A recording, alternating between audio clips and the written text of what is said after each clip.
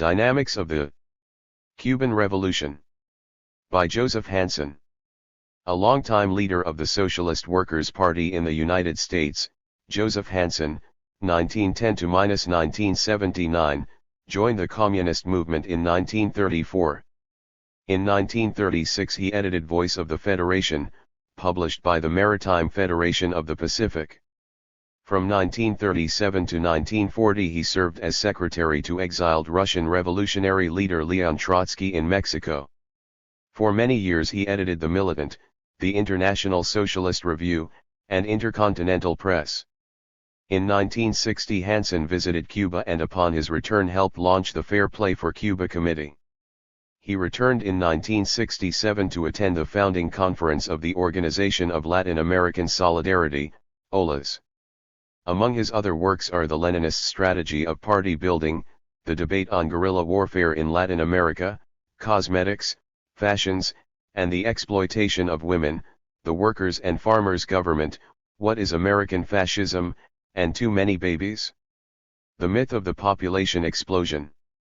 Introduction. Because of its rising prominence in African political affairs, Cuba is again very much in the news. Not since the downfall of Batista and the overturn of capitalist property relations in Cuba has there been such controversy over the actions of the Castro regime. The most ominous reaction to Cuba's role in providing material aid to Angola, and later to Ethiopia, has come from the White House. Before he lost office, President Ford branded the Castro government as an international outlaw. Carter promised to take a different course, and for a time he intimated that a dialogue might be opened with the Cubans. This proved to be little more than a demagogic interlude in the general policy followed by Eisenhower, Kennedy, Johnson, Nixon, and Ford. Carter now insists that Castro withdraw Cuban forces from Angola and Ethiopia or suffer the consequences. The State Department has increased pressures on the diplomatic level, and threats have been made to resort to military measures. Washington's reaction emanates from fear that the Cuban presence in Africa means further weakening of the imperialist grip in that area, strengthening of Soviet influence, and fresh encouragement to revolutionary forces capable of moving in the direction of socialism. The resumption of the imperialist campaign against the Cuban Revolution is of top concern to everyone opposed to war and in favor of the right of self-determination. It means rallying in a vigorous way on an international scale in defense of the Cuban Revolution against the renewed threat of American imperialism to crush it. One of the byproducts of Cuba's fresh leap into world prominence has been a renewal of interest in the nature of the Cuban Revolution, in the political character of its leadership, and in the relationship between Moscow and Havana. Questions such as the following are being discussed. Does the presence of Cuban advisors and troops in Angola, Ethiopia, and elsewhere in Africa prove, as Washington's propaganda machine alleges, that Castro is serving as a puppet of Moscow? Or is the Cuban government seeking to advance a policy of its own that happens, for the time being, to be congruent with Moscow's aims? What does Havana's rising influence in African affairs show about the present status of the Cuban Revolution? Has a parasitic caste become entrenched in Cuba? Has the revolution degenerated to such a point that it must now be said that a Stalinist regime has usurped power? With the wisdom of hindsight, must it now be acknowledged that the Cuban Revolution was Stalinist-led from the beginning? Or do the new developments speak otherwise, indicating continuation of a policy to extend the revolution internationally, thus cutting across the Stalinist policy of peaceful coexistence with the imperialist powers and their capitalist system? Questions running along these lines are not new. They were raised and debated during the first years of the Cuban Revolution. The initiatives taken by the Cubans on the African continent place them on the agenda for rediscussion. It takes something more than careful study of the current developments to find correct answers to these questions, particularly in view of the absence of information on some essential points such as the calculations of Havana on the one hand and Moscow on the other. At present these can only be surmised or deduced. An obvious requisite is accurate knowledge of the background. Articles featuring in-depth analysis of Cuba's rising role in Africa are strikingly inadequate if they fail to refer to the patterns followed by the Cuban leaders in carrying through the revolutionary struggle in Cuba. For dialectical materialists, it is imperative to go back to the origin of the Cuban Revolution. There is no other way to establish the continuity, or discontinuity, of the processes that have, among other results, now received spectacular expression in Africa. Moreover, there is no other way to determine the meaning of the Cuban Revolution as it has evolved. Here it is not necessary to begin from zero. The problem presented to Marxist theory by the uniqueness of the events was solved at the time. The conclusions reached then have proved of immense service in analyzing subsequent developments. One of the purposes of this compilation is to present those theoretical conclusions. They are included in documents that were part of a free internal discussion held in the Socialist Workers' Party in 1960–61, while the party at the same time carried out energetic defense work in support of the Cuban Revolution and against the American imperialist effort to smash it. Other documents in the book include polemics against protagonists of State Department positions, exposures of Cuban Stalinist hacks who sought to besmirch the record of the Trotskyists, and articles representative of hundreds by many different writers that were published in the militant and other Trotskyist journals in defense of the Cuban Revolution when it was the target of the heaviest blows. These documents indicate where the Trotskyists stood on other fronts as they sought, through use of the dialectical method, to ascertain the place of the Cuban Revolution in the chain of socialist revolutions that began in Russia in 1917. At present, Washington is pushing the line that Cuba has become completely dependent on the Soviet Union, abjectly obeys orders from the Kremlin, and has sent its troops to Africa to serve as surrogates for Soviet troops. These allegations conform to the pattern of the State Department's well-aged propaganda picturing the Soviet Union as an aggressive power, intent on conquering the world.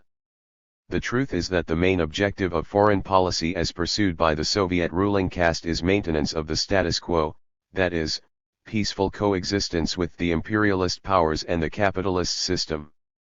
If it were true that Brezhnev had shifted from this policy to one of extending Soviet power and influence through the use of armed force, the turn would represent a new element of transcendent importance in world affairs. A reassessment of the nature of the Soviet government would be called for, along with a possible re-termination of the revolutionary Marxist attitude toward the ruling caste. The analysis might place the Cubans in a favorable light as the spearhead chosen to open the offensive decided on by Brezhnev. However, the State Department is not acting on the assumption that Brezhnev has adopted a class struggle policy. The State Department distinguishes Castro from Brezhnev. Friendly relations are maintained with the Russian leader even while new weapons of the most fiendish kind are developed by the Pentagon for use in a projected war against the Soviet Union. Castro, on the other hand, is kept at the top of the State Department's list of enemies, and the CIA has attempted on a number of occasions to apply the order issued against him, terminate with extreme prejudice. Washington's attitude is hardly surprising. It is simply an imperialistic reaction to the efforts made by the Cuban leadership to defend their revolution by extending it. The course of the Cubans can be conveniently divided into three phases. 1. In the great wave of enthusiasm over the Cuban Revolution following its victory, many attempts were made in Latin America to emulate the July 26 movement. These attempts were supported by Havana both politically and materially. Extension of the Cuban Revolution appeared to hinge on extension of the methods used by the July 26 movement, mainly the initiation and pursuit of guerrilla warfare. This period reached its high point at the OLAS conference held in Havana in August 1967. There Castro subjected the reformist Latin American communist parties to scorching criticism for their sabotage of guerrilla war. At that moment, Che Guevara was in Bolivia conducting the experiment that was to end in his death. Ill-conceived though it was, Guevara's attempt to set off a revolution in Bolivia testified to the international outlook of the Castro team. One of Guevara's aims was to create a new front that would help the Vietnamese in their struggle against the American invasion in Indochina. It is worth recalling that on March 10, 1965, Castro publicly offered to send arms and men to aid the Vietnamese. On March 16, in a widely publicized speech appealing to Peking and Moscow to close ranks against the common foe, Castro said, "We think Vietnam should be given all the necessary aid. We are in favor of aid in arms and men. "We are for the socialist camp risking everything required for Vietnam." Cuba's offer to send arms and men was turned down by the National Liberation Front. As it was, Cuba was the first workers' state to make this kind of public offer. The initiative may have been decisive in compelling Moscow and Peking to follow with similar statements. 2. The crushing of Guevara's ambitious project capped a series of defeats for the groups that took the road of guerrilla war. Castro now made a turn. Since this occurred only months after the OLAS conference in 1967, and since no critical appraisal of the previous course was presented publicly, a good deal of confusion was created among supporters of the Cuban Revolution. While still giving some aid, principally training to the protagonists of guerrilla war in Latin America, the Cubans ceased fostering it as the royal road to success. The economic situation in Cuba also worried them. The American blockade was inducing strains. The Cuban leaders stepped up the goals on the economic front, hoping by extraordinary exertion to overcome the effects of the American stranglehold. Unrealistic goals, notably in the 1970 campaign to produce 10 million tons of sugar, resulted in dislocations of economic planning and exhaustion among the workers. In view of such consequences, the Cuban leaders had to reassess priorities and set more modest goals. The pause for reflection over the meaning of the failures of guerrilla war and consideration of possible alternatives lasted until 1975.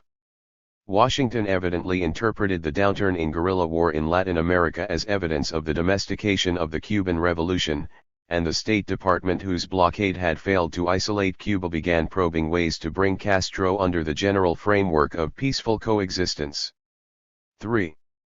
The breakup of the Portuguese Empire, with climactic liberation struggles in the colonies and the toppling of the Salazar-Caetano dictatorship in Lisbon, presented new openings for the Cubans. They had already established ties with various guerrilla forces in Africa, Guevara himself having participated in this work. In Angola, the Cubans granted aid, most noticeably in the form of combat troops to counter the imperialist efforts of Washington and Pretoria to block the liberation struggle. Cuban belief in the preeminent role of armed force in and of itself, a belief that discounts the power of a correct political program, is being tested in an even clearer way than in Latin America. A new aspect of this involvement is its legality. The Cubans were invited by the People's Movement for the Liberation of Angola, MPLA, which received international recognition as the legitimate government of Angola, to send material aid, including troops, to boost the country's defense against the efforts of South Africa and the United States to reimpose imperialist rule. In responding to the appeal, the Cubans acted in accordance with international law. The pattern was repeated in the case of Ethiopia. Today, Cuban consultants and advisors are to be found in a number of countries in Africa. Moscow has supplied material aid, armaments in the first place, to both Angola and Ethiopia. This represents nothing new. Similar aid has been extended by the Kremlin in the past to other African countries and to countries elsewhere in the world. Cuba itself is an outstanding example. The Soviet ruling caste is compelled to do this, in part to meet Peking's challenge, in part to give some substance to its pretense of standing for socialism, and mostly to gain leadership of forces heading in an anti-capitalist direction, the better to use them in bartering with the American imperialists. Moscow's objectives fall within the general context of the détente. All that is sought is more elbow room for maneuver. The American Trotskyists have criticized Havana's foreign policy on several counts. 1. The extrapolation on a continental scale of the efficacy of guerrilla war seemed to us to be based on a misjudgment of both the Cuban experience and the possibilities for its repetition. The key to the toppling of Batista was the rise in the class struggle in Cuba. The rise was not sparked by the guerrilla actions, on the contrary, the rise made it possible in this instance to win even through guerrilla actions. American imperialism and its satellite forces in Latin America, learning from what happened in Cuba, resorted to more repressive regimes to suffocate the class struggle, hence the installation of military dictatorships that in their first actions sought to stamp out all organizations of the working class.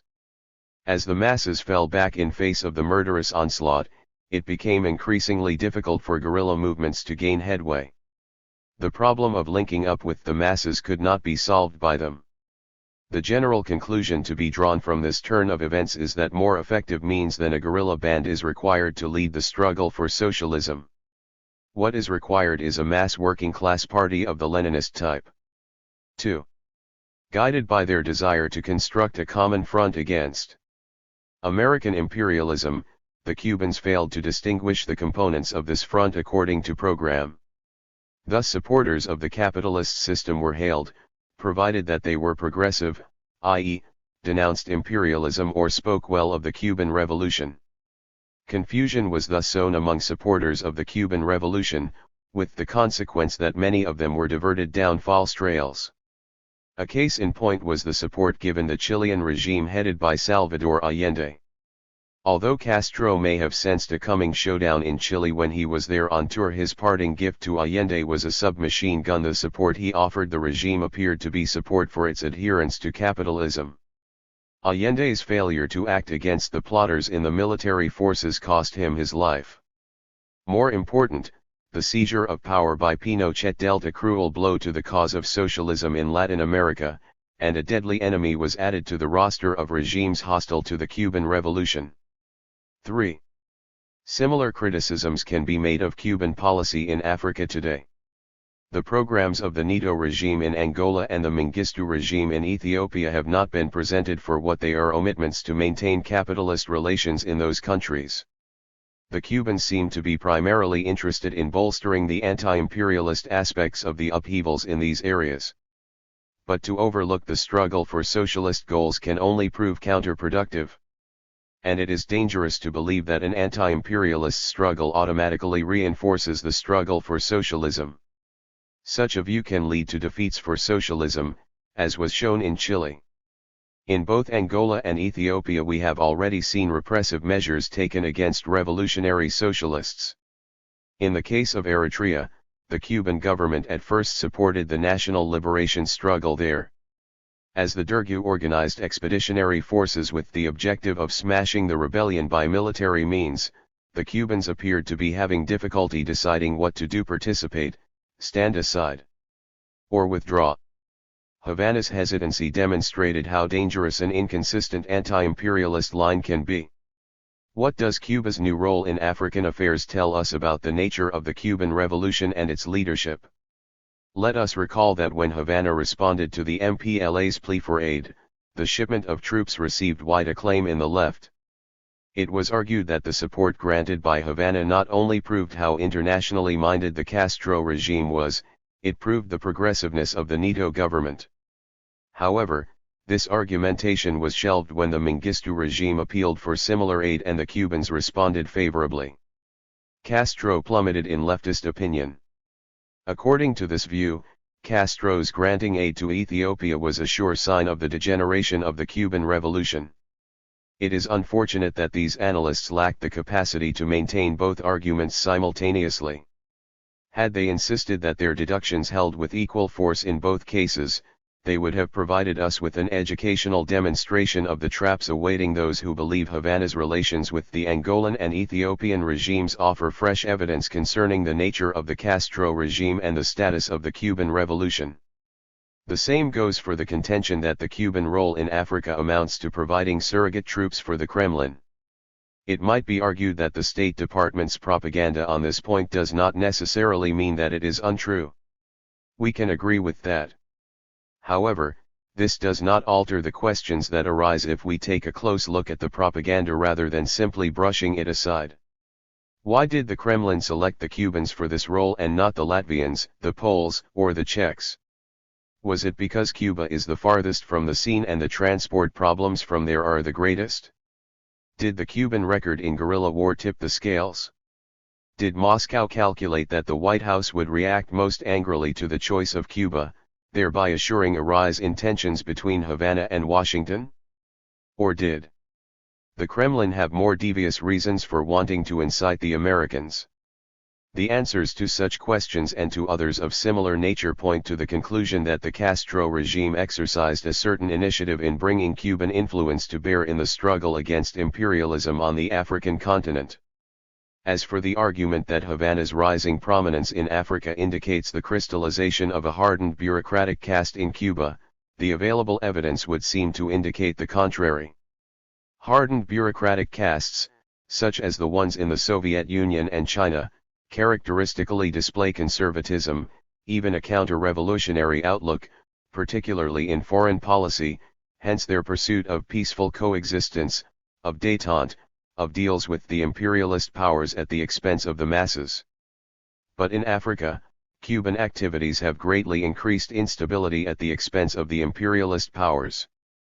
Castro has followed a course that closed off rather than invited a deal with American imperialism.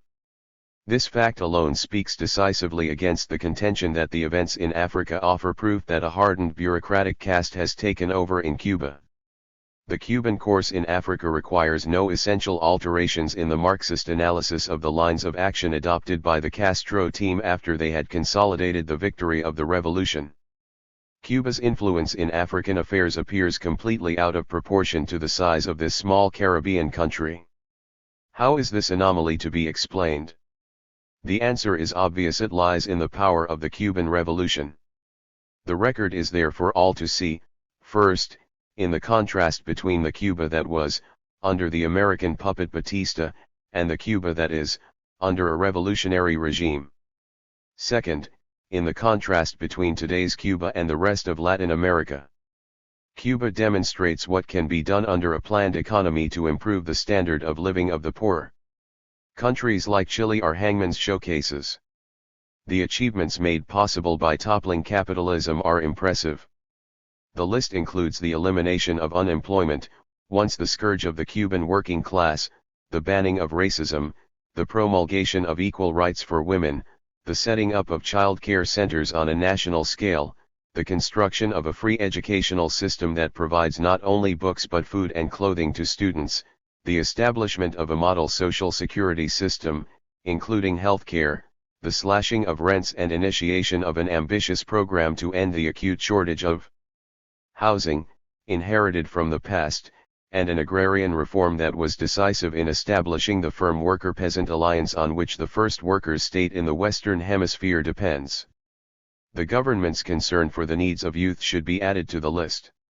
In the first period following the victory, when one of the most pressing needs was reliable personnel, teenagers were given responsible posts throughout the island. The perspectives for young people in Cuba today include broad educational and job opportunities on a scale that cannot be matched in any capitalist country. It is the example of Cuba, the example of achievements made possible by the revolution, that accounts for Havana's standing among the peoples of the colonial and semi-colonial countries and thereby its political weight internationally. An accounting of developments within Cuba, particularly in the last decade, is of course required in any balance sheet of the revolution as a whole. Such a balance sheet is not included in the documents in this book, which center on defense of the revolution in the early years and on analysis of the particular pattern that made possible a socialist victory without the presence of a Leninist party. Nonetheless, a few points should be taken up. The Cuban Revolution faced extreme difficulties from the beginning. Inadequacies of leadership counted among them, the prime one being, as I have indicated, reliance on guerrilla war to extend the revolution. Another was the failure to proceed immediately to establishment of forms of proletarian democracy. However, the main source of the difficulties was American imperialism.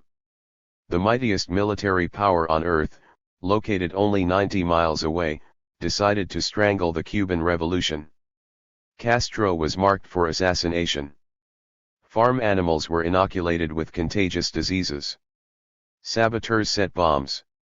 The blowing up of a merchant ship in Havana harbor and arson that succeeded in burning down one of Havana's biggest department stores were two of the more spectacular incidents.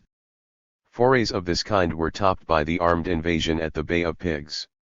Worst of all was the blockade, which completely disrupted Cuba's traditional pattern of trade with the United States and greatly reduced the possibilities of free trade with other countries. Tiny Cuba, dependent on imported oil as its source of energy, was truly an isolated fortress under heavy siege. In defense of the revolution, the Castro team placed Cuba under wartime regulations. Wall Street and its political agents in Washington bear full responsibility for blocking the Cuban Revolution from developing freely. This should never be forgotten in criticizing the weaknesses and mistakes of the Castro regime. The Kremlin must be held responsible for another source of difficulties. Without help from the Soviet Union, the Cuban Revolution would certainly have been smashed by either Eisenhower or Kennedy. The Cubans were completely correct in seeking that aid. It was due them in accordance with the program of world revolution supported by the Soviet government when it was headed by Lenin and Trotsky. Stalin's heirs felt obliged to respond to the Cuban plea, but instead of providing aid free of charge, as was their duty, they demanded that a price be paid principally on the political level.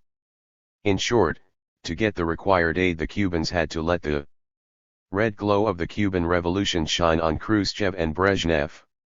From many things that have appeared in the record, a good example is Castro's criticisms of the Soviet invasion of Czechoslovakia, which he reluctantly supported. It is clear that the price demanded by the Kremlin for Soviet aid rankled with the Cubans. They had to forego speaking out freely. While they were able to get the required material aid in time to save the revolution, the cost was heavy in terms of their political independence. Both the American campaign to crush the revolution and the strings attached to Soviet aid must be taken into consideration in dealing with the problem of bureaucratism in Cuba.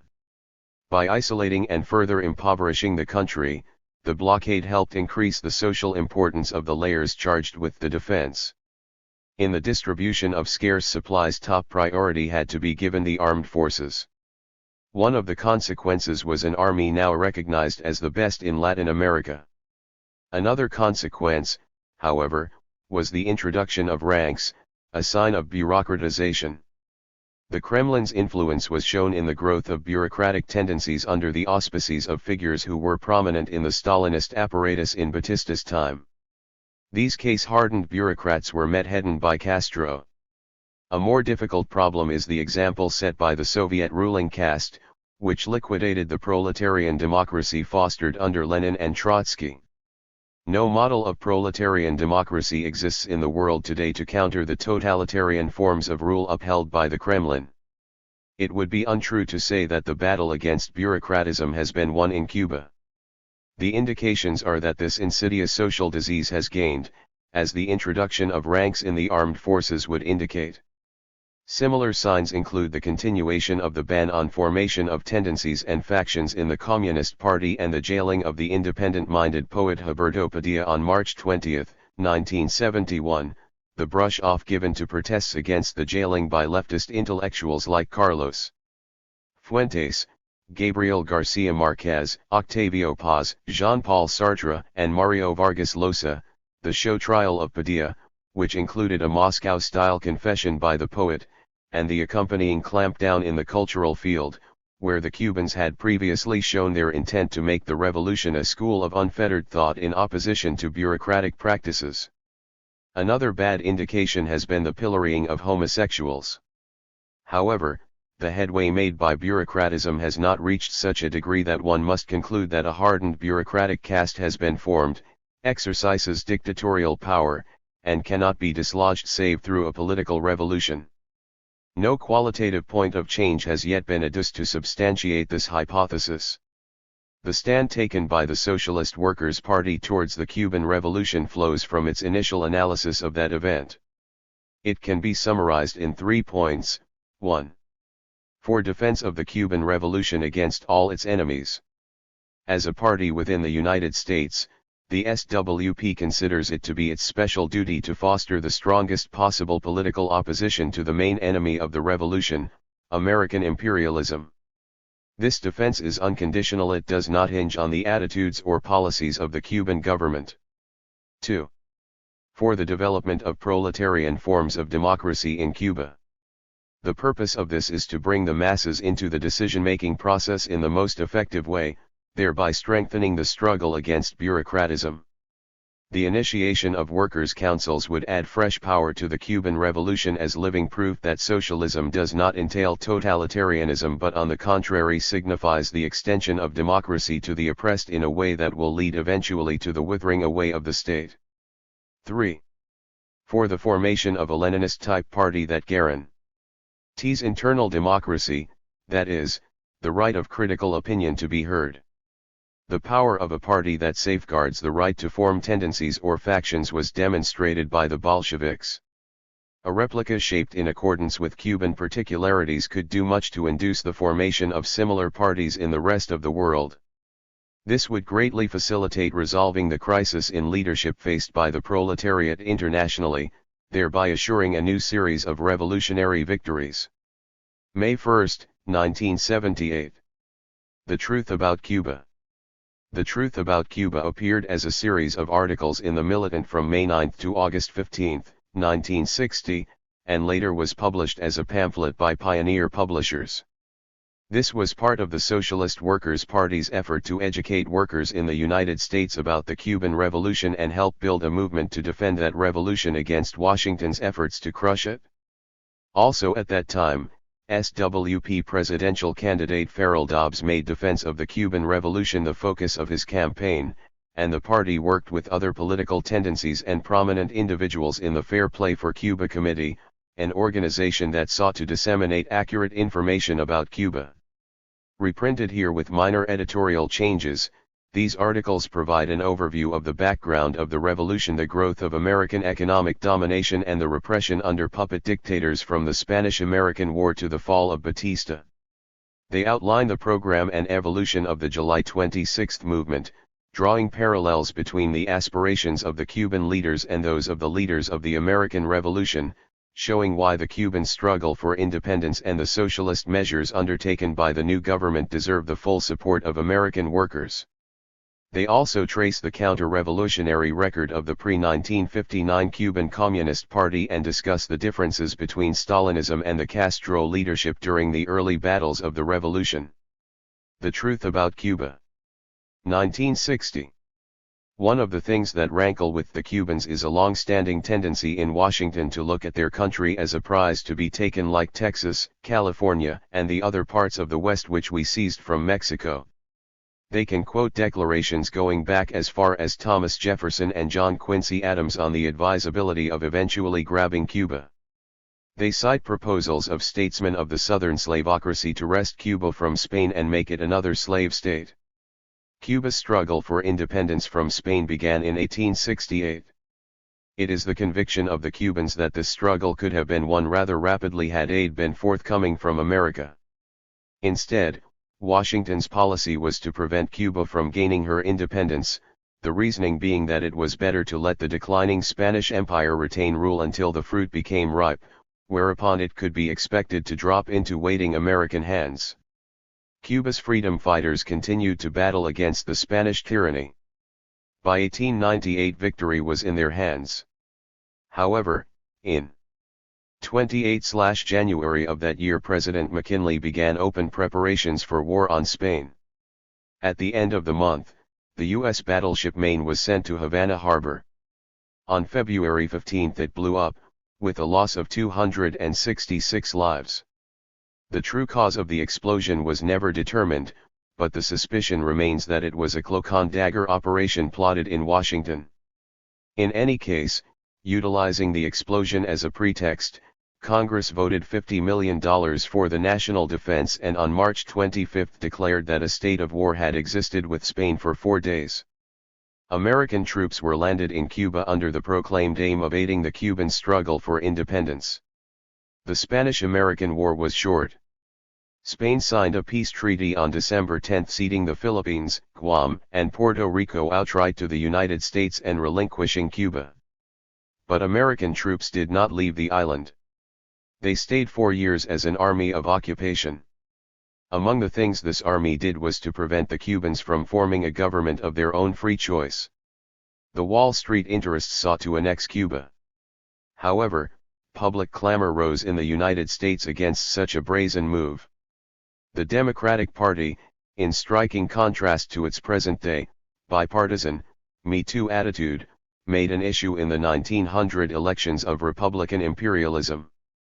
Imperialism, whether Republican or Democratic, was an accurate label for America's new role in world affairs. Today, To expose the hypocrisy of State Department propaganda, the Cubans remind Americans of that army of occupation. You demand that the Castro government hold immediate elections, they say. But when your army occupied our country, you prevented elections from being held for 4 years. President McKinley sent American troops to intervene in the Civil War in Cuba in 1898 ostensibly to aid the independence movement. His real reason was to make Cuba safe for American investments. That was why the troops were kept there. For 4 years. By the time they were ready to leave, Cuba was safe for the almighty dollar. By 1959, private American capital investments were listed at around $850 million. This does not sound like very much compared, say, to the some $2 billion which the Pentagon and State Department are reputed to take out of the public till each year for nothing but worldwide spying. But America's financial sharks are noted for their exceptionally strong parental instincts. They suffer agonies if the smallest investment is endangered, they will fight ferociously to protect it from harm, and they are fabled for their solicitude in providing it with human flesh, bones, and nerves so that it will prosper and grow. Thus, a half-century after the American troops were withdrawn, at least 40% of the sugar production in Cuba was held by U.S. corporations. About 90% of the island's mineral wealth was in the hands of Americans, and 80% of public utilities. Cuba's oil resources were completely owned by American and British corporations. The biggest cattle ranches were likewise listed in the investment portfolios of American coupon clippers. How much wealth was funneled from Cuba into American bank accounts after Cuba fell into Wall Street's orbit is not known. At present, the Cuban government has been opening the books of the big corporations to try to get an idea. When the facts are made public, they should make interesting reading. Even worse than the exhausting drain of profits wrung from the toil of the Cuban workers and campesinos were the pernicious effects on the structure of the economy. Cuba became a one-crop country. This does not mean much to American workers when they first hear about it. So what? They ask. If we had a worldwide, integrated economy run according to scientific plan, a small country would very likely find it advantageous to concentrate on what its resources, climate, and skills best enable it to produce. Bolivia's tin, Venezuela's oil, and Cuba's sugar might then be regarded as the most important contributions to the satisfaction of humanity's material needs that could be produced in these countries for some time to come. Under capitalism, however, a one-crop economy compounds and intensifies the ordinary evils of this antiquated way of producing our basic necessities. The life of an entire nation becomes subject, sometimes to a disastrous degree, to the vagaries of the market and to the whims and calculations of a handful of ruthless, profit-minded monopolists. In Cuba, sugar customarily accounted for 2/3 of the national income and 80% of exports. Property holdings became so concentrated that until the agrarian reform of a year ago, 75% of all the cultivated land was held by some 8% of the country's property owners. About 700,000 peasants held no land at all. In The Nation of January 23, 1960, Robert Tabor summarizes figures indicating the situation facing the working class as follows. Of the total Cuban labor force of 2,204,000, some 361,000 persons were wholly unemployed throughout 1957, 150,000 were employed only part of the time, 154,000 were engaged in unremunerated labor e.g., as domestic servants, working for their meals and lodgings. Of 1,539,000 Cubans gainfully employed, 954,000 earned less than $75 a month in a nation where the peso was on a par with the dollar and had even less purchasing power in Havana than in New York. These are graphic figures, but they fail to indicate the plight of the 500,000 sugar workers in Cuba's main industry. Employment for them existed each year only during the 4 months of the harvest. The other 8 months were known as the dead time. For American workers to grasp the meaning of that, they would have to recall in all its vividness the Great Depression of the 30s. That was a dead time in the richest country in the world, when it seemed hopeless to find work and millions found themselves reduced to beggary. In poverty-stricken Cuba, 8 months out of each year counted as a major depression for the bulk of the working people.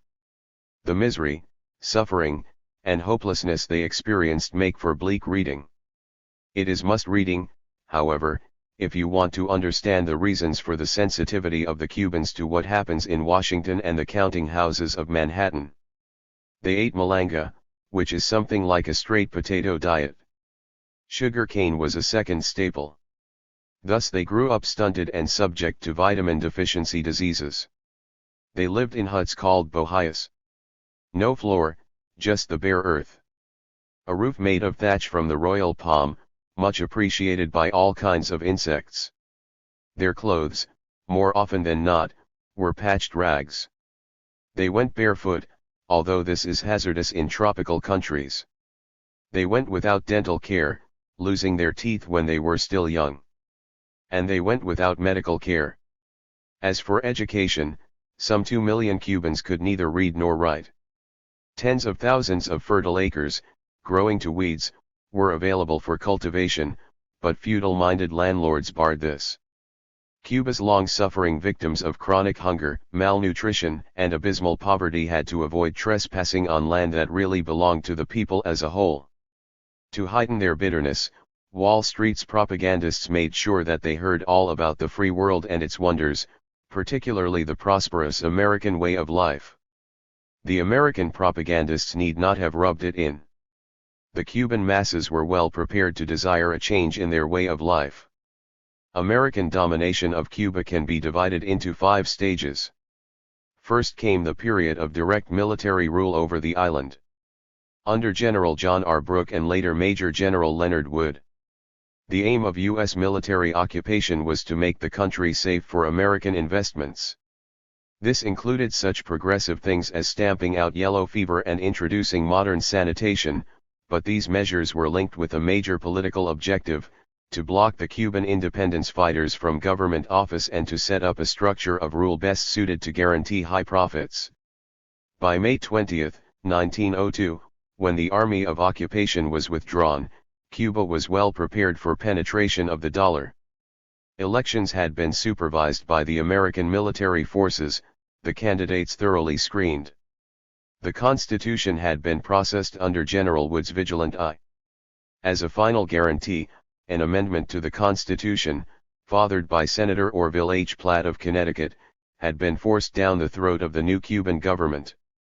This notorious appendix obliged the Cubans to ratify everything done by the military occupation, forbade any government loans that could not be paid off through an excess above current revenues, forbade any foreign treaties not approved by Washington, gave the U.S. the right to intervene in Cuba's internal affairs whenever necessary to maintain a government adequate for the protection of life, property, and individual liberty, and, finally, to make everything doubly sure, gave the U.S. the right to buy or lease lands necessary for military bases. Under the latter clause, American troops have been stationed in Cuba ever since. These have been supplemented from time to time by the landing of Marines to maintain the kind of government favored by Wall Street. In the second stage of American domination, the Wall Street locusts settled on highly profitable economic concessions and contracts.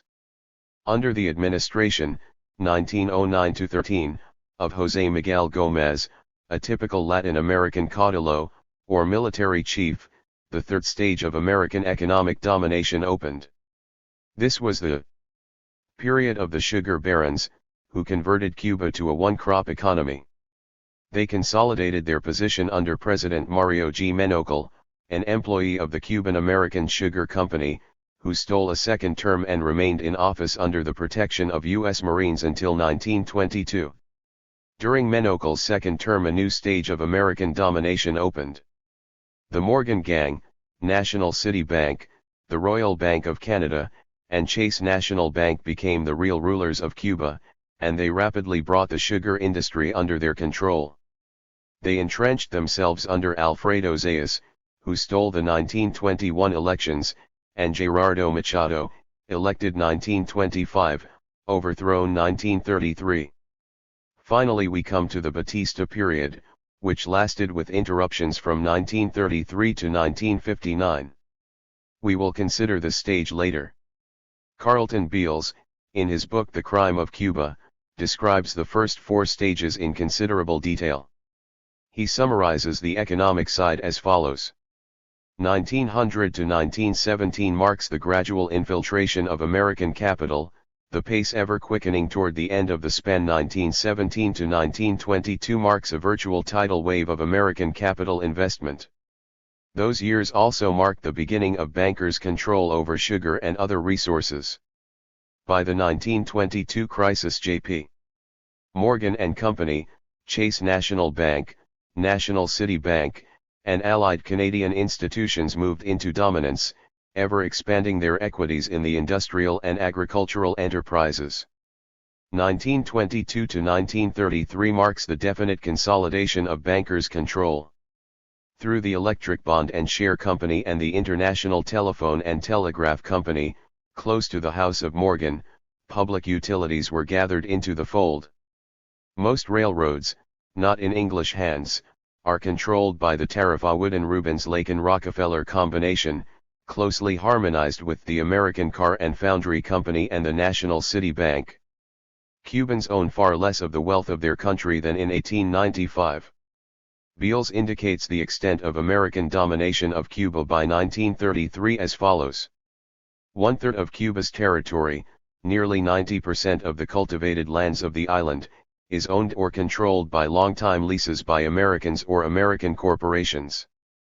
The remainder is largely mortgaged to American banks and creditors. 80% of the sugar industry belongs to citizens of the United States, the rest is controlled chiefly by American creditors. Cuba's second industry, tobacco, is also mostly American. Nearly all the banks, railroads, streetcar lines, electric plants, telephone systems, and other public utilities are owned by capital from the United States. Subservient to Washington to begin with, Cuba's governments came increasingly into the service of American imperialism. Shocking poverty and lack of economic opportunity helped foster the growing corruption of public office. Once behind a government desk, the average Cuban official immediately went to work to sweeten up his own bank account at the expense of the public treasury. In this he was abetted by the American ambassadors, for they were there, among other things, to facilitate plunder of the Cuban treasury, in the form of loans, by Manhattan's financial pirates. As public dissatisfaction and unrest mounted over the state of affairs, Cuba's military forces grew in size, venality, and ferocity. This tendency, deliberately fostered by Wall Street and the State Department, reached its culmination in the government of Gerardo Machado. His became known as the regime of the sawed-off shotgun. He smashed the trade unions, murdering their leaders. He butchered politically minded students, finally closing down the University of Havana and many lesser schools. He suppressed all opposition, jailing, torturing, and killing any who dared to hint lack of enthusiasm about the way he ran things.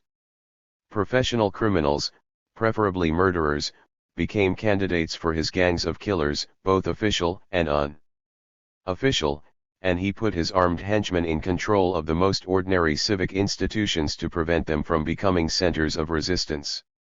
Resistance mounted, nevertheless. The dictator, relying on the backing of the U.S. government, refused to give an inch. He swore that no power would dislodge him from office.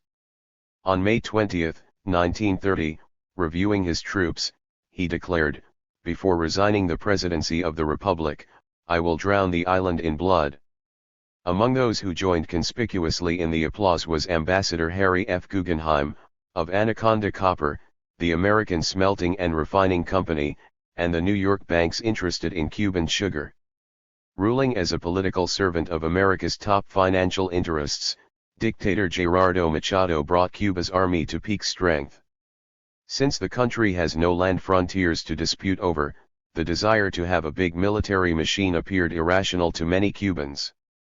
However, from the viewpoint of the cold-eyed men who survey this world from the counting houses of Manhattan, nothing is more reasonable than a disciplined body of killers, armed with modern weapons, to protect the source of your profits.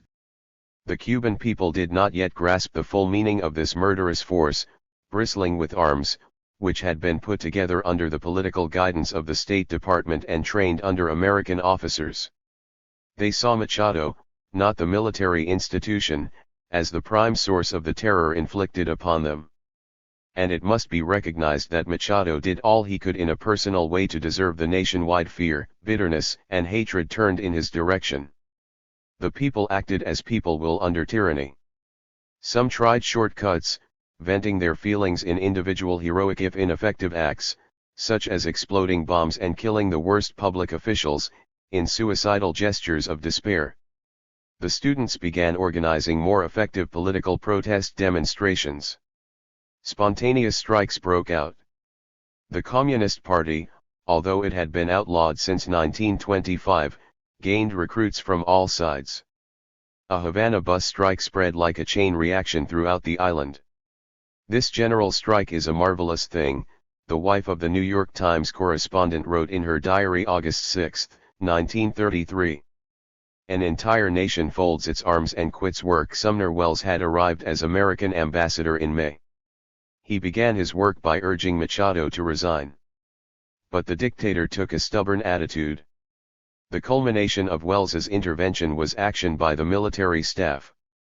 For the first time in Cuba, the army displayed the power it had gained. The top brass informed Machado, who had built the military institution into a main instrument of rule, that his usefulness as president had ended. They advised him to resign within 24 hours. Machado decided that the advice was good.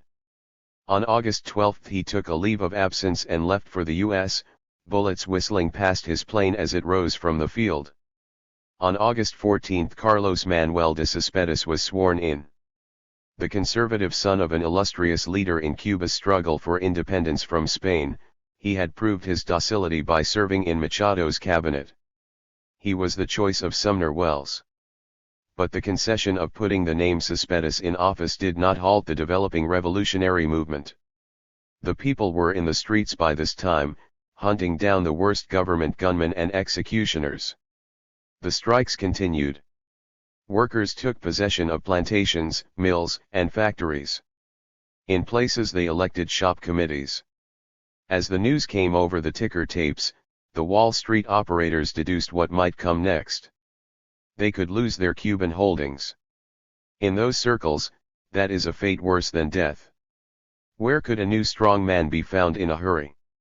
On September 5 the revolutionary junta under the leadership of one Fulgencio Batista y Zaldivar seized power. The junta represented principally the lower officer caste in the army, but Batista shrewdly involved the leaders of the radical student forces. The junta appointed 5 commissioners to form a new government, and Batista went to see Sumner Welles. The students pressed hard for Dr. Ramon Grau San Martin, a member of the Commission of 5, to be named president. Welles didn't like the university professor, whom Machado had imprisoned on the Isle of Pines. Obviously a leftist egghead. But the pressure was so great that Batista kicked out Cespedes and named Grau to the job September 10. Washington refused to recognize the new government and recalled Welles. On December 18 Jefferson Caffrey arrived in Havana as special representative of President Roosevelt. Apparently some of FDR's famous charm had rubbed off on Caffrey. Things began to happen. On January 15, 1934, on Batista's order, Grau resigned. Batista made Carlos Havia president. That was only a tactical step aimed at confusing political opposition groups. Havia lasted exactly 2 days. On January 18 Batista put in Carlos Mendieta. This was the candidate Washington wanted. In face of protests from the Cuban students at having to swallow this reactionary, Roosevelt recognized the new government January 23.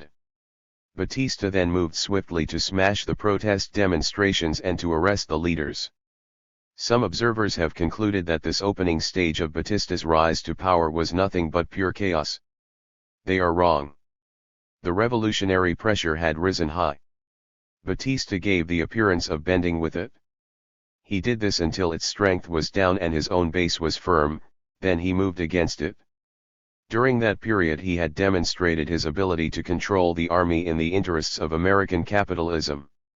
At the same time, he had shown that he was genuinely popular among the majority of the professional officer caste and even the ranks of the army. He was a talented demagogue. His replacement of one president after another demonstrated his tactical suppleness and his ability to confuse and break up the civilian political opposition. In Wall Street's balance sheet he was evidently not only willing to play ball but was well qualified. No one else in Cuba came near him as a military politician. Something else had been proved. The military machine was now so powerful in Cuba, and in such skilled and understanding hands, that it was obviously no longer necessary for American imperialism to use direct intervention. The crude use of Marines had become outmoded. This provided a promising opportunity to prove the sincerity of Roosevelt's good neighbor policy. The Democratic chief now gave Batista a powerful assist. He granted a concession.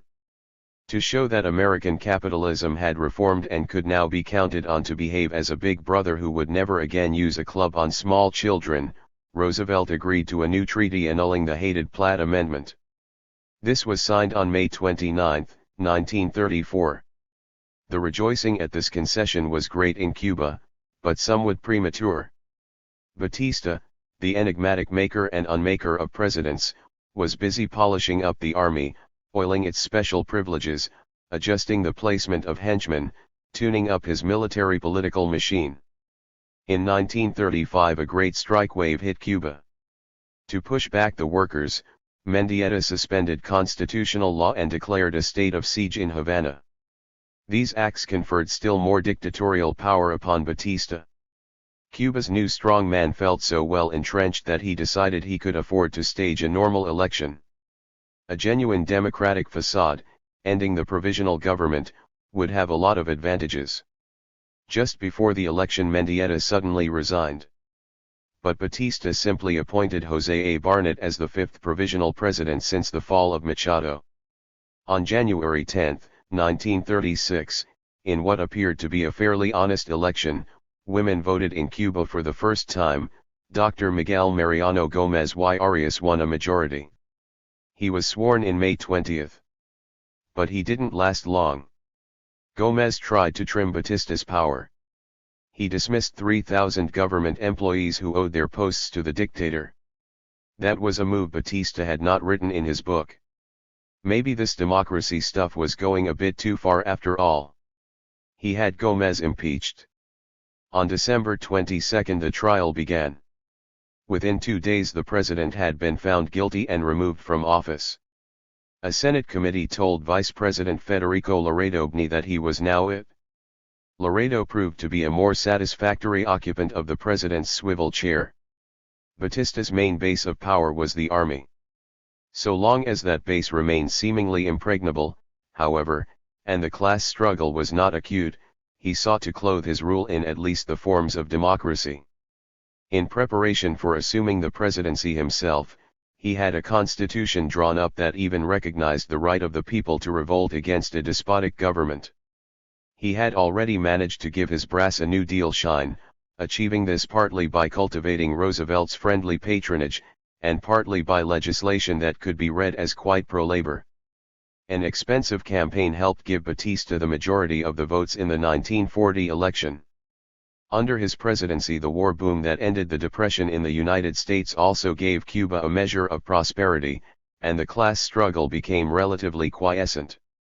In the 1944 elections, Batista decided to run a puppet, Carlos Salat Rigas. The opposition ran Grau San Martin. The Cubans took the election seriously, and Grau won by a landslide. He took office October 10 amid celebrations from one end of the island to the other. The hope was that Grau would now convert the forms of democracy into genuine substance. Batista's departure to live in Florida seemed to make this hope even more realistic. Grau did do a few startling things, such as seizing the American-owned Havana Electric Railway, but his regime quickly settled down to the main preoccupation of bourgeois politicians in Cuba: self-enrichment. Fraud and corruption flourished as before. The sinister army, too, remained as before. Grau dismissed some of the most notorious Batista supporters among the officer caste, but he altered nothing essential. As the decisive means of rule, the military machine remained intact. Upon the outbreak of the Cold War in 1946 and the launching of the witch hunt shortly thereafter in the United States, Grau veered from New Dealism to anti-communism. In 1947, the same year that Truman decreed the infamous loyalty oath, the Cuban president appointed Carlos Perfo Socarrás as Minister of Labor. Perfo initiated repressive measures against the Communist Party and then in 1948 campaigned for the presidency on an anti-communist platform. His victory on such a platform was ominous for the future of Cuban politics. Even more ominous was the victory of Batista as a senator, although he still lived in Florida. Truman's anti-communism paved the way in the United States for the rise to prominence of the fascist-minded Senator McCarthy and the worst wave of witch hunting in the history of the country. In Cuba, the anti-communism of Perfo Socarrás paved the way for Batista's return to power and a regime worse than anything yet seen. Batista was running as a poor third in the presidential elections in 1952. When polls indicated that Roberto Agramonte of the Ortodoxo Party was quite certain to win, Batista moved. He got together the key officers in the army. With their support he announced March 10 that he had taken power in order to forestall a coup d'état by Perfo Socarrás. The incumbent president took refuge in the Mexican embassy as Batista declared over the radio, "I have been forced to carry out this coup because of my love for the people." Besides this love, he said he also had in mind to save the country from chaotic conditions which endangered lives and property. He suspended all constitutional guarantees and cancelled the June elections, thus making himself absolute dictator. At the same time he announced that if the United States was attacked by or involved in a war with the Soviet Union, Washington could count on his support. He also promised, naturally, to protect American investments. In a couple of weeks, on March 27, to be exact, he received U.S. recognition, and on April 3 he broke off diplomatic relations with the USSR. Thus began the bloodiest chapter in Cuba's unhappy history. The total number of victims in the next 7 years is estimated at around 20,000. But business, especially American business, never had it so good in Cuba. Batista, in addition, initiated the most ambitious construction program in all Latin America, including highways, tunnels, office buildings, apartment houses, hospitals, and orphanages. Dicky Chappelle writes in the April 1959 Reader's Digest. Havana was the chief beneficiary of this facelifting. But 2 out of 3 Cubans live in small towns or as squatters beside sugar and coffee plantations. The outpouring of capital and cement did not reach their earth-floored huts. They still ate less than their stomachs craved, their roads remained potholed and flooded, their school buildings jerry-built or in disrepair, their hospitals only paper promises. Soon it became commonly accepted that at least $1 out of every 5 spent in the country's building boom was lining the personal pocket of a Batista henchman. The dictator himself piled up a fortune estimated at $300 million. A minister of the Treasury, debt-ridden when he took office, became a multimillionaire in a matter of weeks. Hundreds of other fortunes, large and small, were made as the government steadily robbed the people. One senator, Rolando Masferrer, maintained a private army of more than 1,000 men. Robert Tabor cites an authoritative estimate that out of a public works budget of $800 million, the graft came close to $500 million. How the Wall Street financiers made out in this rain of dollars is indicated by Carlton Beals in Liberation magazine. In 1957, immediately after the brutal murder of one of the finest men in Cuban public life, Pelayo Cuervo, on orders of Detective Chief Orlando Piedra after personal consultation with Batista, Ambassador Arthur Gardner, accompanied by American Embassy economic advisors and officials of the Cuban Telephone Company, subsidiary of LT&T, entered the National Palace, which was still stained with the blood of unsuccessful revolt, to sign a new contract raising telephone rates.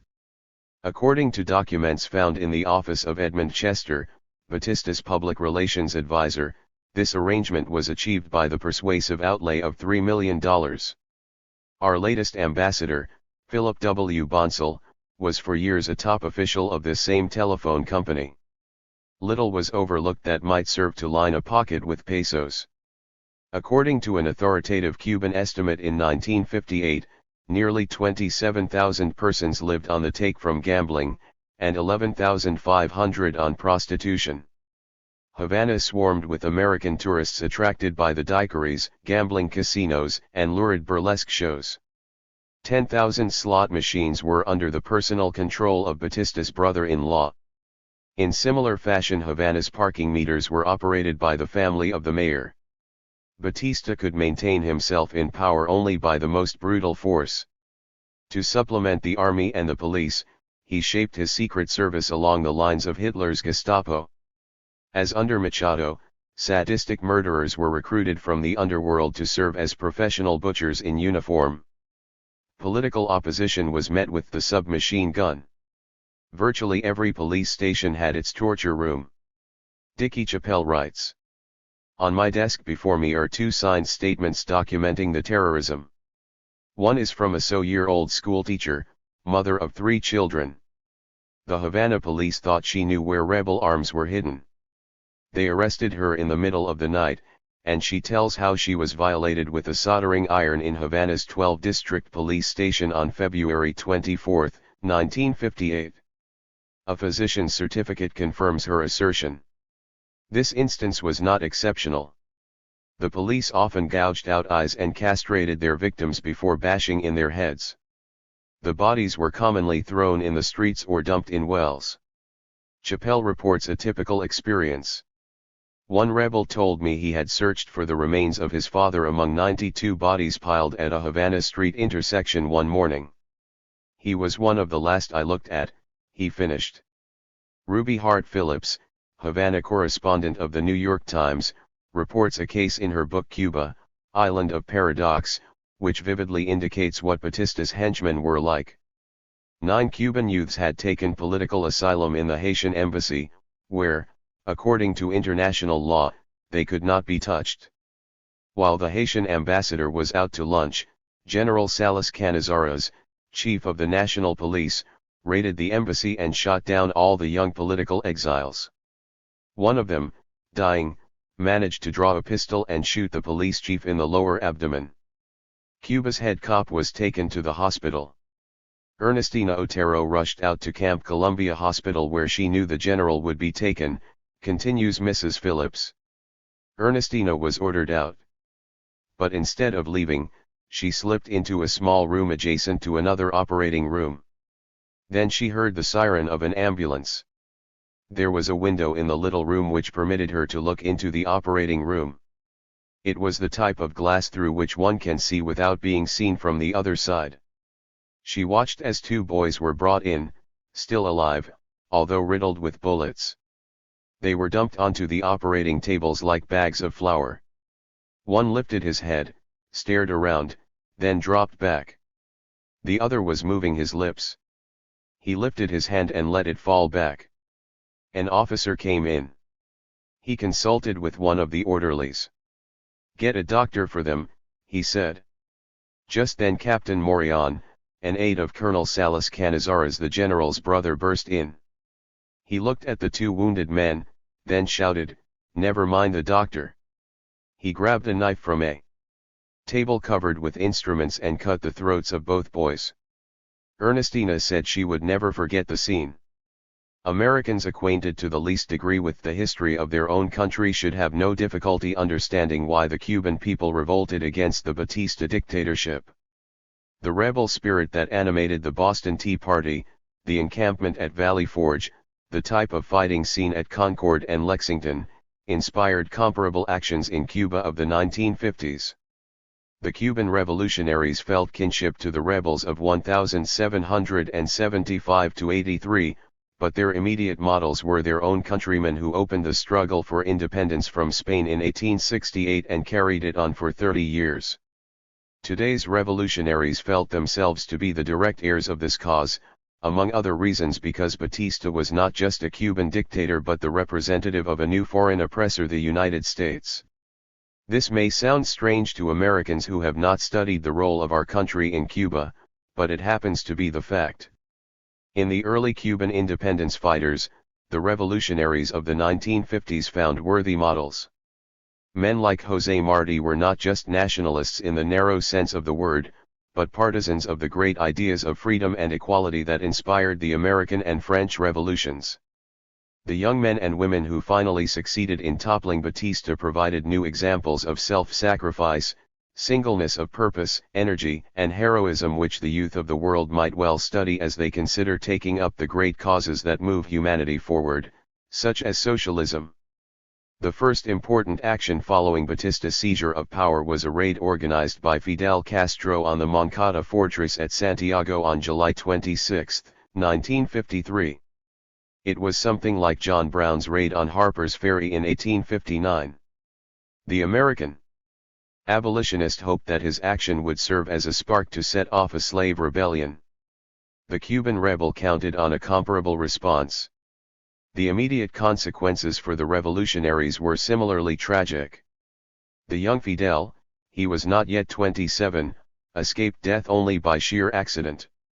Those in his small band of fewer than 200 who did not lose their lives in the attack were hunted down and implacably slaughtered, some after revolting torture. A few managed to escape, but Castro and other main leaders were sentenced to long terms in the penitentiary on the Isle of Pines, Castro being condemned to 15 years. In a certain sense, John Brown succeeded in his raid even though he was hanged. He became an inspiration to the northern haters of slavery and, as the battle hymn declares, his soul went marching on. The Moncada raid had a similar fate in Cuba. It served to inspire the rebel youth. When Fidel Castro and his comrades were released under an amnesty granted to political prisoners in 1955, Havana's radical-minded students already hailed them as national heroes. Under the title of its closing words, "History will absolve me." Castro's 5-hour address to the court in his own self-defense, October 6, 1953, became one of the most important documents in the movement that finally overthrew Batista. To this day it is well worth studying as an indictment of Batista's tyranny and as a passionate defense of the right of a people to revolt against oppression. On the legal side, the youthful lawyer based his case on the Constitution of 1940, which recognizes the right of revolt. Under the same Constitution, and the Penal Code of Social Defense, Batista's seizure of power was clearly illegal and subject to heavy punishment. Proceeding along these lines to accuse Batista and thus turn the defense of the Moncada action into a prosecution of the criminal regime, Castro appealed to the revolutionary will of the people as the final authority in questions of government. This was true, he pointed out, even in ancient times and in the Middle Ages. Most of his examples, of course, were taken from modern history. It is well known that in England during the 18th century 2 kings, Charles I and James II, were dethroned for despotism. These acts coincided with the birth of liberal political philosophy and provided the ideological foundation for a new social class, which was then struggling to break the bonds of feudalism. John Milton, John Locke, Jean-Jacques Rousseau, Thomas Paine, the Declaration of Independence, the French Declaration of the Rights of Man were among the authorities cited by Castro to prove that the right to rebellion is at the very roots of Cuba's existence as a nation. As can be seen, Castro's legal defense did not interfere with his use of the trial to present his political views. He and his comrades were performing their duty as citizens, he said. We are Cubans, and to be Cuban implies a duty. Not to fulfill that duty is a crime, is treason. He continued. We are proud of the history of our country. We learned history in school and we have grown up hearing of liberty, justice, and human rights. We were taught to venerate the glorious example of our heroes and our martyrs. Cespedes, Agramonte, Maceo, Gomez, and Marthe were the first names engraved in our minds. We were taught that the Titan Maceo had said that liberty is not begged but is won with the blade of a machete. We were taught that for the guidance of Cuba's free citizens the Apostle José Martí wrote in his Book of Gold. The man who conforms by obeying unjust laws and permits anybody to trample the country in which he was born, the man who so mistreats his country, is not an honorable man. In the world there must be a certain degree of decorum just as there must be a certain amount of light. When there are many men without decorum, there are always others who bear in themselves the dignity of many men. These are the men who rebel with great force against those who steal the people's freedom, that is to say, against those who steal human dignity itself. Perhaps the most eloquent section of Castro's speech before the court was his defense of the martyrs who fell in the Moncada assault. Castro is not the flowery type of orator, his eloquence resides in the marshalling of facts and explanations. In front of the judges assigned to condemn him, he described the financial sacrifices these young people had made to buy guns, the risks they had accepted to carry out the assault, and the heroism with which they laid down their lives in the cause of freedom and justice. In stark contrast to this he described the corruption, foulness, and barbarous acts of Batista and his butchers. It was an account that could not but stir the youth of Cuba and youth everywhere. Castro explained exactly what the attack on the fortress sought to accomplish, exactly how it was organized, who the leaders were, and how they intended to proclaim their aims over the radio station that was listed for capture. Today greatest interest attaches to the program he outlined. It included much more than restoration of public liberties and political democracy. It advocated granting land to the small holders, making the property not mortgageable and not transferable. For the workers, Castro proposed the right to share 30% of the profits of all the large industrial, mercantile, and mining enterprises, including the sugar mills. A new revolutionary government would order the confiscation of all holdings and ill-gotten gains of those who had committed frauds during previous regimes, as well as the holdings and ill-gotten gains of all their legatees and heirs. To implement this, special courts would be given full powers to look into the records of all corporations. In addition, another series of laws would be promulgated such as the agrarian reform, integral reform of education, nationalization of the utilities trust and the telephone trust, refund to the people of the illegal excessive rates this company has charged, and payment to the treasury of all taxes brazenly evaded in the past. The rebel leader outlined in some detail from the prisoner's docket what he considered to be Cuba's 6 main problems: land, industrialization, housing, unemployment, education, and health. Here is a section of his speech that indicates how he proposed to solve these. It is not by statesmen such as Carlos Salad Rodriguez, Batista's nominee for the presidency in 1944, whose statesmanship consists of preserving the status quo and mouthing phrases like the absolute freedom of enterprise, guarantees to investment capital and the law of supply and demand, that we will solve these problems. In this present-day world, social problems are not solved by spontaneous generation. A revolutionary government with the backing of the people and the respect of the nation, after cleaning the various institutions of all venal and corrupt officials, would proceed immediately to industrialize the country, mobilizing all inactive capital, currently estimated at about $150 million, through the National Bank and the Agricultural, Industrial and Development Bank, and submitting this mammoth task to experts and men of absolute competence, completely removed from all political machinations, for study, direction, planning, and realization. After settling the 100,000 small farmers as owners on land which they previously rented, a revolutionary government would proceed immediately to settle the land problem. First, as the Constitution ordains, we would establish the maximum amount of land to be held by each type of agricultural enterprise and would acquire the excess acres by expropriation, recovery of the land stolen from the state, improvement of swampland, planting of large nurseries and reserving zones for reforestation. Secondly, we would distribute the remaining land among peasant families with priority given to the larger ones, and would promote agricultural cooperatives for common use of expensive equipment, freezing plants, and a single technical, professional directing board in farming and cattle raising. Finally, we would provide resources, equipment, protection, and useful guidance to the peasants.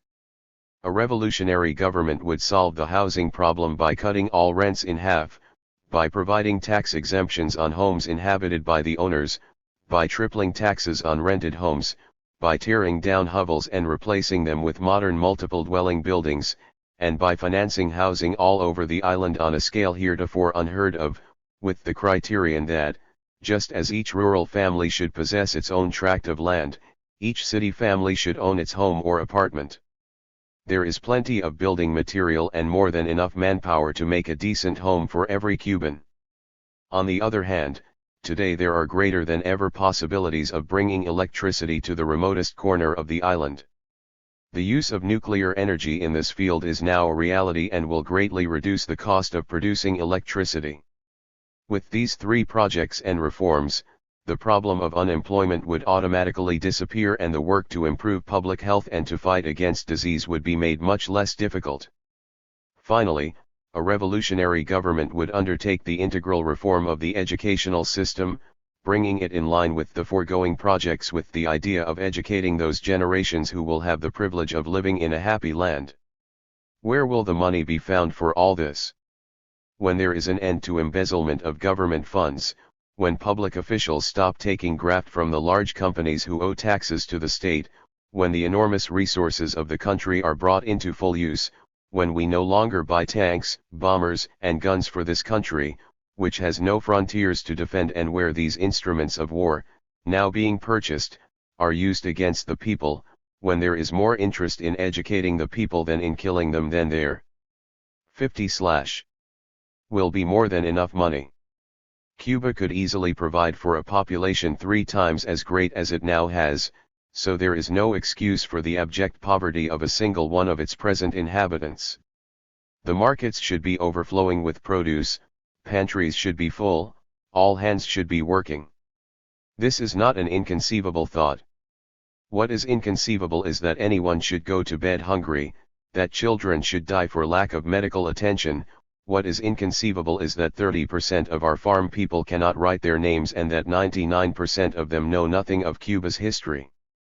What is inconceivable is that the majority of our rural people are now living in worse circumstances than were the Indians Columbus discovered, living in the fairest land that human eyes had ever seen. To those who would call me a dreamer, I quote the words of Marthe: "A true man does not seek the path where advantage lies, but rather, the path where duty lies, and this is the only practical man, whose dream of today will be the law of tomorrow, because he who has looked back on the upheavals of history and has seen civilizations going up in flames, crying out in bloody struggle, throughout the centuries, knows that the future well-being of man, without exception, lies on the side of duty." By 1954 Batista appeared impregnable.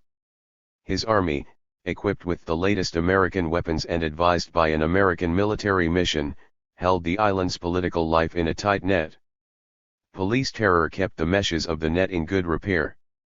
Business was booming and the dictator enjoyed the full support of Wall Street and the State Department.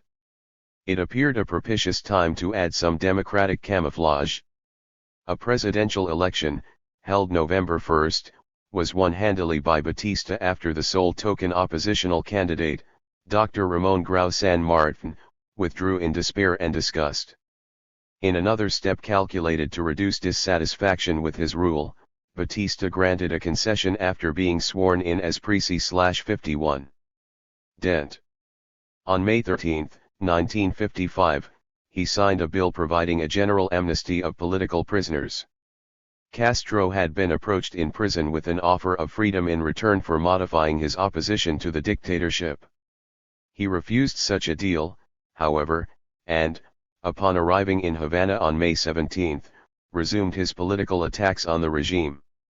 But Castro found the avenues for democratic expression so meager as to be of little consequence. He decided to go into exile in Mexico in order better to organize an underground struggle. How serious Castro was in this aim can be gathered from the fact that one of his first efforts was directed at overcoming a weakness which he and his followers felt keenly: their lack of military training. Castro succeeded in persuading Colonel Alberto Bayo to give a select group of cadres theoretical and practical training in guerrilla warfare. Bayo was well known in Latin America as an expert in this field, having served in the Spanish forces that fought Abd el-Krim in Morocco. The colonel became an admirer of the Moroccan guerrilla fighters and made a study of their tactics, which he sought, unsuccessfully, to place at the disposal of the Republican government of Spain in the civil war against Franco. Castro himself participated only to a limited degree in this training. As the main political organizer, he spent the greater part of his time among refugee circles in Miami, Key West, Tampa, and New York in search of funds and recruits. Cuban refugee circles were divided at the time into many groups and tendencies. Castro was a member of the bourgeois Democratic Ortodoxo Party, but soon found himself embroiled with the leadership over what to him was the key questioned necessity for serious preparation and active organization of the armed overthrow of the Batista dictatorship. Finally, on March 19, 1956, disillusioned with the vacillations and compromises of the Ortodoxo chieftains on this issue, he announced the formation of the July 26 movement as an independent revolutionary organization. 52. The most noteworthy feature of this political formation in the following years was its consistent refusal to compromise on the basic platform on which it stood: active organization of a popular uprising against Batista. Several attempts were made by leaders of the Auténtico and Ortodoxo parties to get Castro to subordinate his aims to a common front in which they would have decisive voice. In each case he refused, although he at the same time sought united action, particularly if it would facilitate getting material aid for the rebel forces in Cuba. The year 1956 marked a significant turning point in Cuban politics. On April 4 a conspiracy was discovered between the Monte Cristi group and some lower officers in the army headed by Colonel Ramon Barcon. The officers were court-martialed and sentenced to the Isle of Pines. The conspiracy was of symptomatic importance, revealing that a section of the officer caste were uneasy over the unpopularity of Batista and thinking of finding a more acceptable figure. On April 29 a small group attempted, in emulation of Castro's Moncada raid, to seize the Guayqueria army fortress at Matanzas. The attempt was smashed. Apparently Castro judged that such actions indicated a rise in revolutionary sentiment in Cuba. On November 15 he announced his intention to invade the island as the first step in leading a popular insurrection. The story of his landing is now well known. On a small yacht, the Granma, capable of holding a couple of dozen men, Castro set out from Mexico with a force of 82 and all the arms and ammunition that could be put on board. An uprising in Santiago was timed for November 30 to divert attention from the landing. The uprising went through on schedule and was put down. But due to bad weather and engine trouble, the Granma was delayed until December 2, and the landing was made at an unfavorable, swampy spot where the arms could not easily be unloaded. Batista learned of the landing the same day that it was made, and by December 5 the small invasion force was surrounded. 53. They suffered a heavy defeat, only 12 men managing to evade the attackers and eventually assemble in a safe place in the Sierra Maestra. Batista claimed, and apparently believed, that Castro had been killed. For a time it was difficult to obtain evidence to the contrary. Nevertheless, this small band of 12 was to swell in less than 2 years to an army powerful enough to defeat Batista's well-trained and well-equipped forces and topple the dictatorship. The leaders of the July 26 movement ascribed their final success principally to their tactics. It must be noted, however, that the best of tactics are of little avail in the absence of favorable social and political conditions. These were quite ripe for revolution, as can be judged from the fact that on July 31, 1957, a spontaneous general strike occurred in Santiago and spread swiftly throughout the country. It should be noted, too, that in the political atmosphere generated under Batista another leadership, much like the July 26 movement in composition and political coloration, had formed in Havana. This was the Directorio Revolucionario, a group centered among the university students. Under José Antonio Echeverría, the Directorio staged a raid on the presidential palace on March 13, 1957, in an attempt to assassinate Batista. This terroristic action, heroic as it was, proved crippling. Some of the best leaders of the group, including Echeverria, were killed, and Batista received only a bad scare. As a major tactic, the July 26 movement sought a base in the Cuban peasantry. Its main appeals were directed to the countryside, where it hoped to recruit its fighting forces. The leading slogan was "Land to the Campesinos." Setting up what was in effect a dual government in the Sierra Maestra, Castro sought to give an example to the farmers, sharecroppers, and field workers of what they could expect from the July 26 movement in contrast to Batista's regime in Havana. The example was quite convincing, for the July 26 movement was a Spartan organization that sought to live according to what it taught. The campesinos began to support it actively. 54/ and then to join its guerrilla forces in increasing numbers. By the summer of 1958, the point of qualitative change was reached. The guerrilla bands became large enough to operate as an army in the field. Batista, like Chiang Kai-shek in China in the 1940s, sought to crush the guerrillas by an ambitious military drive. Like Jiang's troops, however, the ranks of Batista's army proved receptive to revolutionary appeals and began to join the rebels. Finally, like the Chinese revolutionary leaders, the Cubans launched a counterattack that brought them to power. On the political side, Castro sought from the beginning to speak for Cuba as a whole. His principal appeal was to end Batista's bloody, dictatorial rule and put a government in power that was responsible to the people. He received some support from individuals in bourgeois circles, but it is worth observing that the class as a whole did not rally to his banner. The most powerful ones stuck with Batista. When the dictatorship was collapsing, a junta of generals was set up that evidently enjoyed the backing of these interests. They sought to negotiate with Castro, but he refused to deal with them. Having learned from the experience of the Guatemalan Revolution that failure to break up the old army is a fatal error, Castro did not intend to walk into that trap. Out of tactical considerations he took the far-reaching measure, upon reaching Havana, of breaking up both Batista's army and Batista's police. Not even the middle class in the cities appears to have been enthusiastic over Castro's July 26 movement. The upper petty bourgeois layers that opposed Batista, including businessmen and manufacturers, tended to support the Auténtico or Ortodoxo parties and a clandestine organization, the Civic Resistance Movement, which included professors, teachers, and white-collar workers in its ranks. This underground action group, centered principally in Havana, had three sections: propaganda, fundraising, and supplies.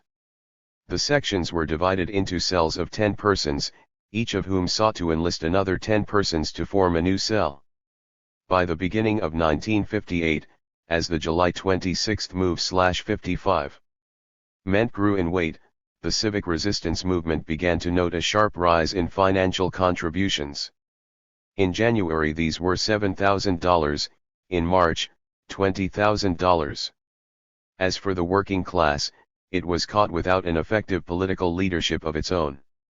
The trade unions were dominated by venal officials holding their posts through Batista's favor. The Communist Party was discredited because of its support to Batista in the past. Moreover, it had no independent policy. Like the Communist Party in the United States, its main concern was to advance the Kremlin's foreign policy of maintaining the status quo. Consequently, the Cuban workers tended to favor the July 26 movement and to support it actively insofar as they could without a dynamic leadership and fighting organizations of their own.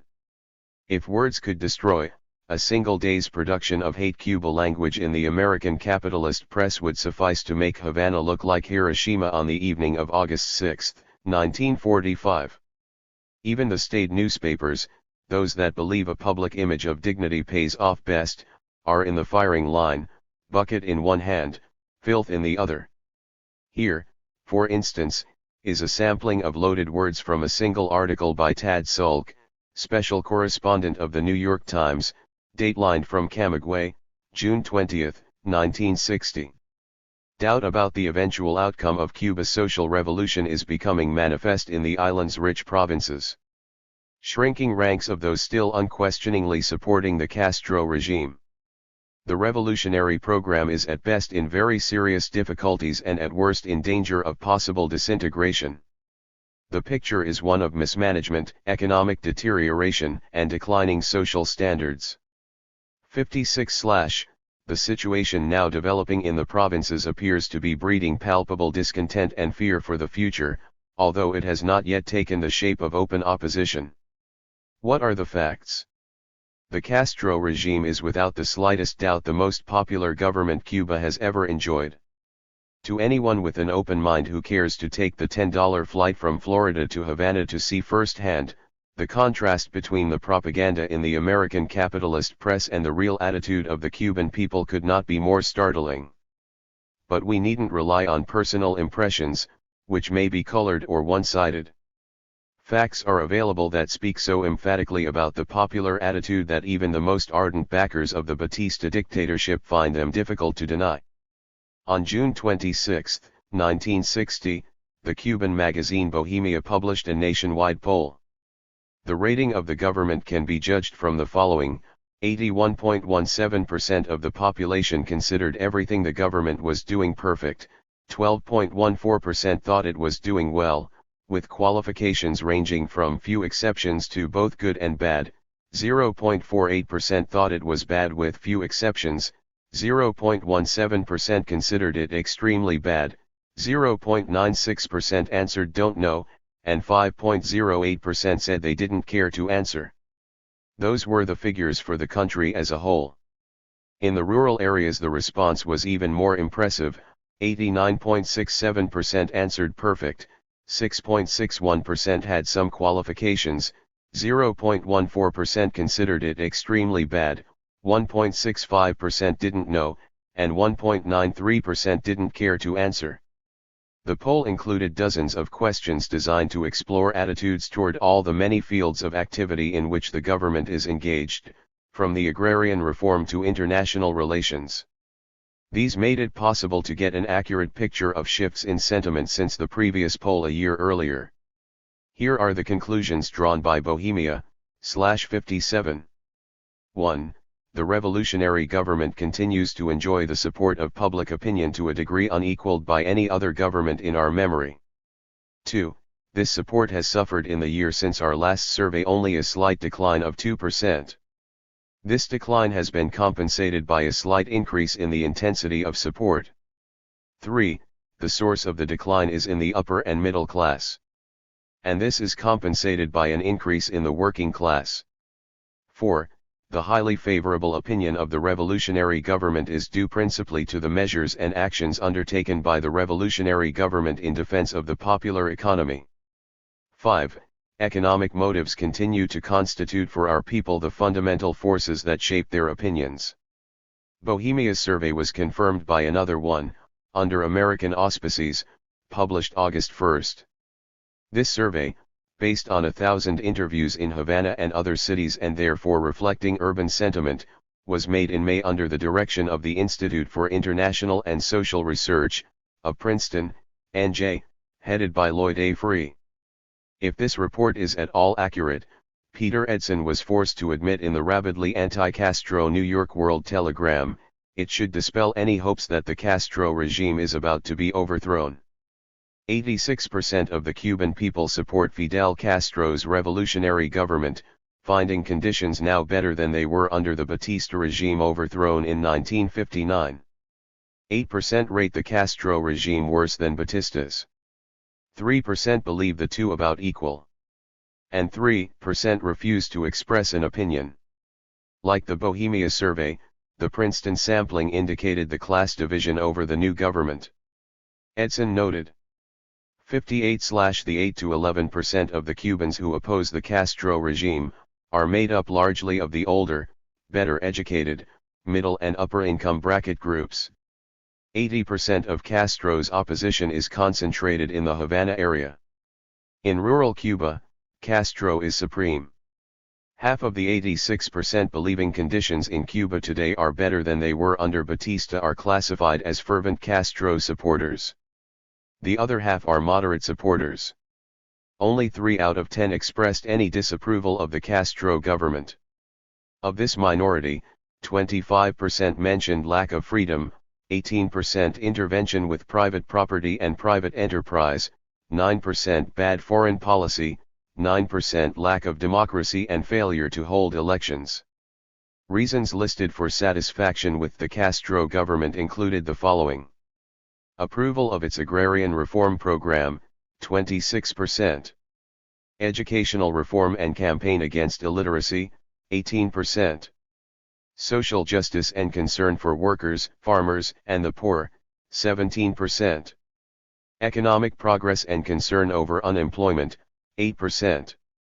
Inculcation of nationalism and patriotism among the people, 6%. Safety of the individual with an end to killing and physical abuses by the police, 6%. The statistics speak for themselves. They register overwhelming approval of the sweeping measures taken since the revolution toppled the Batista dictatorship. If these measures are borne in mind, it is not difficult to understand why enthusiasm is so high. Under Batista, Cuba was like a concentration camp. Today the fortresses that housed the dictator's murderous armed forces have been torn down or converted into schools. To most Cubans, this change alone symbolizes what the revolution has accomplished. But that was only the beginning. For the ordinary person, /59. Economic conditions in Cuba in Batista's time were like those of the Great Depression of the 30s in the USA. As the first installment on their promises, the revolutionary leaders slashed rents, lowered essential food costs, raised wages, and began tackling the unemployment problem. Then came the agrarian reform. This recovered the fertile land that had been fenced in by giant American corporations and feudal-minded Cuban landholders. Land is now being parceled out to family farmers. The government at the same time initiated a cooperative movement that holds great promise. Cuba's basic labor force, the sugar workers, saw a new future opening up, an indescribably bright future, if it is recalled that under Batista normal unemployment lasted 8 to 9 months a year. As America's corporate interests sought to counter such progressive measures by savage economic and political attacks, the Cuban government responded by taking control of many of their holdings. Intervention, the establishment of control, was followed quite frequently by nationalization. Each time this occurred on a dramatic scale, as in the case of the oil refineries, the island resounded with shouts of approval. Intervention and nationalization have gone so far that all of Cuba's major industries, including the key plantations and sugar mills, are now in government hands. Wall Street investments, rated as high as $1 billion among the stock gamblers and their Democratic and Republican spokesmen in government, have reverted to the Cuban people. At this writing, the only major property still held by Wall Street is in Cuba's rich mineral resources. These, however, appear marked for early nationalization. The beginnings of planned economy were established in the fall of 1959 during a series of great public demonstrations of approval. The beginnings proved successful. Planned economy, first in the Western Hemisphere, is now destined for rapid growth in Cuba. Even if the Cubans find themselves compelled to make quite 60/ a few sacrifices because of the terrible pressures that the American monopolists can exert, they have already demonstrated that they will respond with the greatest determination and heroism.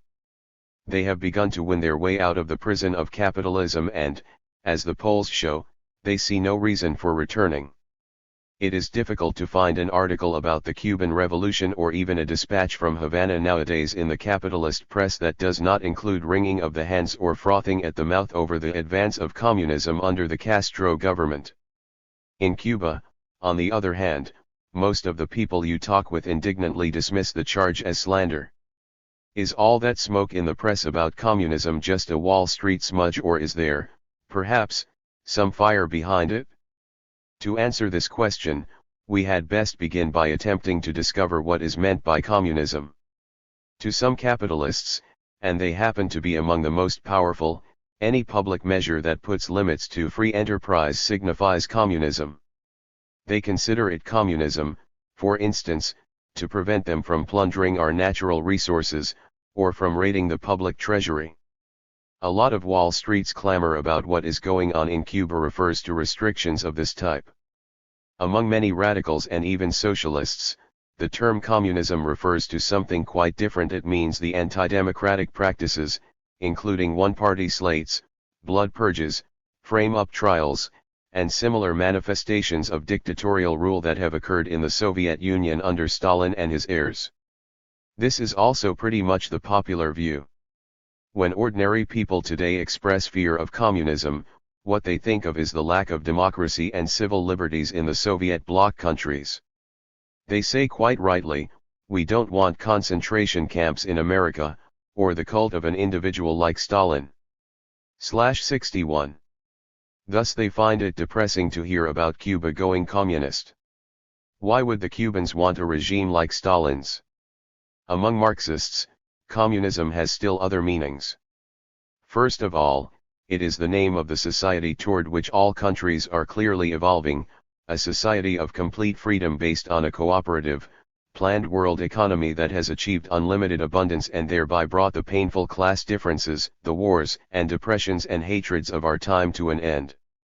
Secondly, it is the name of the international political movement organized under the leadership of Lenin and Trotsky in 1919 to fight for and hasten the inauguration of this abundant communist society of the future.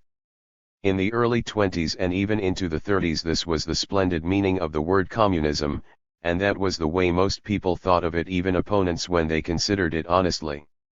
Clearly enough, the Stalinist displacement of Leninism brought communism into evil repute, converting the word in the popular mind into the opposite of its real meaning and offering reactionaries an invaluable propaganda advantage. But all this is another story. For our present purpose we need consider only two possibilities that people think of when they ask about Cuba going communist: 1. Inroads on capitalist property relations, 2. A shift in government that would give power to Stalinism. The two possibilities are not at all synonymous or dependent on each other. Most workers and farmers tend to favor inroads on capitalism. So let us consider the second possibility as the one of real concern. Is there anything in the record of the Cuban Communist Party, it has called itself the Popular Socialist Party since 1944, to indicate that it might seek power in opposition to the July 26 movement, which led the revolution against Batista? The communist movement, as Lenin and Trotsky conceived it, began in Cuba in the early 20s in Orient, the traditional revolutionary center. Outlawed by dictator Machado in 1925, the party fought in the underground. But with the rise of 62/Stalinism, the Cuban Communist Party, like its sister parties throughout the world, was converted from an expression of Cuban revolutionary protest into an agency of Soviet foreign policy. With the fall of Machado, it engaged in wild ultra-leftist adventures typical of the third period of Stalinism. In the United States, by way of parallel, Franklin D. Roosevelt was labeled a fascist. After Hitler walked into power in Germany without a fight from either the Communist Party or the Social Democracy, Stalin shifted to a tactic of the most cynical class collaboration with what he called the peace-loving powers. Class collaboration, scored since the time of Marx and Engels as betrayal of the interests of the working class, was given new packaging and labeled the Popular Front. Stalin began to make this turn about the time Roosevelt recognized the Soviet Union in 1933.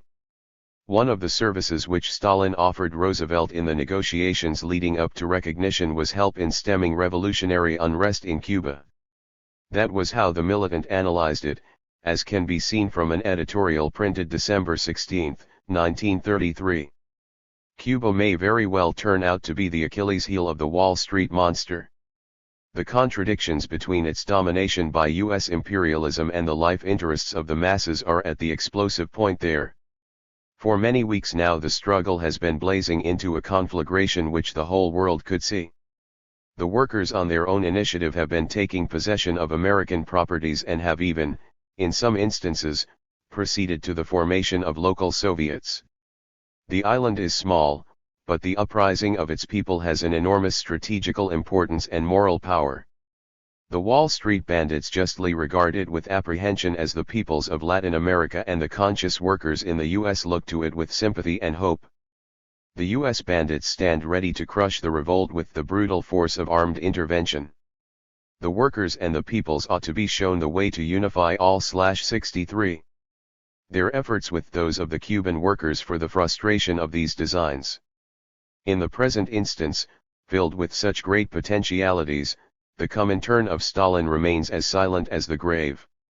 And as for Stalin himself, the best disciple of Lenin, his mouth, as the saying goes, might be filled with water, he cannot utter a word of advice, encouragement, or hope on the grandiose events in Cuba. Is this non-intervention in the Cuban Revolution a deliberate policy? Was an express promise to keep hands off Cuba a part of the Washington Agreement for recognition? If not, please explain the precise meaning of the following clause in Litvinov's letter. 4. Not to permit the formation or residence on its territory of any organization or group, and to prevent the activity on its territory of any organization or group, or of representatives or officials of any organization or group, which has as its aim the overthrow of, or bringing about by force of a change in, the political or social order of the whole or any part of the United States, its territories, or possessions. This treacherous pledge, which brings the blush of shame to every revolutionist, does not refer to some territory on the moon. It refers, directly and concretely, and at the present moment, to Cuba. In our opinion, and we say it with blunt and brutal frankness, it was explicitly so discussed and understood in the negotiations. Batista's rule was so bloody, as the Cuban dictator aped some of the practices of Mussolini and Hitler, that it was not easy for the leaders of the Communist Party to overcome the revolutionary sentiments of the rank and file and get them to support the dictatorship. But by 1938, the party was following Stalin's Popular Front line as assiduously as its American counterpart, which was now under Browder's guidance, helping to spread the cult of FDR. In August of 1938, the plenum of the 64/Central Committee of the Cuban Communist Party openly resolved to take a more positive stand towards Colonel Batista, since he has ceased to be the center of reaction and now professes democracy. Batista reciprocated by immediately legalizing the Communist Party. Blas Roca, General Secretary of the party, explained the Cuban Popular Front on a visit to New York. It must be remembered that Colonel Batista himself comes of the people. He was a worker, the leader of the greatest democratic movement we've had. In 1940 the Communist Party was conspicuous in the coalition that Batista put together around the slogan "Batista for President." On March 6, 1943, the dictator appointed a Communist Party leader, Juan Maranello, to his cabinet, and on March 14 of the following year, he added another, Carlos Rodriguez. In the 1944 elections the Communist Party supported Salad Rodriguez, a Batista puppet, for the presidency, against the opposition candidate, Dr. Grau San Martin. When Grau won, the communist leaders saw that they had made an error in sticking so faithfully to Batista. However, they speedily rectified the error. They ran after the bandwagon of the new president after it was unhitched in the presidential palace. Grau let them climb on the tailboard. With the beginning of the Cold War and the opening of the witch hunt in the United States, the Grau government altered its policies to conform with those of Washington. Batista had utilized the services of the Communist Party principally to keep the trade unions under government control. Grau's Minister of Labor, Carlos Pierfo Socamus, began a government witch hunt of communists in 1947, the same year that Truman issued his infamous decree requiring a loyalty oath of government employees. Pierfo sought to oust trade union leaders under Communist Party influence and replace them with officials selected from his own Auténtico party. In 1948 he ran for the presidency and won on an anti-communist plank. In office he continued the witch hunt, in imitation of Truman. I-65. When Batista seized power again in 1952, he kept up the Cuban emulation of McCarthyism, breaking off diplomatic relations with the Soviet Union on April 3, 1952, and outlawing the Communist Party on October 31, 1953. However, the Communist Party never suffered, even in the worst, final years of Batista's murderous rule, as did the July 26 movement and similar revolutionary-minded groups. In fact, it appeared that Batista had a working arrangement under which the Communist Party, in return for a lenient attitude, utilized its positions in the trade unions to block the working class from militant action. The communist leaders, of course, never supported the July 26 movement during Batista's terror. In fact, they attacked it. Today the Cuban Communist Party press is sweet as molasses toward the July 26 movement. Whether the leaders of the Barbudos find this thick praise very palatable may well be doubted. Certainly it has not served to rehabilitate the Communist Party in the eyes of the Cuban people. We are fairly safe in concluding that a party that could toady up to Stalin and Batista for a quarter of a century is not exactly the kind that will seriously contend for power. That the leaders will seek government posts and special privileges is, of course, to be expected. In that they remain true to their past record. At a public meeting sponsored by the Fair Play for Cuba Committee in New York on April 24, 1960, Waldo Frank, the well-known liberal who heads the committee, warned that Cuba could meet with a tragic fate like that of the Spanish Republic.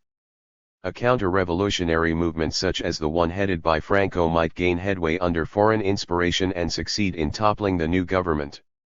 Analyzing the downfall of the elected Spanish government at the hands of the fascists, Frank recalled that the help received by the Republican government from the Soviet Union was delayed and grudging.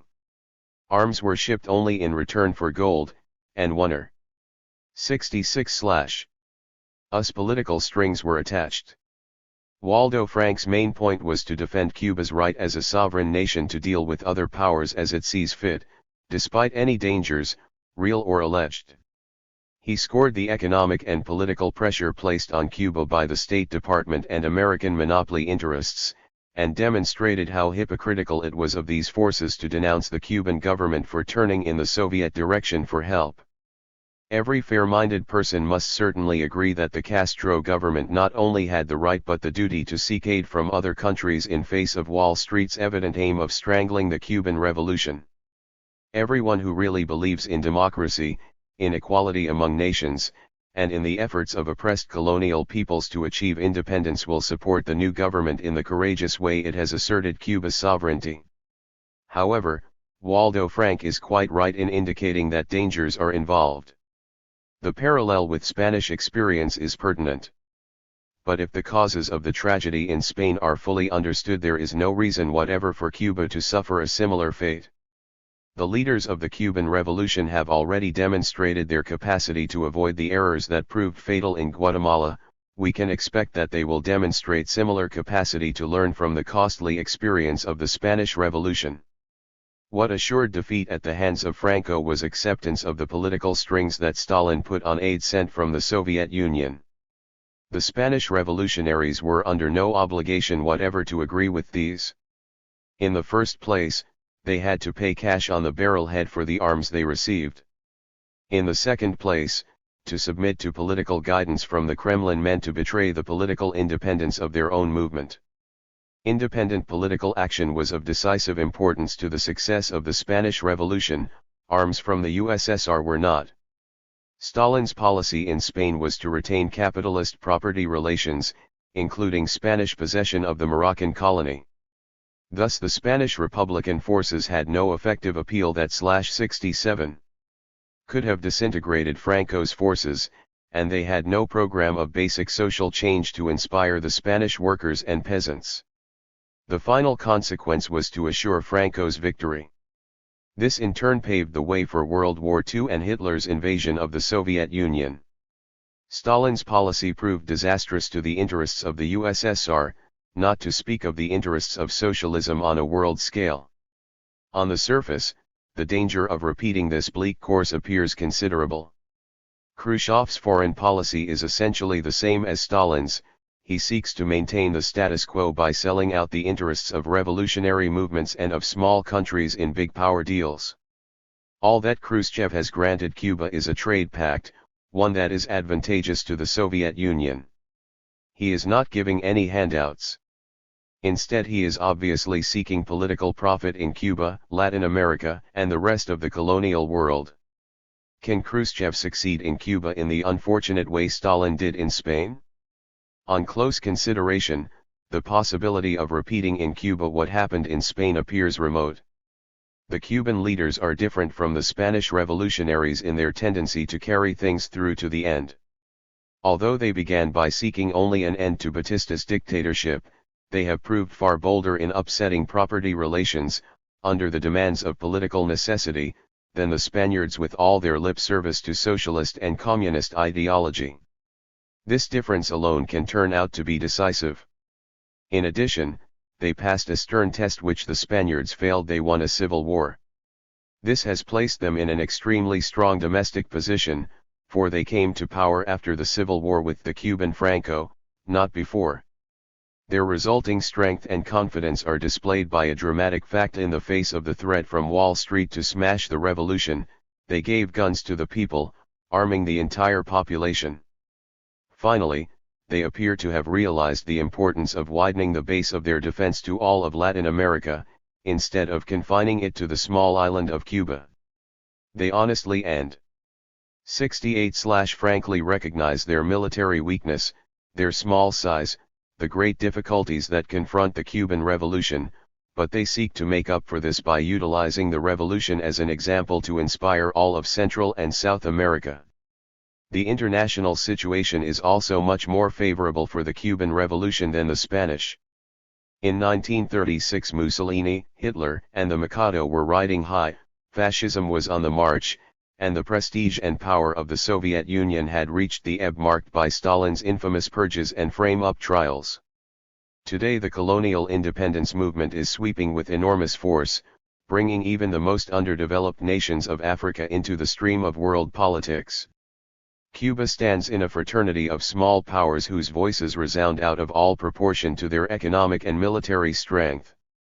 World imperialism is far weaker. The British, French, Dutch, and Belgian empires are disintegrating. In contrast, Eastern Europe and China now stand in the Soviet camp, and the Soviet Union itself has outstripped the Western European powers and stands second only to the United States. Besides this, the monolithism of Stalinism has been broken. Moscow can no longer speak without taking into account rejoinders or amendments from Belgrade and Peking, which are no doubt carefully studied in Cuba for independent evaluation. And the revolutionary socialist voice of Trotskyism begins to be heard more frequently, as in the student demonstrations in Japan. With such a relationship of forces, the fear that Cuba may fall like a ripe fruit into the hands of Khrushchev does not seem well founded. It is more likely that the Cuban example will prove to be a fresh source of inspiration to the Russian workers in their own struggle to win back the democracy they knew under Lenin and Trotsky. In observance of France's national holiday commemorating the fall of the Bastille, July 14, 1789, Révolution 6N, the NewsPa/69. Per of Cuba's July 26 movement, paid high tribute to the great social upheaval that sounded the death knell of European feudalism. A columnist, El Jacobino, recalled the role of the Jacobins in leading the French Revolution and praised the thorough way in which Desmoulins, Danton, and above all Robespierre, Saint-Just, Hébert and Marat carried out the historic mission of their epoch. El Jacobino describes the major stages of the revolution: the popular one in which the feudal rubbish was swept away, and then the stage of reaction. With the fall of Robespierre on the 9th of Thermidor, July 27, 1794, the glorious, Jacobin, popular stage of the Great French Revolution closes. Power passed into the hands of the industrial and commercial bourgeoisie, who hastened to elevate to the level of eternal categories the new relations of economic production, forgetting that the feudal regime which had just been overthrown was also convinced of the eternalness of its supremacy and of its despotism over the people. The Cuban Revolution, in El Jacobino's opinion, is not only analogous to the French Revolution, it is in its tradition. If the French Revolution did not resolve all the problems, other revolutions followed in the heritage, such as the victorious revolution of the Negro slaves of Haiti, the revolution of 1848 in Europe, the Paris Commune. but it fell to the great revolutions of the 20th century, those in which the proletariat, the peasants, and other national layers played a decisive role, to bring into the life of the peoples the revolutionary principles of the Jacobins of 1792. This is the case with the Cuban Revolution, brilliant inheritor of the first French movement of emancipation. El Jacobino follows this observation with some thought-provoking remarks on the contrast between the problems of 1789 and those which the Cuban Revolution faces today. 70. The mission of the Cuban Revolution is more profound than that of Jacobinism at the end of the 18th century. The conditions in which it is developing, in an epoch of general crisis for Yankee imperialism, lessens the possibility of a ninth of thermidor, the possibility of a victory of the counter-revolution. The Cuban Revolution goes beyond the simple formal equality of citizens before the law, since with the support of the great majority of the people, it is carrying out in-depth political and social transformations which will give an intense impulse to new relations of production serving the interests of the nation as a whole. The Cuban Revolution takes on the political and moral characteristics which were the glory of the French Revolution during the Jacobin period: revolutionary audacity, unbreakable firmness in defense of principles, creative energy, incorruptibility, shining faith in the creative forces of the popular masses. The Jacobins of Cuba, the Robespierres, the Marats, the Babeufs of our epoch, sharing with the people strong national roots, face vigorously the émigrés of the new Coblenzes, places where counter-revolutionaries mobilize abroad, the threats and aggressions of American imperialism. Three great, closely interrelated problems of the Cuban Revolution are indicated in El Jacobino's article: 1. How to defend democracy and extend it. 2. How to avoid a Thermidorian overturn. 3. How to assure definitive victory to a revolution in a country as small as Cuba against a hostile power as colossal as the United States. That these problems occupy the minds of the revolutionary leaders can be deduced from many indications. But as men inclined more to action than to theory, whose instinctive reaction to a blow is a counter-blow in kind, they have not clearly articulated the large-scale problems they face. In this they are different from the leaders of the 1905 and 1917 upheavals in Russia, who deliberately brought theory to bear as a most powerful means of advancing and defending the 71 revolution and mobilizing support for it. Through theory, the Bolsheviks sought to think problems through to the end, the better to mold action and direct it in the most fruitful way. As the first great leaders of the revolutions of the 20th century, the Bolsheviks thereby demonstrated that they stood on the shoulders of the leaders of the French Revolution, the Revolution of 1848, and the Paris Commune. Because of this, it would seem that the theories and experiences of such men as Lenin and Trotsky would hold unusual attraction for the Cuban revolutionaries. Yet they did not turn in that direction in the beginning, and it remains to be seen to what degree they will search the writings of these great leaders for deeper insight into their own revolution and its future course in this epoch of world upheaval. On the problem of democracy, for instance, Castro has put up a sturdy defense against the attack of American imperialism and its spokesman. The imperialists, who back dictator Batista, have no right to talk about democracy in Cuba, Castro points out, nor have they any right to talk about defects of democracy in other countries while the Negroes in the South, among other minorities in America, are denied the most elementary civil rights. Moreover, the Cuban government has put into effect a most radical measure of democracy. It has armed the population. Right now, a firm base for democracy in Cuba is being prepared through sweeping economic and social reforms, including a nationwide effort to eliminate illiteracy. Excellent as Castro's stand is, it still remains a defense. The Bolsheviks went much further. They established a new type of democracy, proletarian democracy. Against the charge of Western imperialism that they had ended parliamentary democracy, the Bolsheviks responded quite true. Then they analyzed parliamentary democracy, showed how narrow it was and how, in fact, it was based on the denial of democracy to the great mass of people. In contrast, the Soviets' council set up by the workers and peasants and soldiers extended democracy to an unheard of scale, and this new democracy was far superior to 72. The limited democracy practiced by the capitalist powers. The living example of a proletarian form of democracy was a most powerful means of winning support for the Soviet Union in the difficult early days, not only throughout Europe but in the United States. That the democratic councils of workers, peasants, and soldiers were later smashed by Stalin in the thermidor that befell the Bolsheviks does not invalidate their accomplishments in this field. It simply shows that the domestic and international forces of reaction were so strong that not even proletarian democracy, in the conditions of the time, could overcome them.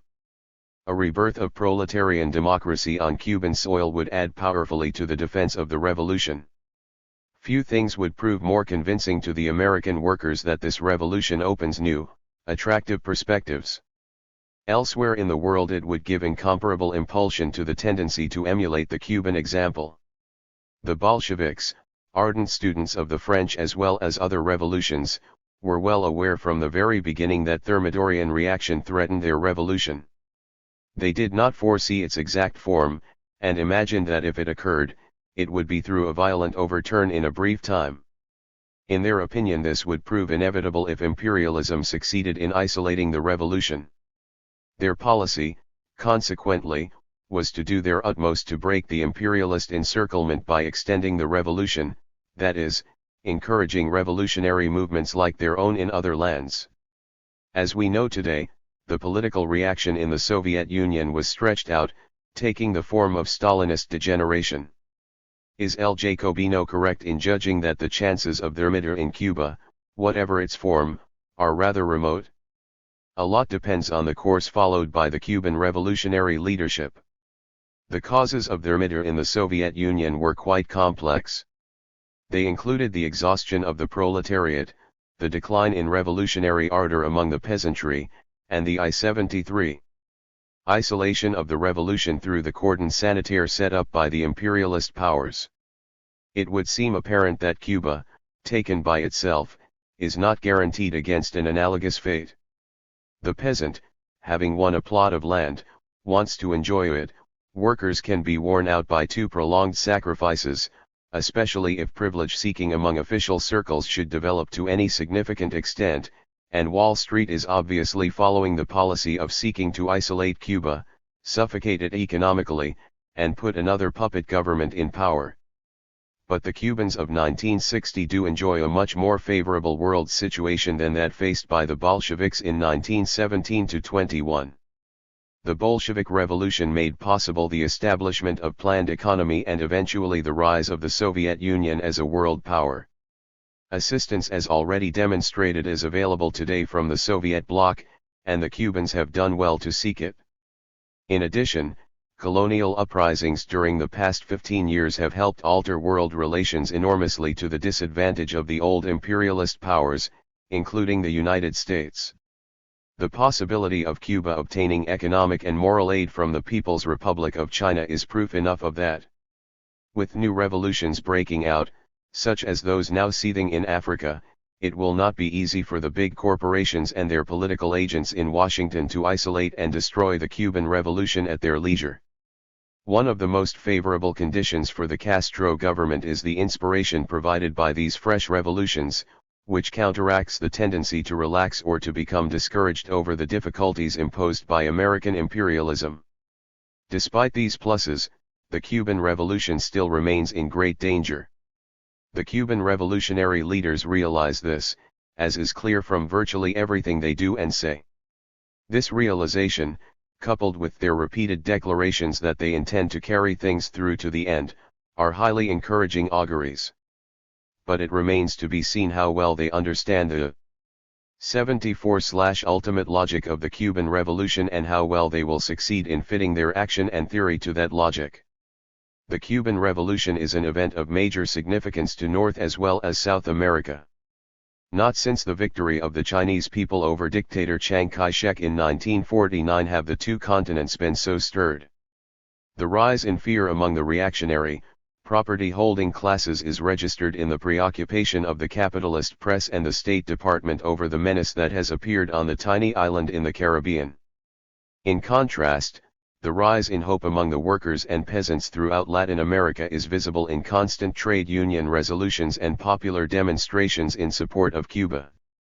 Moreover, the progress of the political, economic, and social overturn in what was formerly one of Wall Street's holdings has inspired fresh political currents.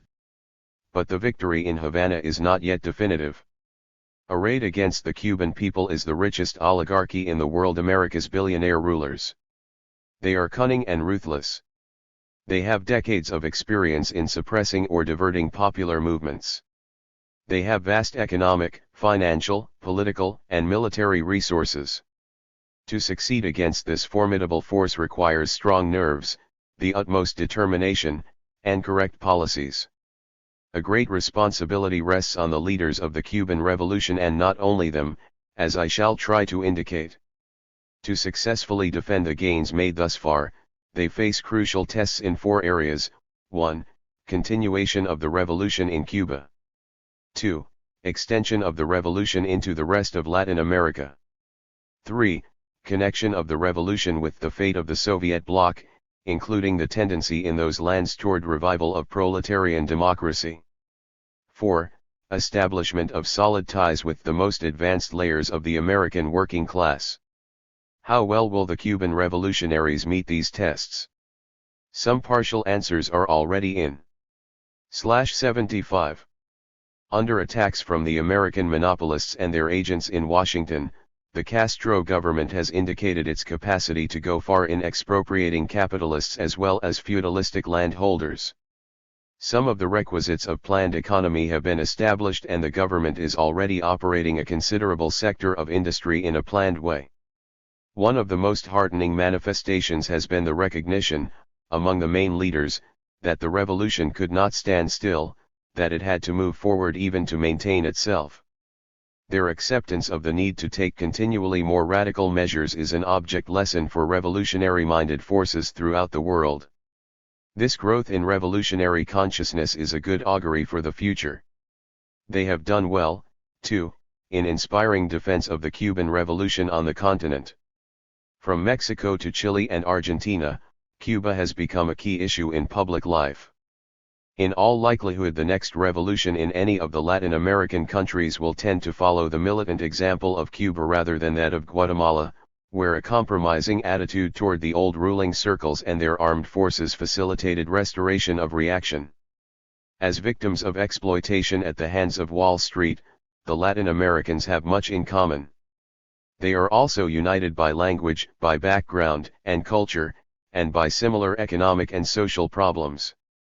Such mutual interests clearly indicate the need to form a United States of Latin America.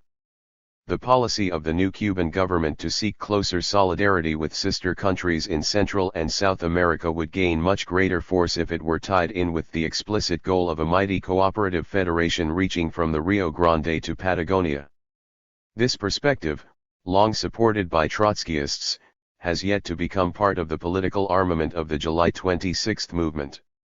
In respect to ties with the Soviet bloc, the Castro government has moved largely under compulsion from the blows rained on Cuba by the White House, Congress, and the state.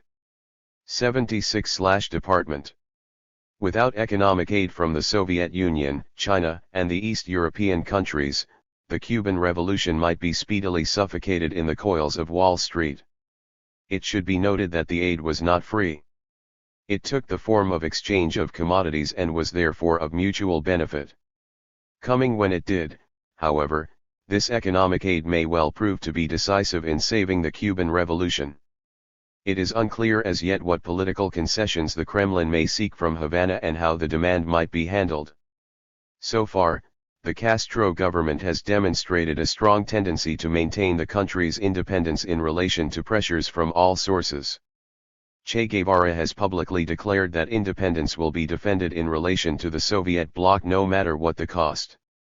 His declaration undoubtedly reflected the thinking of most, if not all, of the leaders of the Cuban Revolution. It may well turn out, as we have previously indicated, that the further development of the Cuban Revolution will not strengthen dictatorial rule in the Soviet bloc but on the contrary, help to loosen it by further inspiring the forces working for restoration of proletarian democracy. Where the Castro leadership has proved weakest is in its appeals to the American workers and farmers. Cuba's cause is directly connected with the interests of the working people in the United States, many of whom are exploited by the same companies that have bled the island since the turn of the century. But boldness of policy in this field has been lacking. Instead, the main bid has been to restore the tourist trade. There is nothing wrong with this. Of course, Cuba has much to offer as a vacation land, including low cost. But the case for Cuba's revolution and appeals for help against the common foe located in Manhattan and Washington have not been presented with the needed energy and thoroughness. It is singularly difficult, for instance, to find even such elementary items as English translations of the speeches and writings of the Cuban leaders. Perhaps one reason for this is the fact that the Cuban Revo I-77 Lucian has not reached the socialist stage, where the international ramifications are clearly seen and followed. Its appeals have largely been nationalist in character. These can well serve to arouse the Cuban people for a time to heroic efforts and can serve as a stirring example to other countries in Latin America. But they are not sufficient to deeply move the American working class. Not even the far-reaching reforms already achieved in Cuba will catch the imagination of the American workers, although the Cuban fighting spirit may arouse enough sympathy and admiration to complicate Wall Street's effort to whip up a warmongering spirit against the small country. The American workers would be much more inclined to respond to socialist appeals for international solidarity. They proved this after World War I when they rallied to the calls issued by Lenin and Trotsky. In 1919 the workers in Seattle even staged a general strike to protest American intervention against the Russian Revolution. It is quite true that the Stalinist bureaucracy succeeded in dissipating this goodwill, but the American workers are certain to respond with enthusiasm to a revolution that becomes socialist and clearly demonstrates that it is inherently opposed to everything dishonest, reactionary, and despotic. And the American working class remains one of the most important forces on this earth. Whatever course the Cuban revolutionaries take, politically conscious sections of the American labor movement should do everything in their power to support Cuba's struggle for freedom from American imperialism. The Cubans have the right to choose whatever form of government they want. That's an elementary democratic right, the very right on which the organizers of our American Revolution stood. We are duty-bound to support that right no matter what kind of government the Cubans decide to establish. 78/Besides that, we have a lot to gain from defending any revolution that weakens the power of the monopolies riding on our own backs. The Cuban Revolution has already struck these monopolies some stinging blows, and it is going to deal more. The Cubans are in much the same position as strikers who ask us to respect their picket lines in a tough battle. If they win, we will be in much stronger position in our own battles with the same outfits.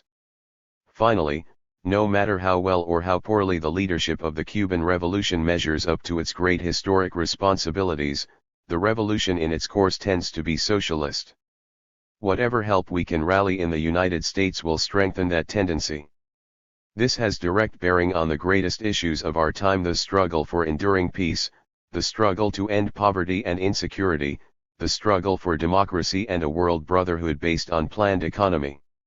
The class nature of the Cuban state. In the early 60s, determination of the class nature of the Cuban state posed big theoretical questions for the Socialist Workers' Party and the Fourth International.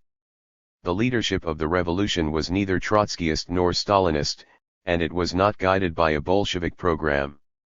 The Castro leadership proceeded empirically within the framework of a struggle for national liberation and democratic rights, mobilizing the workers and peasants against the Batista dictatorship and its imperialist backers.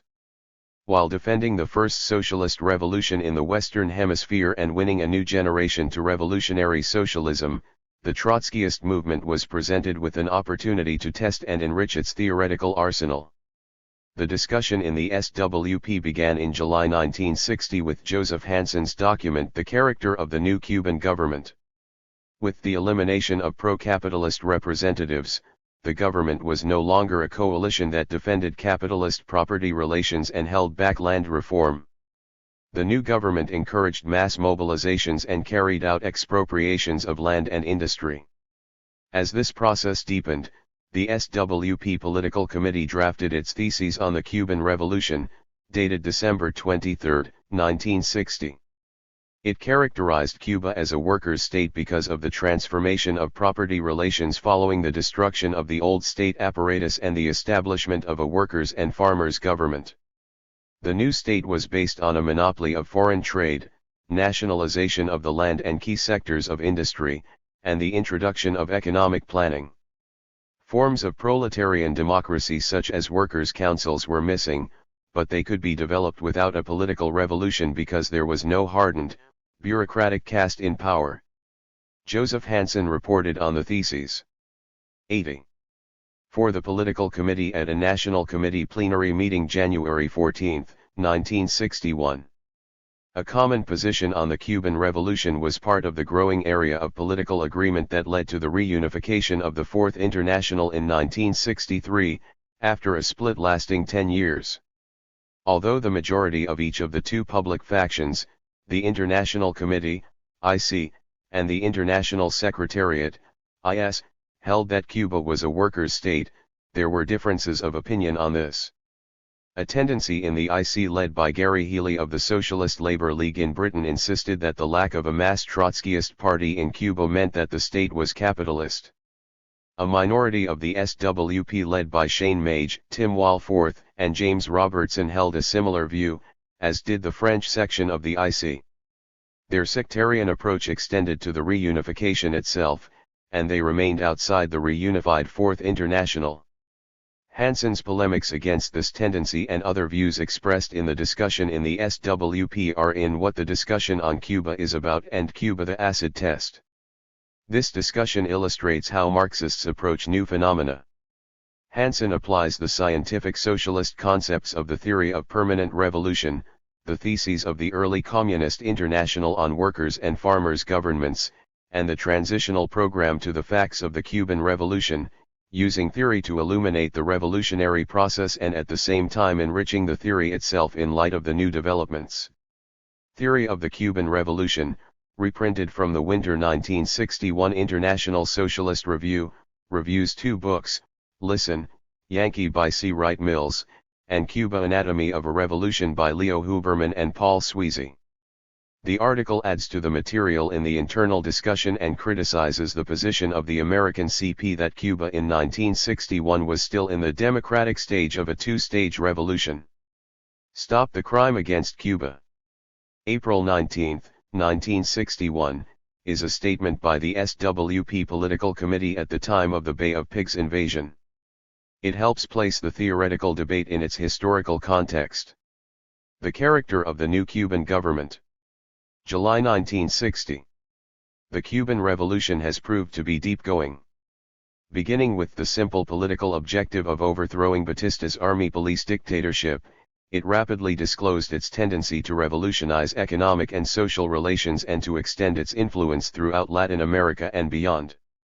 The main force opposing the logical development of the Cuban Revolution is American imperialism. But the measures it has taken in attempting to stem the revolution and eventually suffocate it have had the opposite effect of spurring it forward. The new Cuban government that took power in January 1959 has played a positive role up to now in the development of the revolution. First, it secured its governing position by smashing the old armed forces and the police.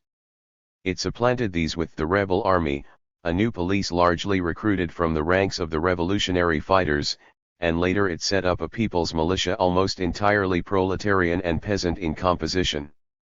It rapidly undertook a radical agrarian reform. This has 84/forms. 1. Division of the land among the peasants on a limited private ownership basis, the land cannot be sold or mortgaged. 2. Cooperatives closely tied to government planning. The emphasis has been on the side of the cooperatives. By last fall the government initiated planning of industry and control of foreign trade. A new stage was opened with the expropriation of land held by the sugar interests. Most recently, in response to the pressure of American imperialism, measures of expropriation have been extended to important foreign industrial holdings, principally American, and a virtual monopoly of foreign trade has been instituted. A significant indication of the direction of movement of the Castro government is its tendency to establish friendly relations not only with the so-called neutral powers but with the Soviet bloc. This includes trade pacts that cut across the long-established trade pattern with the US. More important, however, is the tendency to emulate the planned economic structure of the Soviet countries. The Castro government has proved that its responses to the mass revolutionary movement in Cuba and to the counter-pressure from the US are not simply passive. The new government has courageously defied American imperialism, resisting blandishments, threats, and reprisals. On the domestic side, it has repeatedly mobilized the Cuban workers and peasants in political demonstrations, in taking over landlord and capitalist holdings, in disarming the forces of the old regime, and in arming the people. The direction of development on the political side has been demonstrated in the series of crises surmounted by the government since it took power. At first it put bourgeois democratic figures in key positions, finances, foreign trade, diplomacy, even the presidency. With each crisis induced by the interaction of imperialist and revolutionary pressures, these figures either turned against the government or were pushed out, being replaced by active participants in the preceding civil war, however youthful and inexperienced in their new duties. The character of the new Cuban government/85. The bourgeois outposts in such fields as the press, radio, and TV have suffered a parallel liquidation. On the other hand, workers' and peasants' organizations, including political tendencies, have been granted freedom of expression on the one condition that they support the revolutionary measures taken by the new government. The Castro leadership began in 1952-53 as a radical petty bourgeois movement, but one that took its revolutionary language seriously. It organized and led an insurrection. In power it sought, a. to bring the various revolutionary tendencies together in a common front by giving them due representation in government offices and by opposing any witch hunting, and, b. to form a coalition with the remnants of the bourgeois democratic movements that had survived the Batista dictatorship. The coalition, in which these elements were a minority unable to set policy, proved to be unstable. The defection of Miro Cardona a few weeks after he was appointed ambassador to the United States epitomized the instability of the coalition at the same time that it appears to have marked its end. The Castro leadership has shown awareness of its own origin and its own leftward evolution, including the stages through which it has developed. What is remarkable is its acceptance of this development and its repeated declarations of intent to follow through to the end, no matter what, and despite its own surprise at the turns that open up. The constantly emphasized concept of the Cuban Revolution as an example for Latin America, as the first link in a new chain of revolutions in Latin America against Wall Street's domination, is especially to be noted as an indication of awareness that the leadership of the Cuban Revolution faces great historic responsibilities. The dynamic rather than static character of the Castro leadership, of extraordinary interest to the revolutionary socialist movement, is undoubtedly ascribable in large part to the world setting in which the Cuban Revolution occurs. It has the examples of the Soviet Union, China, and Yugoslavia, as well as the examples of colonial insurgency in a series of countries.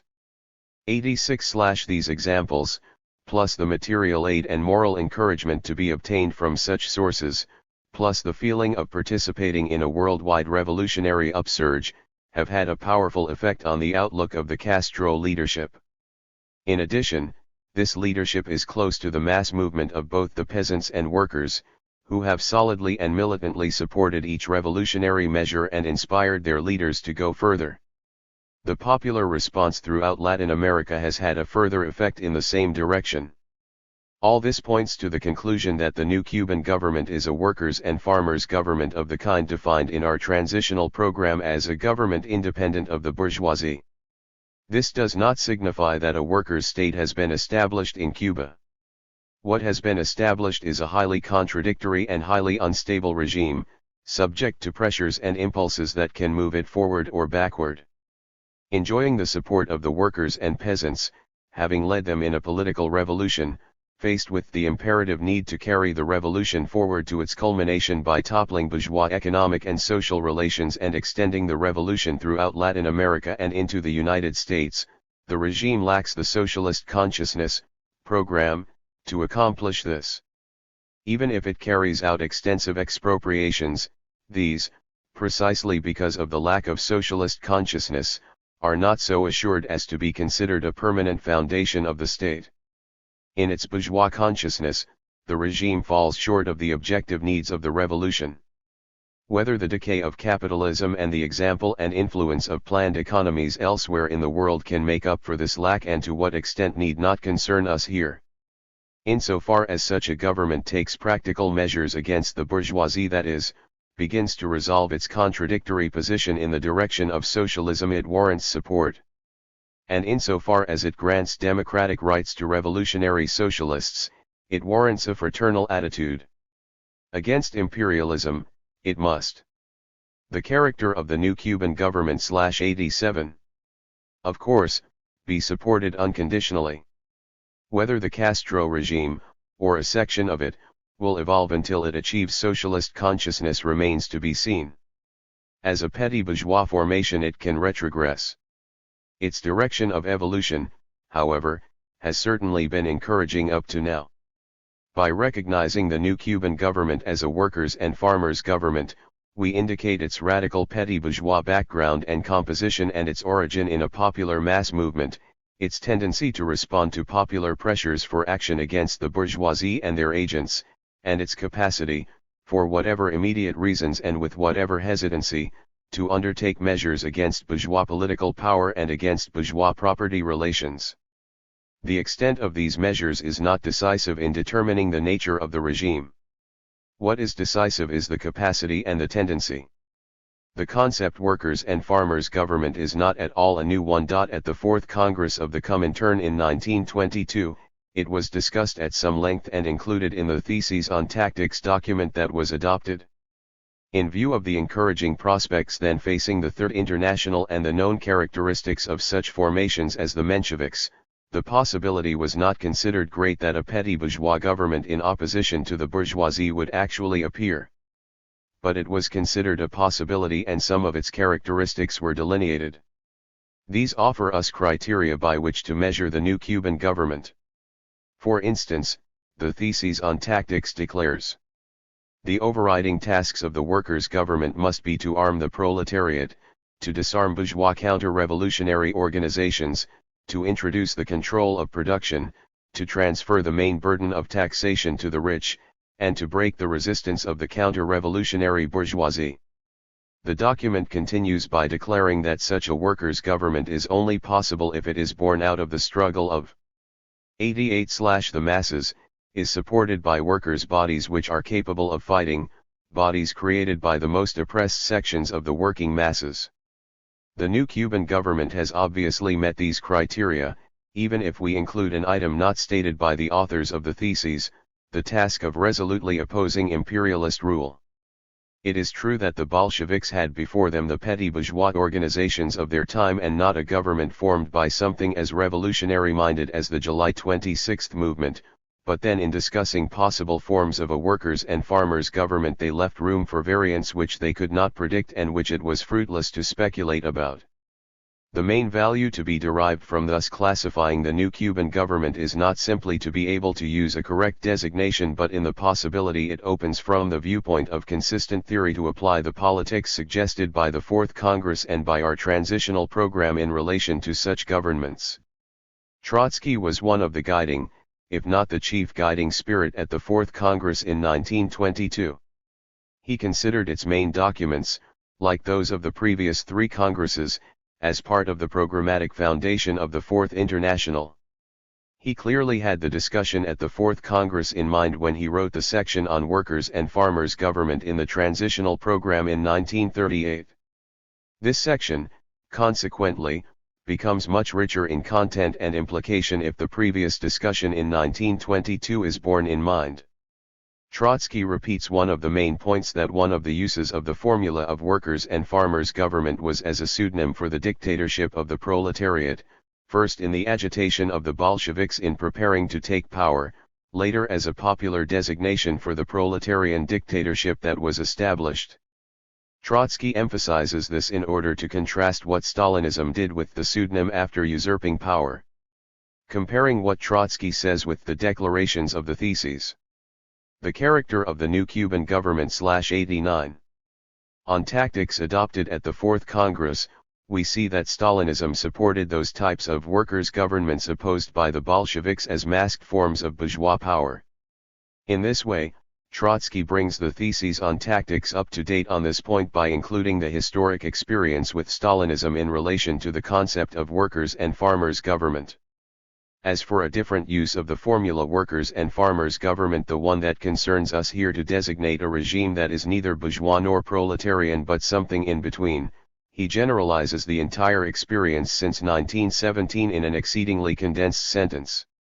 The experience of Russia demonstrated and the experience of Spain and France once again confirms that even under very favorable conditions the parties of the petty bourgeois democracy, SRS, Social Democrats, Stalinists, anarchists, are incapable of creating a government of workers and peasants, that is, a government independent of the bourgeoisie. This appears to rule out the possibility, discussed at the Fourth Congress, of the actual formation of such governments. However, Trotsky refused to make an absolute out of his generalization of some 20 years of historic experience. Instead, he affirms the position of the Fourth Congress in the following well-known paragraph from the Transitional Program. Is the creation of such a government by the traditional workers' organizations possible? Past experience shows, as has already been stated, that this is, to say the least, highly improbable. However, one cannot categorically deny in advance the theoretical possibility that, under the influence of completely exceptional circumstances, war, defeat, financial crash, mass revolutionary pressure, etc., the petty bourgeois parties, including the Stalinists, may go further than they themselves wish along the road to a break with the bourgeoisie. In any case, one thing is not to be doubted, even if this highly improb 90/able variant somewhere, at some time, becomes a reality and the workers' and farmers' government in the above-mentioned sense is established. In fact, it will represent merely a short episode on the road to the actual dictatorship of the proletariat. In explaining the political value of the formula as a slogan, aside from the question of its actual historical realization, Trotsky stands on the position of the Fourth Congress. 1. It is an extremely important weapon for exposing the treacherous character of the old petty bourgeois leaderships. 2. It has tremendous educational value, for it proceeds entirely along the line of the political development of our epoch, the bankruptcy and decomposition of the old petty bourgeois parties, the downfall of democracy, the growth of fascism, the accelerated drive of the workers toward more active and aggressive politics. Trotsky does no more than suggest the historic conditions that might convert the possibility of a workers' and farmers' government, a government independent of the bourgeoisie, from something highly improbable into something quite probable and even into a reality. Some 20 years later we can see that the main historic conditions turned out to be the continued crisis in the leadership of the proletariat, the long default, due to Stalinism, in taking advantage of revolutionary opportunities, coupled with the continued decay of capitalism and the mounting pressure of popular movements seeking a way out, plus the survival of the Soviet Union in World War II and the subsequent strengthening of its world position. Trotsky did not deal with the tactical problems that would face our movement should such a government actually be formed. The reasons for this are clear enough. 1. On the eve of World War II the possibility of such a government actually appearing was remote. 2. The basic strategy from which to derive tactics was well known, involving no more than the application of the Leninist attitude toward petty bourgeois formations in the two possible variants of their development toward or away from Marxism. 3. The Fourth Congress in its theses. The character of the new Cuban government /91. On tactics had already specified the conditions under which such a government would be supported or opposed. 4. The main issues confronting such a possible government would be the same in general as those for which key transitional slogans were proposed, These could be modified to fit whatever specific case might arise. In conclusion, whatever the particular circumstances were that gave rise to a government of the type now seen in Cuba, the possibility of the appearance of such a government was foreseen long ago by the Bolsheviks, its relation to the world revolutionary process was anticipated, and a general concept of how to approach it was worked out even down to specific slogans. In the abstract form of a transitional slogan, we are, in fact, thoroughly familiar with it. Its appearance in the form of a living reality does not overthrow our theory. On the contrary, the actual appearance of a government like the one in Cuba would seem to offer a most brilliant confirmation of the lucidity of Marxist thought and its power to forecast. It would also seem to constitute the most heartening evidence of the grand possibilities now opening up for revolutionary socialism and the party that has kept its theoretical heritage alive.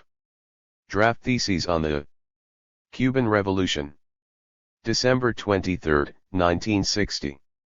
1. The Cuban Revolution began under the leadership of the July 26 movement, a radical petty bourgeois political tendency centered around the leadership of Fidel Castro. The initial program of the July 26 movement was largely bourgeois democratic, but promised thoroughgoing agrarian reform and industrialization. It was distinguished by its clear recognition that the Batista dictatorship could be unseated only by revolutionary means, by its insistence on this as a principle in its relations with other groupings, and by its resolution in carrying the struggle against Batista through to the end no matter what the consequences. 2. In the Sierra Maestra phase of the revolution, the Castro leadership succeeded in mobilizing the guajiros and the agricultural workers, the decisive sector of the Cuban working class, to overthrow the Batista dictatorship. The outlook of the young revolutionary leaders became modified by these social forces.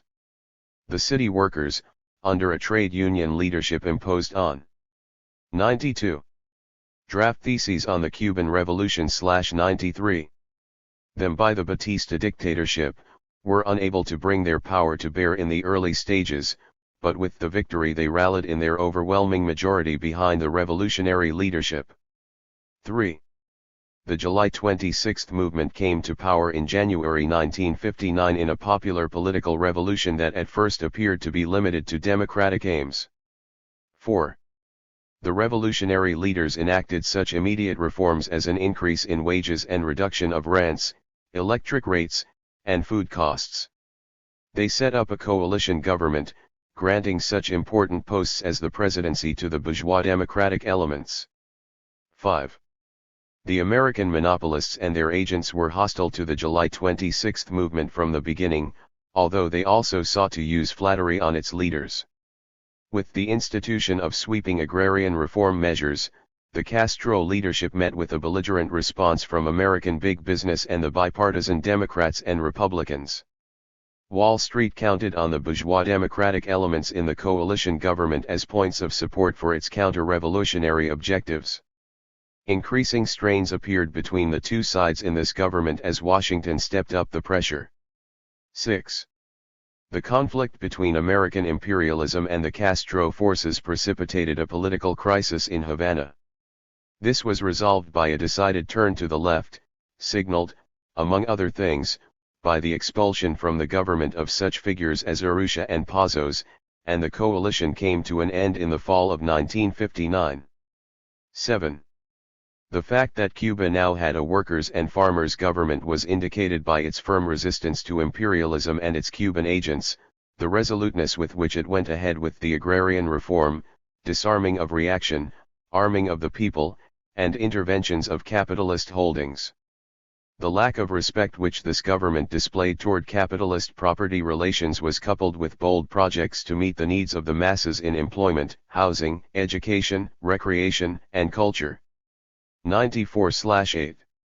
The interacting process between American imperialism and the Cuban Revolution swiftly deepened after the end of the coalition government. The measures undertaken by the Castro regime in the interests of the Cuban people met with ever more unbridled attacks from Wall Street, its political agents, propagandists, and counter-revolutionary agents. The blows of these counter-revolutionary forces, in turn, compelled the Castro government to resort to increasingly radical measures. 9. These included the establishment of a monopoly of foreign trade, the nationalization of the latifundia, and, in August-October 1960, the virtual expropriation of the American and Cuban capitalist holdings, that is, the key sectors of Cuban industry. These steps necessitated economic planning. This started in the fall of 1959, developed concomitantly with the nationalization of industry, and is now firmly established. All these measures were taken with the examples of the Soviet Union, Eastern Europe, Yugoslavia, and China available for study. Thus, in the final analysis, the overturn in property relations in Cuba is an echo of the October 1917 revolution in Russia. 10. When the capitalist holdings in the key sectors of Cuban economy were taken over by the government, Cuba entered the transitional phase of a workers' state, although one lacking as yet the forms of democratic proletarian rule. 11. The Castro government had already smashed part of the old state structure in coming to power, liquidating the old army and police force in order to assure Batista's defeat. But the failure of the Castro leadership to proclaim socialist aims showed that the subjective factor in the revolution remained unclear, and along with it the possible course of the revolution. In the 2 years since then, the state structure has undergone a cleansing out of holdovers whose basic loyalty was to the former, capitalist power. Upon nationalization of the key sectors of industry, the new state structure became so committed to a planned economy that only civil war can now restore. Draft Theses on the Cuban Revolution /95. Capitalist property relations. A civil war could not succeed without a counter-revolutionary invasion far bloodier than that engineered by Washington in Guatemala in 1954. 12. The Cuban government has not yet instituted democratic proletarian forms of power such as workers, soldiers, and peasants' councils. However, as it has moved in a socialist direction, it has likewise proved itself to be democratic in tendency. It did not hesitate to arm the people and set up a popular militia.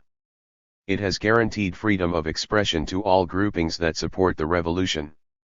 In this respect it stands in welcome contrast to the other non-capitalist states, which have been tainted with Stalinism. 13. If the Cuban Revolution were permitted to develop freely, its democratic tendency would undoubtedly lead to the early creation of proletarian democratic forms adapted to Cuba's own needs. One of the strongest reasons for vigorously supporting the revolution, therefore, is to give the maximum possibility for this tendency to operate. At the same time, revolutionary socialists advocate forms of this general character for Cuba because they would greatly strengthen the political defense of the revolution, help safeguard against possible retrogression, and, by setting a new world example, speed revolutionary developments inside the imperialist countries and in the colonial areas they still dominate. The appearance of democratic forms of proletarian rule in Cuba would also have enormous repercussions in the Soviet bloc, aiding the revolutionary socialist tendency in those countries, which seeks the revival of Leninist democracy. 14. In search of allies in its defense of the revolution, the Cuban government turned to the Soviet bloc. It met with a favorable response from both Moscow and Peking. The material aid which it received may well prove decisive in its defense against the American-supported counter-revolution. The overturn in property relations makes it feasible in principle for Cuba to tie its economy in with that of the Soviet bloc, including Yugoslavia, thus strengthening the planned econo. 96/MIs in Europe and Asia, as well as gaining life-saving support from them. This does not conflict with the fact that it is in the interests of the Cuban as well as the American people to resume the trade with the United States which was cut off by Eisenhower. 15. The Cuban Revolution constitutes the opening of the socialist revolution in Latin America. The Castro government has won tremendous support throughout the entire area below the Rio Grande and in turn has inspired millions of oppressed people with the desire to emulate the Cuban revolutionary success. The Cuban question has become the key question dividing all tendencies in Latin America. 16. The Stalinists were bypassed by the July 26 movement. This is a fact of worldwide significance, for it shatters the illusion that revolutionary victories can be won only through the communist parties. In turn, The success of the July 26 movement adds to the ferment visible in many communist parties in the past few years, giving fresh weight to the tendencies seeking to break through the crust of Stalinist bureaucratism. 17. The Cuban Communist Party is not exempt from this ferment. The American capitalist propagandists have built a fantastic bogeyman about a takeover in Cuba by the Communist Party. They leave completely out of account the effect of the revolution and its development on the thinking of the Cuban Communist Party, above all its ranks. The fact is that the Cuban Communist Party supports the revolution. If a rift were to occur between Cuba and the Soviet Union, it can be taken for certain that the loyalties of a decisive section of the Communist Party, if not the party as a whole, would remain with the Cuban Revolution. The experience in Yugoslavia speaks eloquently for such an outcome. With free access to the views of all radical currents, as is the case in Havana today, the Cuban Communist Party can be expected to undergo considerable transformation, no matter what the ups and downs of the diplomatic relations may be. 18. The Cuban Revolution has had a stimulating effect on. Draft Theses on the Cuban Revolution /97. The radical movement in many countries. It can play a powerful role in reviving hope and confidence in the socialist goal, in demonstrating that Stalinism is not inevitable and thus helping to pave the way for construction of mass revolutionary socialist parties. In the United States it has already opened up new opportunities for revolutionary socialists, as is evident in many areas, particularly the campus, Spanish-speaking minority groups, and the Negro people. 19. Whatever one may think of the Castro government and the new property relations in Cuba, it is our duty to defend this small country from the attack of the giant American corporations, their government, and their counter-revolutionary agents. The Cubans have a right to decide their own form of government and property relations, free from pressure. It is especially in the interest of the American trade union movement to defend Cuba, for the monopolists now seeking a counter-revolutionary overturn there are the same ones that have long sought to cripple and smash the union movement in the United States. The general slogans that should be advanced are "Hands off Cuba," "End the blockade," "Help the Cuban people." 20. Despite the colossal power of American imperialism and its counter-revolutionary ruthlessness, plus the grave dangers and sacrifices these signify for the Cuban people, the perspectives for the defense of the revolution are most promising. It occurs in the general context of colonial uprisings beyond the capacity of the imperialist powers to contain, and it derives strength from this vast upheaval. The Cuban Revolution occurs, in addition, in the context of the rising world power of the Soviet countries, whose interests coincide with the defense of Cuba. Finally, the workers and peasants of the small island appear as the vanguard of the Latin American Revolution and therefore enjoy mass support on a continental scale. Born under the influence of these forces, the Cuban Revolution quickly established connections with them. It began influencing them in turn. A highly dynamic revolution, it can, by 98/ following the natural lines of its defense through revolutionary policies on the international scene, add qualitatively new force to the colonial revolution, to the defense of the Soviet countries against imperialist attack, and to the struggle for worldwide socialism. Cuban Question. Report for the Political Committee. January 14, 1961. In your folders you have a document, Draft Theses on the Cuban Revolution. The line of this has been adopted by the Political Committee. There is a disagreement in the committee, and a minority has a separate viewpoint which will be presented here. The majority is simply asking the plenum to vote on this one document not for every sentence in it or every phrase or how it's phrased but for its line. That's all we want today.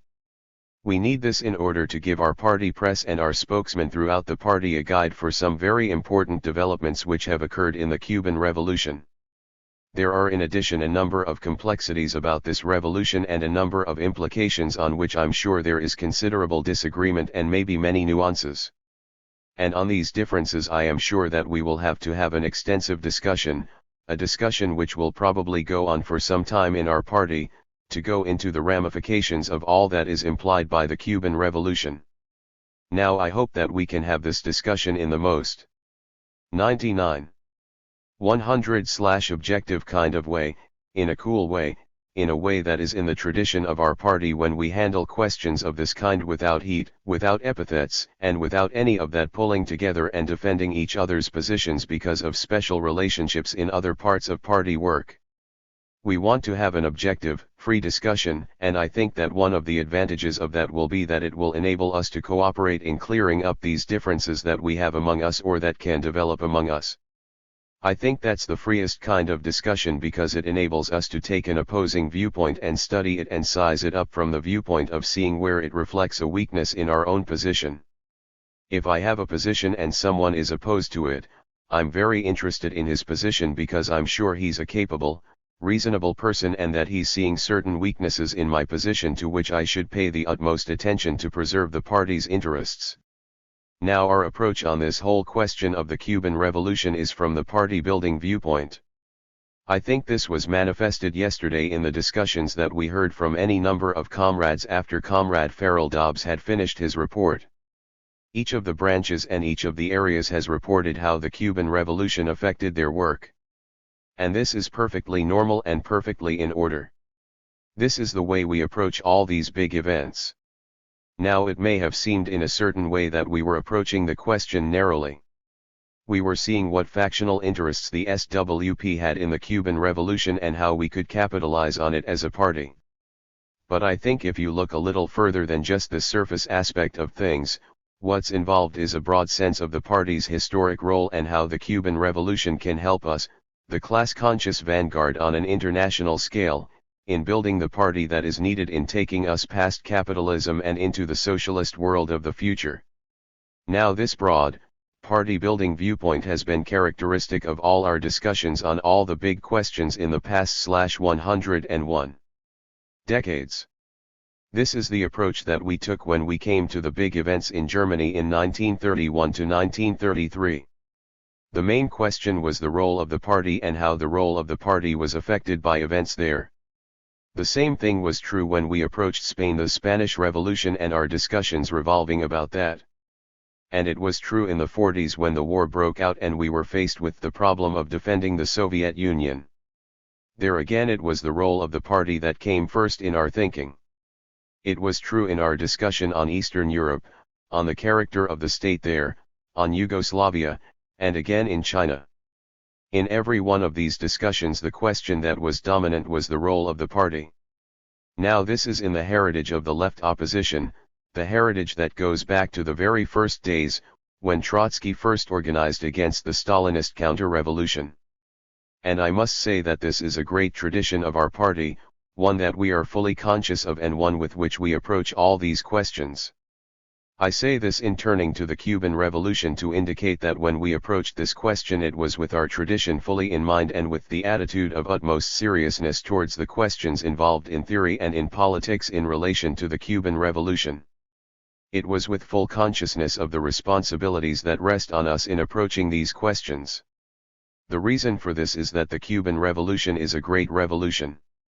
It's a revolution that can prove decisive for the development of our party and our co-thinkers in Latin America for years to come. We already see how the Cuban Revolution has become a pole of attraction in the radical movement in the United States, separating the various tendencies, cutting through them, beginning a new combination of forces in the United States. This is much more so in Latin America itself. The Cuban Revolution has now become a key issue in all political discussions in South America, forcing every party from the extreme right wing of the bourgeoisie over the whole spectrum 102/ into the working class, forcing them to take a position on Cuba. The Cuban Revolution is having the same effect in Latin America, as a key issue, as the Russian Revolution had in its day. The Cuban question now is comparable in Latin America to the Russian question some decades ago. In the United States, besides becoming a question differentiating the different tendencies in the radical movement, it has also become a key issue in foreign policy. There's no party now that takes a stand on foreign policy in the United States that can avoid the question of Cuba. So this is a very, very important question for us. Now, how did we begin our approach to the Cuban Revolution? We did not begin it from a theoretical level. We began it from a political level. The first thing we did was to determine what our attitude would be toward the Cuban Revolution as a whole, what our policy would be toward it. This was reflected immediately in our press, in the militant. Now we had no difficulty whatsoever reaching a political position on Cuba. Because no matter what the specific characteristics of the revolution might be, as a whole it obviously was a part of the whole colonial revolution that had been sweeping the Far East, the Middle East, Africa, and Latin America. Therefore, we supported it, as an automatic reflex. We supported it with all the more energy because it involved American imperialism, our own enemy right here at home. That's the approach on a political level. Now similarly, as this revolution developed, in each of its crucial stages, we had no difficulty in finding what our attitude would be, determining our policy toward each of these turns, and expressing it in the militant. For example, in January of 1959, when the people of Cuba moved in and took power in all the cities of the country and in Havana, and they held the tribunals, citizens' tribunals, where they put these criminals, these butchers of the Batista regime, on trial, we had no difficulty in stating where we stood on those tribunals. On the opposite side, the Democrats and Republicans and all the spokesmen of the /10 bourgeoisie also had no difficulty in stating where they stood, and we were on opposite sides of class lines. We had no difficulty there. We had no difficulty taking a stand on the agrarian reform, which began very early but which became codified in the law of May 17, 1959. We were all for that agrarian reform, the bigger the better, and it turned out to be a pretty big one. We had no difficulty in determining our attitude toward the bourgeois ministers who were in the Cuban government. Fresque, Pazos, Urrutia, and the others. We were glad to see them dismissed and kicked out. We had no difficulty whatsoever in taking a political position on these ministers and what should be done about them. I might say in passing that every one of these are now part of the counter-revolution, they are in one or another of the groupings that are located in Florida. Well, we had no difficulty in determining our political attitude toward the July 26 movement taking full responsibility in Cuba as the government. That was easy to determine. We said, yes, we're all for that, because this is something quite different from the bourgeois ministers, from those who seemed to be a facade for the revolution for a time. And we were all for them replacing the ministers in the various posts. We had no difficulty at all regarding the nationalizations in Cuba. We were a bit doubtful in the beginning whether they would go that far. We would wait and see what would occur. But when they occurred, we did not have the slightest difficulty in stating exactly where we stood. We're for those nationalizations, every bit of them, and the bigger the better. And they were plenty big. We had no difficulty on such key questions as the monopoly of foreign trade when it was done, first in the form of controls by the government over foreign trade. It became established, and we were for that because it was part and parcel of our whole traditional program as to what a country of that character should do as it moves forward to establish a monopoly of foreign trade. We had no difficulty taking a position on the planned 104F economy that began in Cuba in an early stage in very tentative forms and which is now rolling ahead. We had no difficulty saying, yes, we're for a planned economy. We have been for a long time. We think planned economies are a good thing. And we had no difficulty taking a position on the relations with the Soviet bloc. We said, that's very good. Cuba has found a possibility here for saving its revolution from being crushed by American imperialism, and we're all for that. We were for the aid that they got. And from the Soviet side, we were glad that they would give aid to the Cuban Revolution. We had no difficulty taking a position on that. And we had no difficulty taking a position on the extension of the Cuban Revolution into South America. Even in the tentative forms with which it was begun by the Castro forces, the July 26 movement, as they went to the various countries in South America, to Mexico and all the Latin American countries, and appealed to them for aid and for help, and suggested to these countries that they should imitate the Cuban Revolution. That's wonderful, that's a good way to defend the Cuban Revolution. All we could say is that we want more like that and stronger and better organized. On all these questions, which were key political questions, we had to take a stand. As the key situations developed, we had no problem at all in reaching political positions. Now on the theoretical side, the story is a little bit different. Besides the political side, the revolution has its theoretical side, and these are rather closely interconnected. Because it is very difficult to take a political position that is consistent without relating it to theory, to your most general positions. And even if you don't develop and discuss your theoretical positions publicly, still you have to have them in mind as you study the politics and decide what your political positions will be. They're very closely interconnected. Now we have let that side, so far as our press is concerned, remain rather in abeyance, and I will explain to you some reasons why in a moment. 105. At this point, still looking at things from a political viewpoint, it has become politically necessary to make a theoretical assessment. We can't just remain on the level of political events as they occur, we now have to turn to the theory of the Cuban Revolution because there is a political need for it. Let me explain that. First of all, there is a tremendous campaign being waged against Cuba by American imperialism. And one of its components is to picture Cuba as having gone communist, as having gone socialist, as having gone Stalinist. This is in all the bourgeois papers, the most responsible of them as well as the most yellow has this estimate. Now that faces us with the problem, what do we say? Do we agree or disagree with them, and if so, why? You're faced with a political problem here. You have to answer it. The same is true in relation to the radical movement. Other tendencies are characterizing the revolution, beginning with the July 26th movement. The July 26th movement characterized their movement in the beginning as humanist. But it doesn't take much reading now of the Cuban press to see that they are shifting and giving this humanism a socialist content and talking more and more about Marxism and about socialism and planned economies and of the example of the Soviet Union and of China. And if the July 26th movement is shifting this way, we are faced with a political duty to say if we agree or disagree. Are they wrong or are they right, and why? And it's not only the July 26th movement in Cuba which forces us in any case, even if no one else said anything about it. There are figures like Sartre, very important intellectual figures, that have a position. Is he right or is he wrong? And C. Wright Mills. I'm sure all of you have read Listen, Yankee. At least all those in this room have read Listen, Yankee.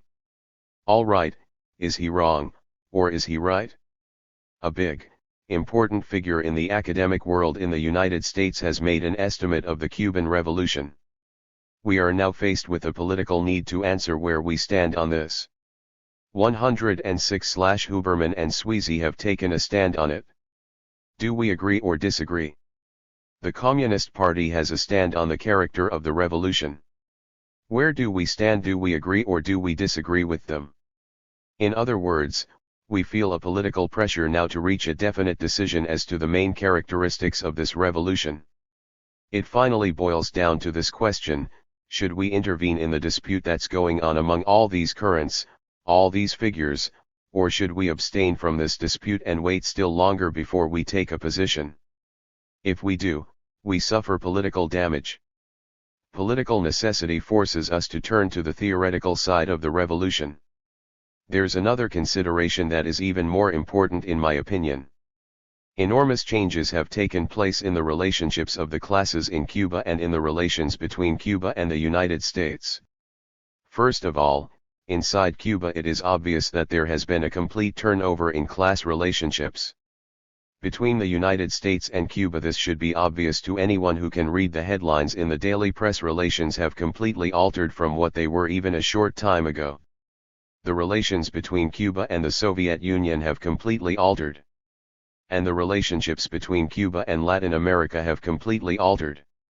Now our policies, our political policies, are determined by these changes.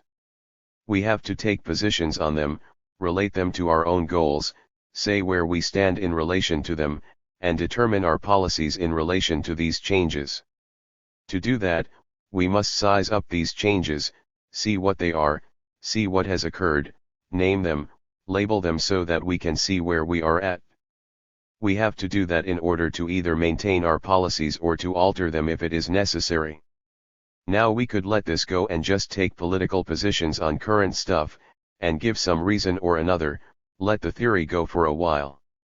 But it is highly dangerous to let such a gap occur between your theory and your politics. We know that from theory that theory itself at a certain point demands that we /107. Take cognizance of its needs too. And the reason for that is that theory links us with the past. It links us with all our past experience in revolutions, all our past experience with parties, and points the way in the long-range sense to the future, so at a certain point we have to take a position insofar as the theoretical side is concerned. Now I am bringing these questions up because I want to stress one point. Our interest in this theoretical discussion is not primarily terminological. We're not interested in this label or that label or simply in slapping a label on the Cuban Revolution. The real question that's involved here is to trace the actual stages of that revolution, to trace the actual shifts in the class relationships, the actual shifts in the political power in Cuba. That is very important.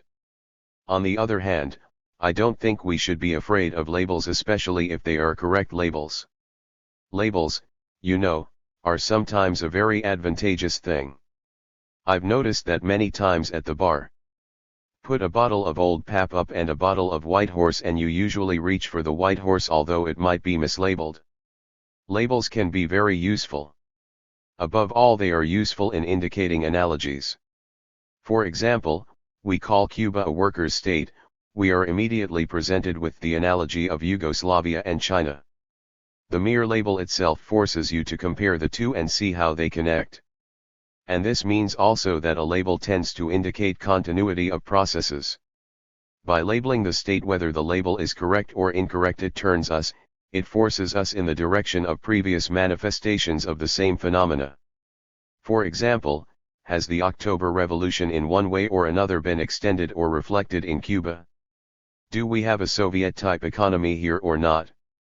These are all indicated as soon as you come to the question of labels.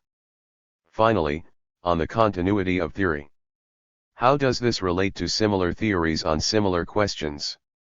It immediately points to the discussions we had on Eastern Europe, on Yugoslavia, on China.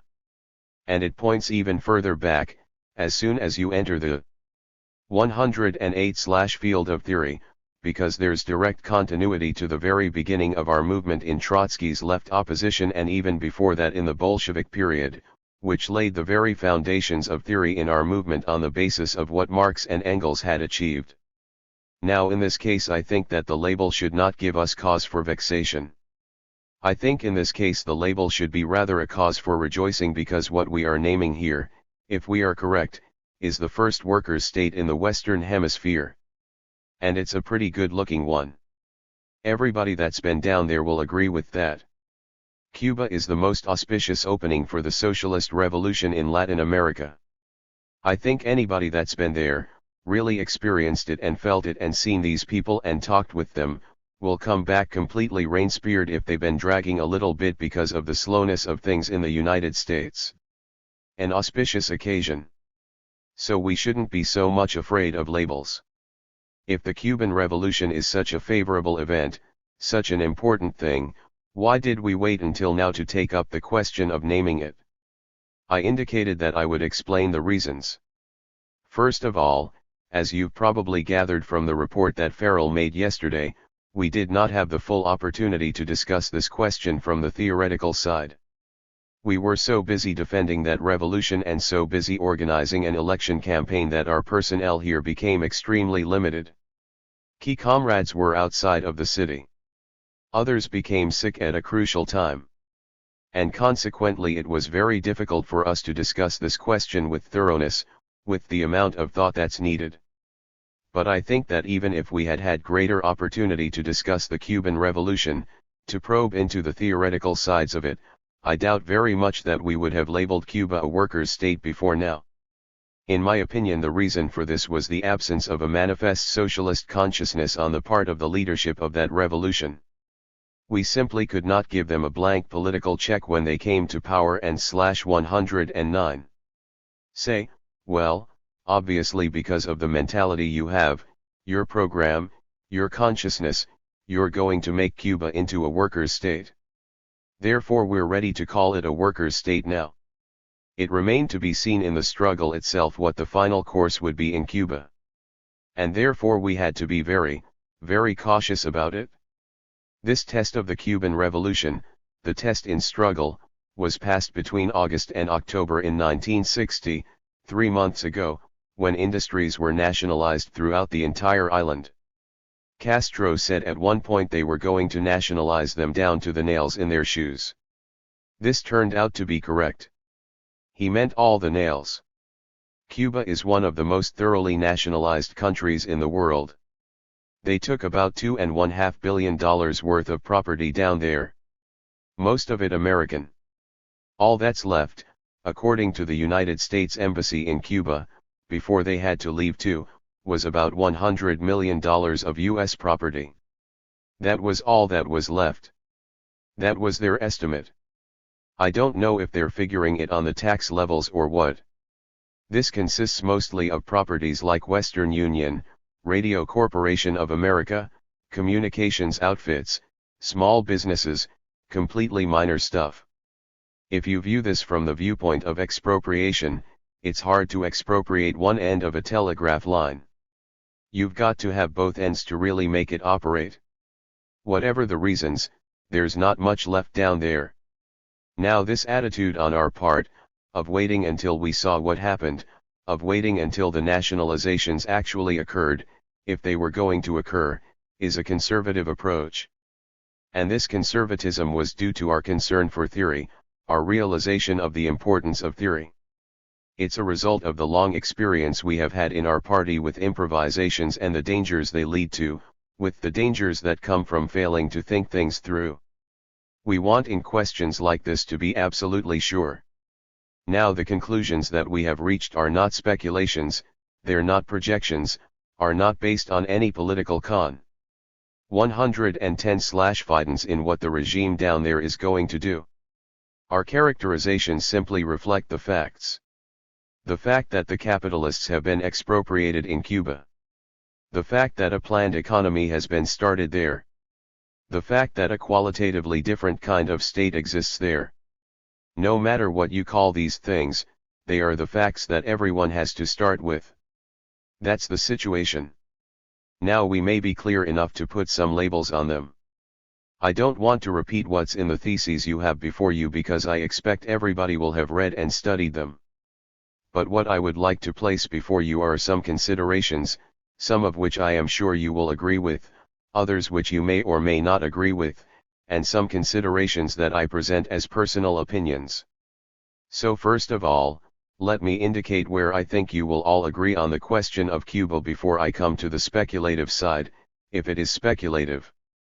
It is very important in beginning a discussion to understand what we agree on. It makes the discussion a lot easier. This is true whatever the nuances may be in all the various positions that are taken. The first fact I think we can all agree on is this, that the revolution began under a petty bourgeois leadership, whose program was largely bourgeois democratic. That's one of the things I think everyone will agree with, one reason being that the leadership itself recognizes that. The Castro leadership says that. Now there are two special things about this leadership. One is that it was extremely radical. It believed in armed revolution. They practiced it, they advocated it. And let me add that it's completely legal in Cuba. I don't say it's legal here, but in Cuba it's legal to advocate the armed overthrow of the government.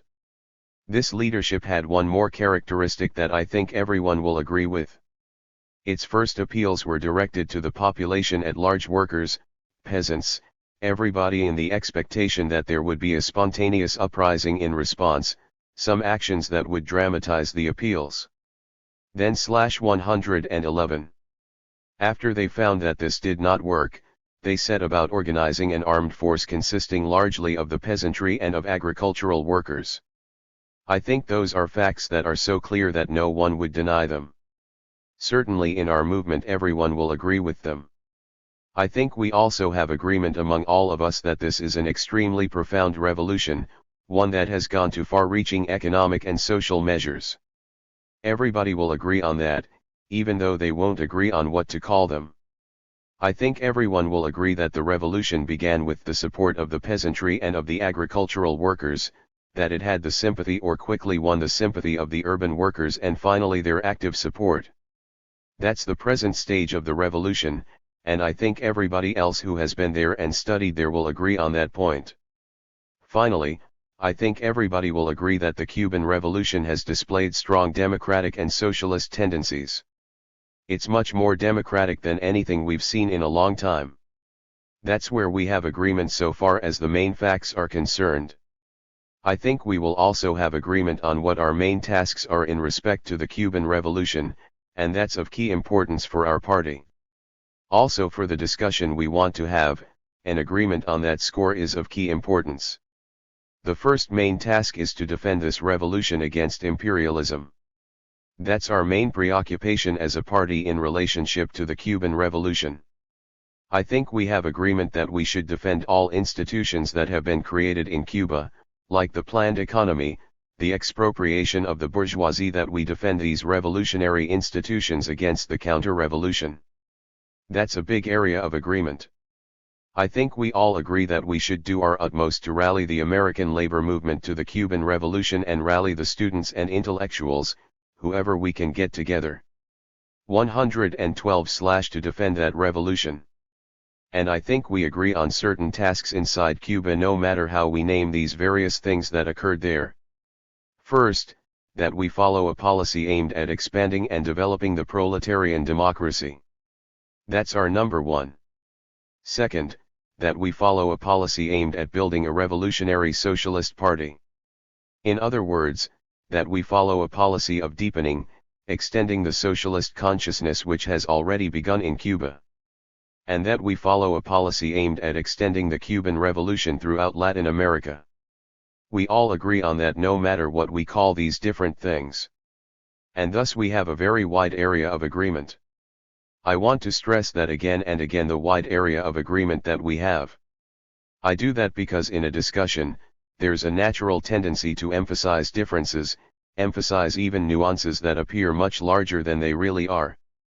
The fact is that our areas of agreement are so wide, so solid that we can afford to take things fairly easy on the other side.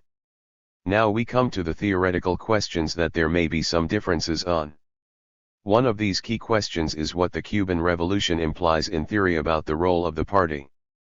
I said that on the practical side, at least for the SWP, there's been a new opportunity. This is visible to every one of us. This is one of the consequences of a revolutionary victory. There it stands in great contrast to the defeats that were suffered in the revolutions of the 30s, in Spain and Germany and so forth. We are now experiencing, as a party, a revolutionary victory with immediate impact on the United States. That's a tremendous thing for us.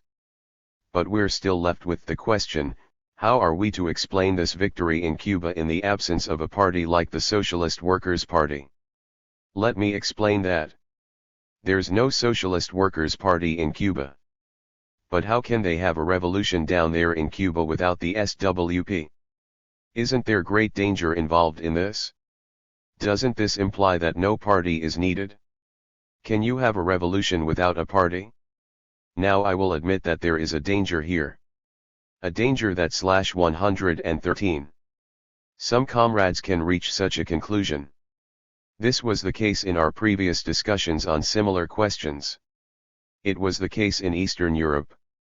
One of our fears was that this could lead to a revision among some comrades on the importance of the party. The same thing was true in our discussion of China. It was a foremost consideration in our discussion.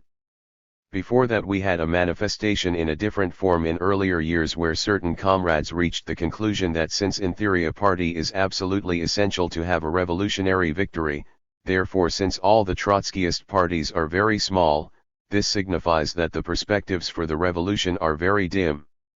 To answer this question regarding the role of the party in Cuba and how it was possible to have a revolution there, a successful one, without a party like the SWP, you have to find the answer not inside Cuba but in the international situation in which Cuba is locked and which affects Cuba from all sides. Cuba is not an isolated country. It is affected by the international situation. And the main factor impinging on Cuba is first of all the decay of imperialism, which has reached such a state as to impel people after people in country after country towards revolutionary uprisings. The second factor is the strength of the Soviet bloc, which stands as a great, enormous example in their minds, a revolutionary example.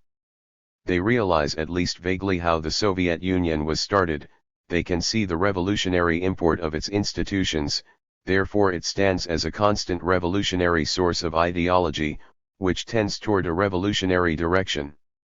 And finally, I think the other main factor in world politics which explains this is the default of the Communist Party in assuming revolutionary leadership for many decades. It has finally reached the point where people pressing toward revolution, which can no longer be delayed, revolutions which grow imperative, which are needed right now, put forward any leaderships which happen to be at hand. And so we have these revolutions, with varied successes. One after another of these situations. I think what these situations 114/indicate is not only the ripeness for revolutions but also the ripeness for the formation of a revolutionary party. It shows that side, too. That's quite evident if you stop long enough and think how rotten ripe this world is for the birth of a revolutionary party. Let me state once again what our concept of a party is, because I'm afraid that sometimes we tend to look at the SWP as it is. That's what we mean by a party, a revolutionary party. On that question, I think we have to say, yes, the SWP is what we mean by a revolutionary party, but also it's not what we mean by a revolutionary party. A yes and no answer. In program and in aim, yes. It's revolutionary socialist to the core. Personnel. Well, looking around here I can see a lot of people whose personalities need improvement. Mine's all right, of course. And I see a certain lack of forces here. We don't have a great mass party. You see, there's a lot of room for improvement in this party, both on the personalities that make it up, that's qualitatively, and also in the quantity of forces that we have at our disposal. So our tendency, therefore, is to take a very narrow conception of the party because it's what we see before us, the SWP. But even if we achieved a great mass base in the United States, which I'm sure would be a considerable step forward, even if we achieved that, we would still have a tendency, I think, towards a certain narrowness in our concept of the party. Now when we talk about a party, we mean an international party, one that is commensurate with tremendous international goals. We mean a party that is capable of taking the world working class and leading it forward to overthrow capitalism, which is an international system. From then on, leading the world out of capitalism to the socialist world of the future. That's what we mean by a revolutionary socialist party. A tremendous thing. One that is of the greatest historic importance. It's probably the greatest task that has faced humanity, the building of such a party.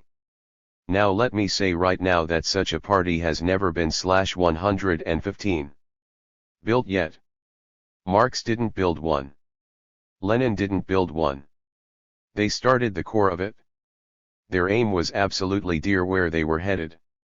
But they never conceived this party as simply a narrow, national party. They conceived it as an international one, one that is capable of the greatest task that has faced humanity, taking us from capitalism to socialism. When we say that capitalism is rotten ripe for revolution, we also say that the conditions on an international scale are rotten ripe for the construction of such a party, a tremendous international party that has all the knowledge and capacity, both political and theoretical, for accomplishing these great tasks. How are we going to build such a party? Will it be built in advance of the revolution? It would be very good if it could be, at least that's what the Cubans themselves say now. It would be good to have such a party in advance. The fact is that such a party has got to be built in the very process of revolution, as revolutions occur with varying degrees of success. That's the fact that faces us. In some countries I think we will be able to build national sections of the party before the revolution occurs, and in some countries, like ours, I think that is an absolute condition for success. In other countries the revolution forges forward faster than the party. That's an evident fact of politics now. So, when we say a revolutionary party, a revolutionary socialist party, we don't just mean a revolutionary socialist party in little Cuba or in little Guatemala or in little Costa Rica or in little Nicaragua. Those will be important sections of it. We are thinking of an international party on a major scale, in which these are component parts. Thus we come to the conclusion that there is great unevenness in the growth and development of this party.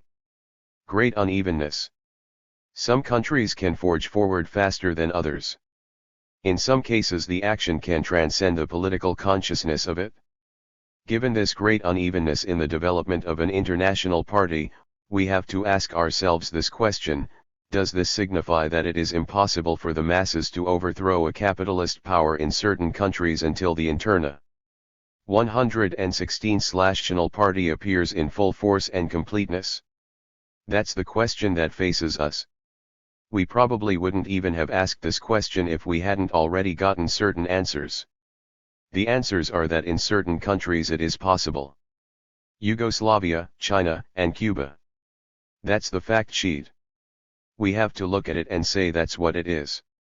I would say that in the light of those three facts, we would have to conclude that it is possible in certain situations, in certain countries, under certain conditions. It is possible for the masses to go as far forward as establishing a workers' state. Having said that, we immediately come to the question of limitations. These are tremendous. Let's just take the case of Cuba. First of all, there were great and costly errors committed in the Cuban Revolution. Great and costly ones. The revolution established a coalition government with bourgeois Democrats. That didn't help the revolution any. It led to a very ragged differentiation between the revolutionary forces and those that were counter-revolutionary, a process that's still proceeding in Cuba. That's the reason for all these defections that take place in Cuba. It's the flight of the counter-revolutionaries. There was a great error made in the relations between the Cuban Revolution and the American workers. One of the first things they did down there was to immediately break off all connections with the trade union movement in the United States. And George Meany said, "Thank you." He couldn't have asked for anything better than such an error on the part of the Cuban revolutionaries. Cut off their relations with the American trade unions. They've made considerable errors in the extension of their revolution in Latin America. They realized the general importance and need of it, but so far as actually carrying it out in a coordinated, organized way, it has been very, very slipshod, with any number of errors. We can see that in a practical way in our experience with the Fair Play for Cuba Committee. The thing never seemed to get off the ground. It operates in a way that is completely alien to all our concepts, not only our concepts, /117, but alien to the needs of the Cuban Revolution. That's one of the problems that has arisen because of the lack of a revolutionary party in Cuba. Take it from the economic side. Look at the delays that occurred down there in the process of the revolution. In expropriating the properties, they had to wait until they were pushed into it by American imperialism, slapped around. Then there was a response, a defensive reflex to these blows struck by American imperialism. They were stumbling, fumbling, losing all kinds of valuable time which the bourgeoisie in the United States utilized in order to prepare the ground psychologically for their counter-revolution. 2 years of time, a year and a half at least, was wasted almost, while the bourgeoisie in the United States, step by step, got prepared psychologically for the counter-revolution. Finally, we come to this big error in the Cuban Revolution, its big limitation, and that is the lack of the development of democratic forms of rule. To any Trotskyist, any revolutionary socialist, it jumps out before your eyes, the weakness of the revolution on that side. And that weakness derives primarily from the weakness of the leadership, of its consciousness. All these things tell us the limitations of this workers' state that has appeared in Cuba. And this side is just as important as the other side. That is, the recognition of what is positive about that revolution. So, a success like the one in Cuba demonstrates not that a party has become superfluous. Instead, what it demonstrates is just the opposite. It brings forward with new imperativeness the need for an international party of the kind I've tried to indicate in just a few sentences. That is, the need it has demonstrated is the need for Marxist political consciousness that takes the organized form of a party. If you view that revolution as uncompleted, it's very easy to see then that this is the big need of the moment. An uncompleted revolution in transition, and what it needs for completion is a revolutionary socialist party. But if you view that Revo 118/Lucian as completed, as being finished, then you can say, well, what do you need a party for? You can have a completed revolution without a party. So it depends how you view that revolution, what conclusion you will come to about the party. Well, we come to this question: what kind of consciousness has appeared in Cuba? What occurred down there? What are the perspectives for the development of revolutionary consciousness, revolutionary socialist consciousness in Cuba? The fact is that the consciousness is beginning to appear in Cuba. Dick Garza called my attention to the magazine Verde Olivo, the official publication of the armed forces. There's an article in there by Che Guevara, and there are others in the Cuban press, if you follow it closely enough, in which he takes up the question of Marx and Marx's contributions. A very interesting article. He says Marx foresaw the laws of the Cuban Revolution. He says these laws exist objectively. Marx didn't just bring them out of his head. Marx was reflecting a reality. Marx saw these laws long ago. We were hazy about these laws, but we discovered them in practice. That indicates how the consciousness of this revolution is developing in the mind of one of its leaders. There are many interesting things in that article. For instance, he says, they ask me if I'm a Marxist. That's like asking a physicist if he is a Newtonian, or a biologist if he is a follower of Pasteur. This has all become part of the body of human knowledge. You can't operate in world politics without knowing something about Marx. In a vague way, everybody has this consciousness.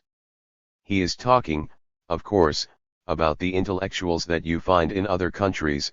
In Latin America, he wasn't talking about the United States and the workers here and the intellectuals in the United States. It's a reflection of a political culture that you find much more advanced in other countries than you find in the United States. This process that occurred in Cuba, this action of the Revo/119 Lucian, was bound at a certain point to have a reflection in consciousness. They did actually follow the laws of the revolution in practice. But that had an effect on their minds. What's impressive and important is that some of the leaders at this point are aware of this interconnection. They state this publicly. Now, as soon as I mention this, let me qualify it. When they state this publicly, they also include references to Stalin. This is a very important consideration. It may be that this is due to diplomacy, their relations with the Soviet Union. It may be a political price they are paying for the political aid. It also may be a stage in their development. They may have to go through this development in their own mind of really probing Stalinism. Their first assumption may be that it is revolutionary. We hope that it won't mean a retrogression. But under the oppression of American imperialism and the demands of the Soviet bureaucracy, the Cuban revolutionary leadership can retrogress in their thinking. We hope that they won't. We struggle very, very hard, as much as we possibly can, to prevent it. That's one of the key questions with us to fight for the soul of the Cuban Revolution. We have on our side this fact: we do know that the central leadership in the Cuban Revolution is aware of Stalinism in general and does not like it. Mills's report is a very accurate one on the thinking of the leadership in the Cuban Revolution, that is, the anti-Stalinism. but they are under tremendous pressures, with American imperialism on one side and the Soviet bureaucracy on the other, and they make some very unwarranted concessions. But besides the leadership there are also the masses in Cuba, the workers and the peasants. They are learning Marxism in the class struggle. They are learning it in the class struggle with the United States, and Eisenhower has given them some very eloquent lessons in it, and I think Kennedy will follow up his predecessor in giving them even more advanced lessons in the class struggle. Besides this, there is the alliance with the Soviet bloc, which is having a big impact on the thinking of the masses. 120/there. The example of what's been done in the Soviet Union, its culture, its achievements, science, planned economy, all of that is now making a big impact on Cuban thinking. Finally, there's the publicity in the press that's now appearing about Marxism, even though it is tainted with Stalinism, it is having an impact on the thinking of the masses in Cuba. It, too, is a reflection of the thinking, of the shift toward revolutionary consciousness. Thus, I would say that the conditions are becoming very favorable now in Cuba for the development of revolutionary socialism, that is, formation of a contingent or section of this big international party we are thinking about. I am coming to my conclusion now. This is the opening stage, in my opinion, of the socialist revolution in Latin America. One small island off the coast of that tremendous land mass. And there are certain lessons we can already draw, I think, about the revolution, what this revolution shows us about what's going to happen in Latin America.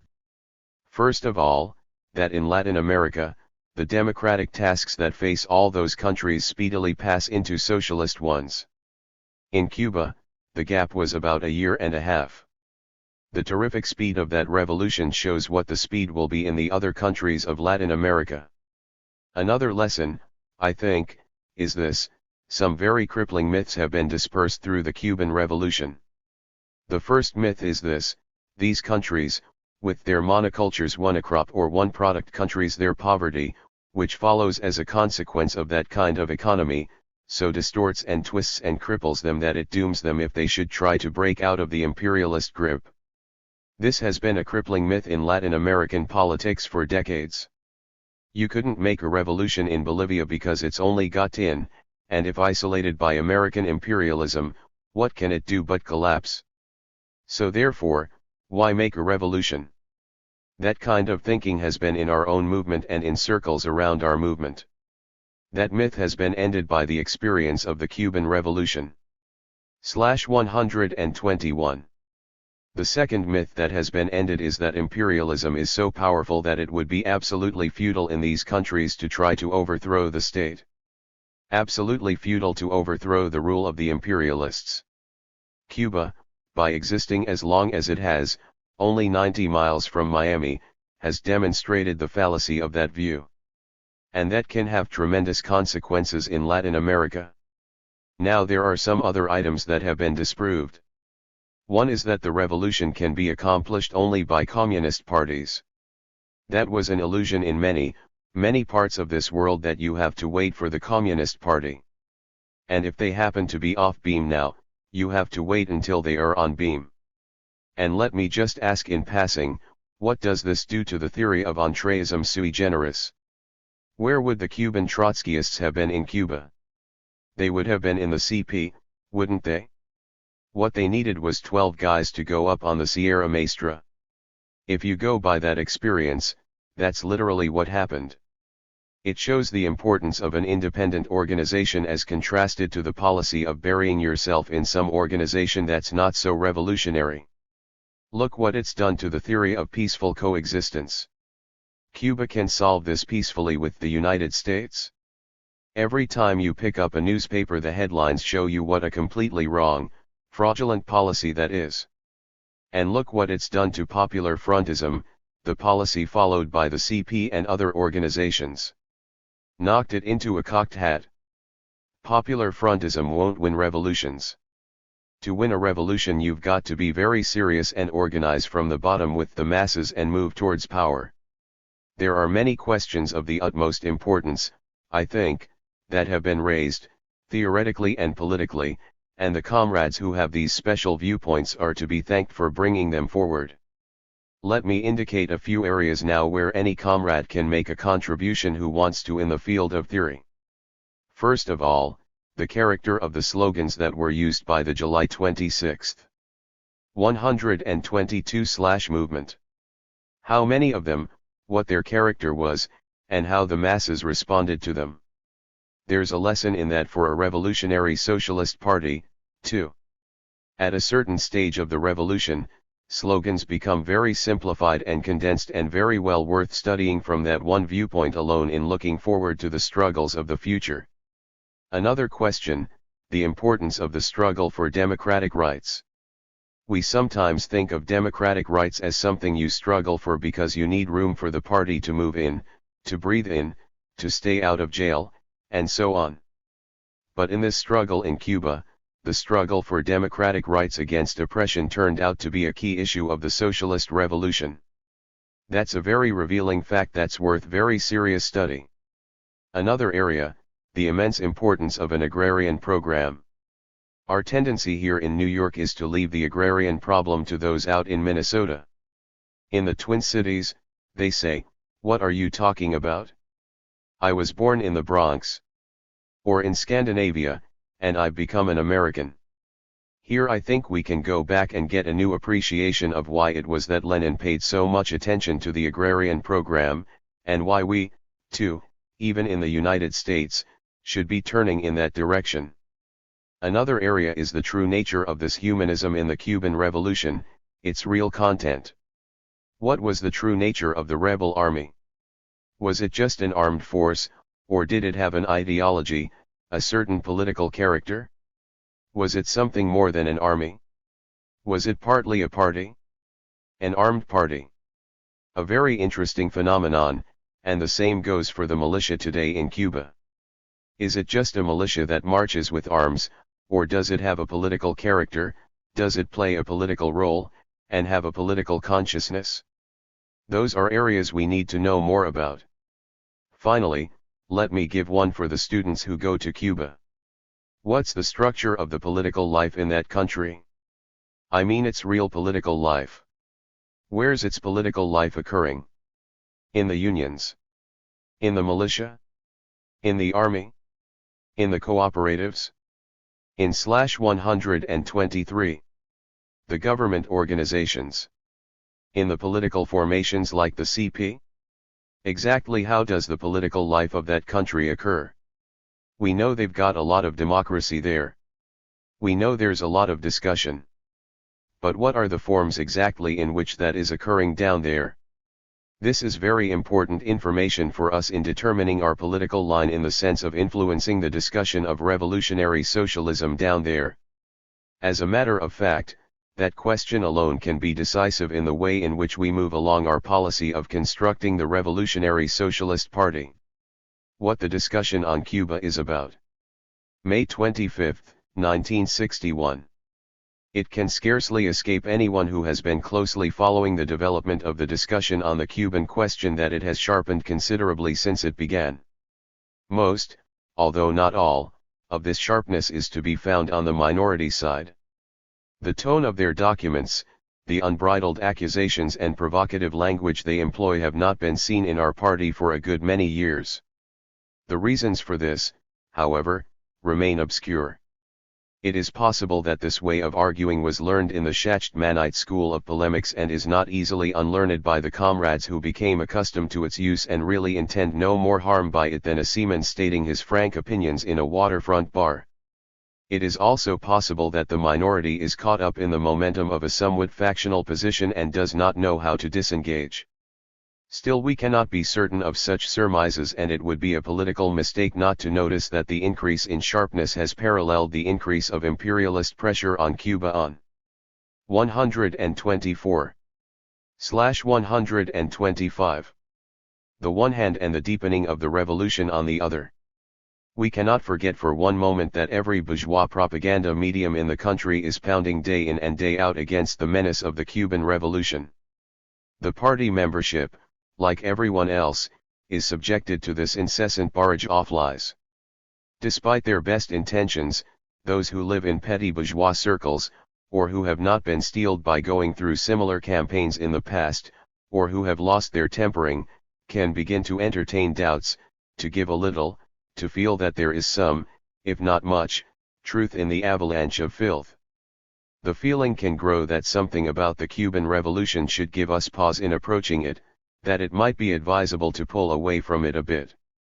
These hesitations and doubts can be transformed into hesitations and doubts about the wisdom of the positive course the party has been following toward the Cuban Revolution.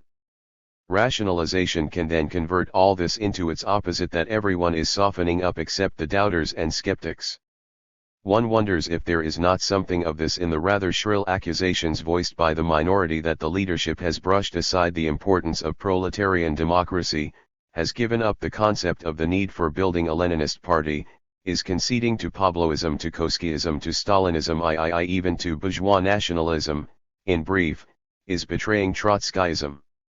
If such social pressures are operating, then it will be more difficult for the minority to reconsider the untenable position they find themselves in. If the pressure of bourgeois public opinion is not involved, many of us hope that the minority leaders, in case of future differences, will carefully assess the bad impression made by the tone and style of polemics they have indulged in. So far as the record reads in the discussion bulletin, the differences began over the draft theses on the Cuban Revolution, submitted by the political committee. These are dated December 23, 1960, and were approved by the plenum of the 126/National Committee on January 14, 1961. The ostensible answer to this document is The Cuban Revolution and Marxist Theory, submitted by Shane Mage, Tim Wohlfarth, and James Robertson. This is dated August 17, 1960. Evidently something is askew. In what crystal ball was Comrade Shane Mage, the main author, able to read and criticize the draft theses, 5 months before they were written? Even more remarkable, read and criticize them before the particular events in Cuba which caused them to be written? The fact is that these three comrades make no claim to such prescience. Their article was a reply to a piece I wrote in July, The Character of the New Cuban Government, which I submitted for the consideration of the National Committee. Apparently the three authors considered their reply to this analysis of the character of the government so much to the point and so solid that it was also an adequate reply to the subsequent analysis in the draft theses of the character of the state after it had changed qualitatively. Let us consider a little more closely the differences as they stood last August, almost a year ago. Cuba did not yet have a workers' state. But it did have the Castro government, a government that emerged with the disintegration of the coalition government that had been brought to power by the revolution after Batista fled. The Castro government was of extraordinary interest from the viewpoint of Marxist theory. It was clearly a petty bourgeois government, but it was carrying out measures which affected the structure of the state, such as smashing the old army and police force, and which, if continued, would inevitably lead to a qualitative change, the displacement of the capitalist state by a workers' state. This government, only 90 miles from Florida, and inviting inspection by anyone interested, was available for first-hand study. The fact that it was not headed by either a revolutionary socialist or a Stalinist party made it all the more important, for it provided, if that is possible, a virtually pure case of this kind of government as a type. Any interested Marxist theoretician /127 could have analyzed it on a strictly empirical basis. We did this, but we also checked the records to see whether anywhere in Marxist literature this type, as a type, had been anticipated. We found such an anticipation in the documents of the first 4 Congresses of the Communist International, which Trotsky included as part of the programmatic foundation of our movement. The aim of this research work was not only to arrive at a correct understanding of the nature of the Castro government but also to provide a sound theoretical base for a political approach to it. This was especially necessary, for there was no way of knowing in advance how far the Castro government would go in changing the character of the state or at what pace. The correct transitional slogans applicable to such a government had to be selected. Not much original work was required for this, they had been outlined in the main by the Bolsheviks at the Fourth Congress and indicated again in the 1938 Transitional Program. In view of some of the misapprehensions that have appeared in the subsequent discussion, I want to call sharp attention to the fact that in analyzing the character of the Castro government, I abstracted from the character of the state.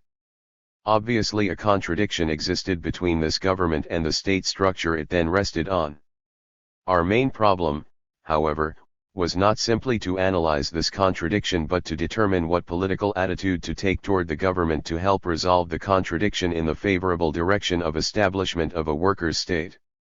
The contradiction was resolved at breakneck speed, thanks to the help of American imperialism, and sooner than we might have expected we were able to analyze the development after it occurred and with the mighty assistance of empirical facts. Turn now to the reaction of comrades Mage, Wolfarth, and Robertson and note how ill-considered their August 17 response was. They attempted to analyze the character of the state, which I had not brought up, but on the character of the 128 government, excepting for the label, they agreed. This is easily proved. By recognizing the new Cuban government as a workers' and farmers' government, I wrote in my July article we indicate its radical petty bourgeois background and composition and its origin in a popular mass movement, its tendency to respond to popular pressures for action against the bourgeoisie and their agents, and its capacity, for whatever immediate reasons and with whatever hesitancy, to undertake measures against bourgeois political power and against bourgeois property relations. The government is specified as petty bourgeois with descriptive particularizations. A month later Mage Wolfarth Robertson wrote, the Cuban government is a democratic middle-class regime basing itself on, and under continual pressure from, the workers and peasants. They specify middle class, noting it is under continual popular pressure. Having agreed in essence, the authors berate the label used by the Bolsheviks for this type of government. Is this self-evident description, they say, referring to the sentence quoted above about a middle-class regime, any less useful than the abstract, arbitrary, and false label workers and farmers government? With this keynote, they have been delivering moralistic lectures ever since on the evils of a fetishistic attitude toward labels. Perhaps this freedom from fetishism in such matters will permit them eventually to compromise and accept the label used by the Cubans, revolutionary government. Asterisk. So much for the preliminary discussion on the character of the government, which involved but a single aspect of the revolution, although one of considerable importance at the time. The basic document of the minority was completed on the eve of a truly immense event. The increasingly heavy blows which American imperialism dealt the small republic were answered by a series of counter-blows that toppled capitalist property relations both foreign and domestic in the commanding sectors of industry in August-October 1960. There could be no doubt about it. Cuba had become a workers' state. The minority comrades, however, scarcely raised their eyebrows. They evidently felt that they had anticipated this with the arguments they had advanced in their August 17 document. It is true, I admit, that they did include a discussion of the character of the state in Cuba.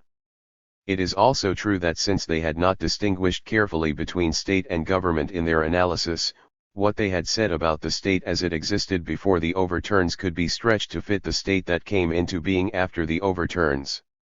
Although they were talking about the state as it existed before August, and not after October, it was all one and the same thing so far as they were concerned. Even under prodding from the majority, the minority comrades did not shift on this. Comrade Mage in fact sought to bolster the August 17 document by further arguments in The Nature of the State in Cuba, an article dated April 14 to 18, 1961. He affirms, "We have thus termed the Cuban state neither a capitalist state nor yet a workers' state, but call it a transitional state." Previously the adjective was developing. This novel type of state can shift towards either a capitalist state or a workers' state without a civil war, the minority comrades inform us. It can become a workers' state through institutionalizing workers' democracy.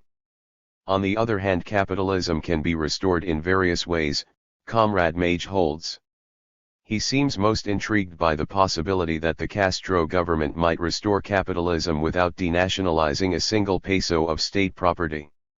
As he visualizes it, through large annual dollar payments for compensation, interest and debt amortization, state property would in essence constitute a means for the extraction of surplus value from the Cuban proletariat and peasantry and its transfer to U.S. capitalists. 11 Comrade Mage declares that this would make it a capitalist state. It would be bizarre to debate today whether surplus value extracted at gunpoint from this hypothetical state would make it capitalist. On such grounds it can be argued that the Soviet bureaucracy is capitalist because it robs the Soviet workers or because the Soviet Union in some fields has an unfavorable relation with the world market. Meanwhile we are faced with the real question, what is the character of the state in Cuba today? Developing or transitional, responds Comrade Mage. The answer will not be found in Cuba, 11 The August 17 document emphatically declares.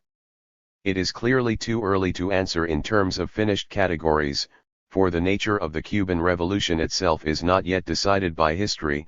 11 The same document continues just as emphatically. Comrade Mage affirms this once more just as emphatically in his April 14 to 18 article, the nature of the Cuban state is not yet determined by history.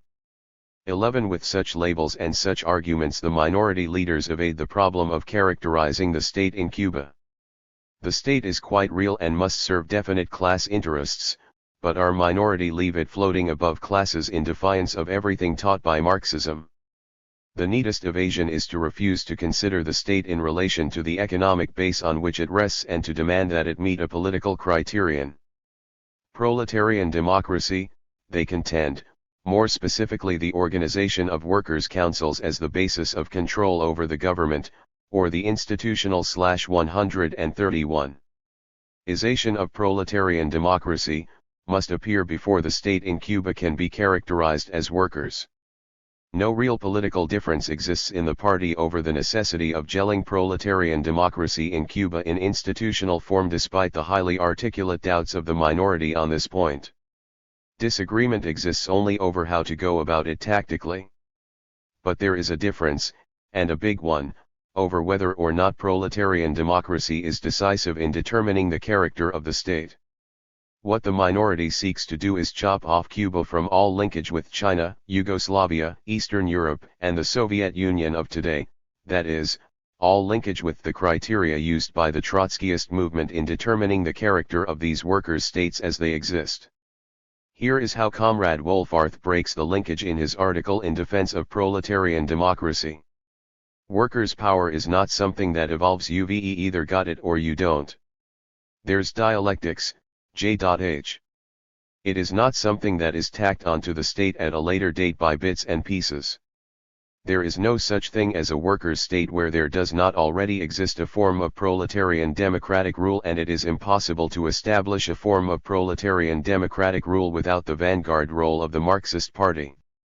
To say otherwise is to destroy the whole theoretical system of Trotskyism. Wolfarth's emphasis helps distract attention from the very next sentence, where he is forced to contradict at least half of his underlined assertion. J.H. There is of course such a thing as a deformed degenerated workers' state, but this concept has been so far used by our movement only to apply to the Stalinist thermometer and the extensions of this thermometer into Eastern Europe and parts of Asia. The parts of Asia include China with its almost 700 million people. J.H. Comrade Mage makes the same point more clearly in his article The Nature of the State in Cuba. It is worth quoting at length, for it constitutes the main pillar of the minority position. Originally Marxists identified a workers' state as the political instrumentality of the democratic rule of the proletariat subsequent to the smashing of the capitalist state apparatus.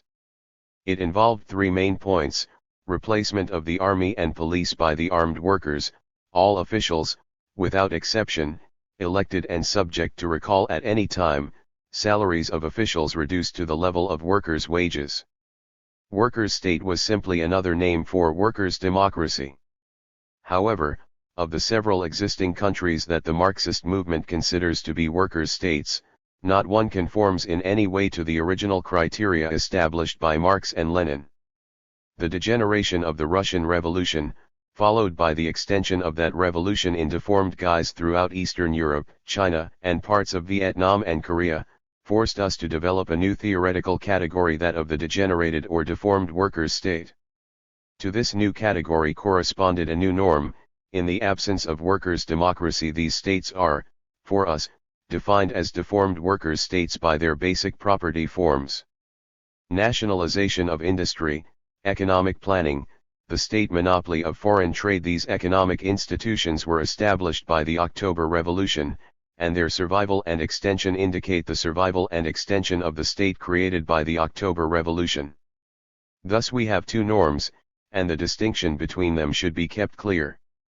One applies to the victory of the socialist revolution, the other to its degeneration or extension in distorted form.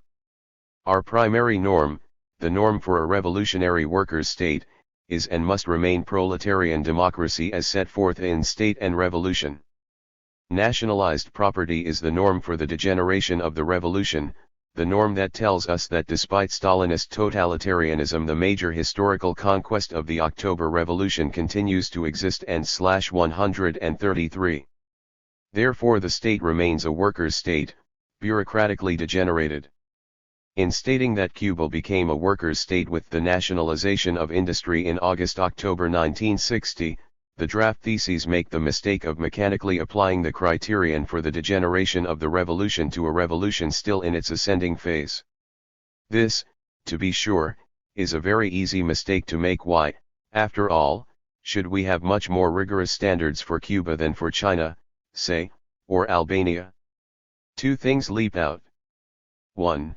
If the Stalinists had been thrust into power in Cuba, Comrade Mage, making obeisance to the label deformed, would be forced, if he went by his criteria, to recognize Cuba as a workers' state.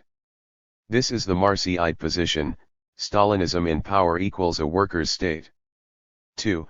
Both Comrade Walforth and Comrade Mage, by attempting to use different criteria in Cuba from those used in the other workers' states, compel us to re-examine our previous positions. The reason for this is that the Cuban leadership did not find their ideas in a patch of royal palms. They drew from the world in which Cuba exists. They themselves state their awareness of the example of those parts of Asia known as China and Indochina. If we are using the wrong criteria in Cuba, then we must ascertain whether they were not wrong for related parts of the world where similar phenomena occurred. 134. The minority comrades themselves in their own way recognize the intimate connection between Cuba and the other workers' states when they argue, look how long it took the SWP to recognize China as a workers' state. Surely we can afford to wait. Similarly in the case of Cuba. The delay was not felt at the time as a virtue. It was occasioned in part by precisely the same consideration that Comrade Mage raises in the case of Cuba. Is it correct to use the same criteria for an ascending revolution as one in decline? Isn't there a qualitative difference? If we recognize China as a workers' state, doesn't that destroy the whole theoretical system of Trotskyism? It is an amazing fact in Cuba, some of the comrades are in reality feeling for the first time the impact of China. This seems particularly true of those in Britain who are looking aghast at the Cuban Revolution. If ever there was a revolution that called for the category of ascending, it was the Chinese. A quarter of the human race participated in it. The element of direct Russian participation, which loomed large in Eastern Europe, was relatively minor in China. It involved turning over captured arms to the Chinese armies. True, Russian forces were in occupation in northeast China, but they did not oversee an upset in property relations as they did in Eastern Europe. Instead they carted off a good deal of equipment, including entire factories, as was the case in the first stage in the occupation of Eastern Europe. An indication of the difference in the setting was the ultimate withdrawal of Russian forces from China, something that has not yet occurred in Eastern Europe. The scope of the forces, the depth of the revolution, its relative independence, all were in striking contrast to Eastern Europe. It was completely clear to us at the time that so far as rise or decline was concerned, the Chinese Revolution came much closer to the 1917 upheaval in Tsarist Russia than it did to the overturn in Eastern Europe. While defending this revolution to the best of our ability and resources inside the United States, we watched its development on the Chinese mainland with the most absorbed /135. The character of the Mao leadership was no mystery petty bourgeois, Stalinist variety. The formation of a coalition government with the bourgeois democratic elements came as no surprise. The proclamations promising to preserve capitalist property relations were not unexpected. Neither the promulgation of the four-block theory nor the overtures toward American imperialism astounded anyone. Then Truman took a hand. He not only spurned the overtures, he plunged the United States into Korea and American troops went up to the Yalu. Truman ordered a tight economic and diplomatic blockade and stationed the 7th Fleet in the Formosa Strait. The People's Republic of China responded with counter-blows. These included not only military measures, but the toppling of capitalist economic relations in China. The petty bourgeois government power set up a qualitatively different state structure, based on the expropriation of the bourgeoisie and the institution of planned economy. Did we automatically slap a label on that? We are not fetishists about nomenclature, but we hesitated. This petty bourgeois government had come to power at the head of an insurgent peasantry through the medium of peasant armies that surrounded the cities and took them like fortresses. Neither the working class nor a revolutionary socialist party stood at the head of the revolution. It was an ascending revolution, not one in decline. It was bound to have immense repercussions, not only indirectly by altering the world relation of forces, but directly as an example. By labeling this a workers' state, not only were we faced with the problem of seeing how it fit in with Trotskyist theory, but we were faced with the problem of whether it might not be repeated to one degree or another. But not to call it a workers' state offered no satisfying solution. If we left the label capitalist on it, we had to admit that it was certainly a faded and badly tattered bit of paper. It left us with the question whether or not this type of capitalist state was an advance over the old type and whether or not we would 136/defend it against all efforts to replace it with the old type. We did not have that much concern over retaining a label. We decided that it was better to recognize the reality and call it a workers' state. To indicate that it was dominated by Stalinists, we used the same qualification as in Eastern Europe, deformed. This was not a too satisfactory adjective, but no one came up with a better one. Whatever credit is to be granted for first using it goes, I think, to Pablo, although he was not the first to designate the Eastern European countries as workers' states. And how was such a turn in history to be accounted for? By the international setting in which the Chinese Revolution occurred, the decline of world capitalism, the victory of the Soviet Union in World War II, its influence over the Chinese leadership, and the blows dealt by American imperialism, which, by arousing counter-blows, forced through the far-reaching changes. Having taken our time on China, any need for delay in the case of Cuba was eliminated. The main problem was already solved. If the great big pill of China tasted bitter to anyone, Cuba should have proved a welcome chaser. It not only confirmed our analysis of China, but Cuba contrasted most favorably in many respects, not least of all in the sincerity, honesty, and humanism of the Castro leadership. Despite the strong centralism of its underground organization and its extreme reliance on the will of a single leader, its innate tendency has been demonstrably democratic.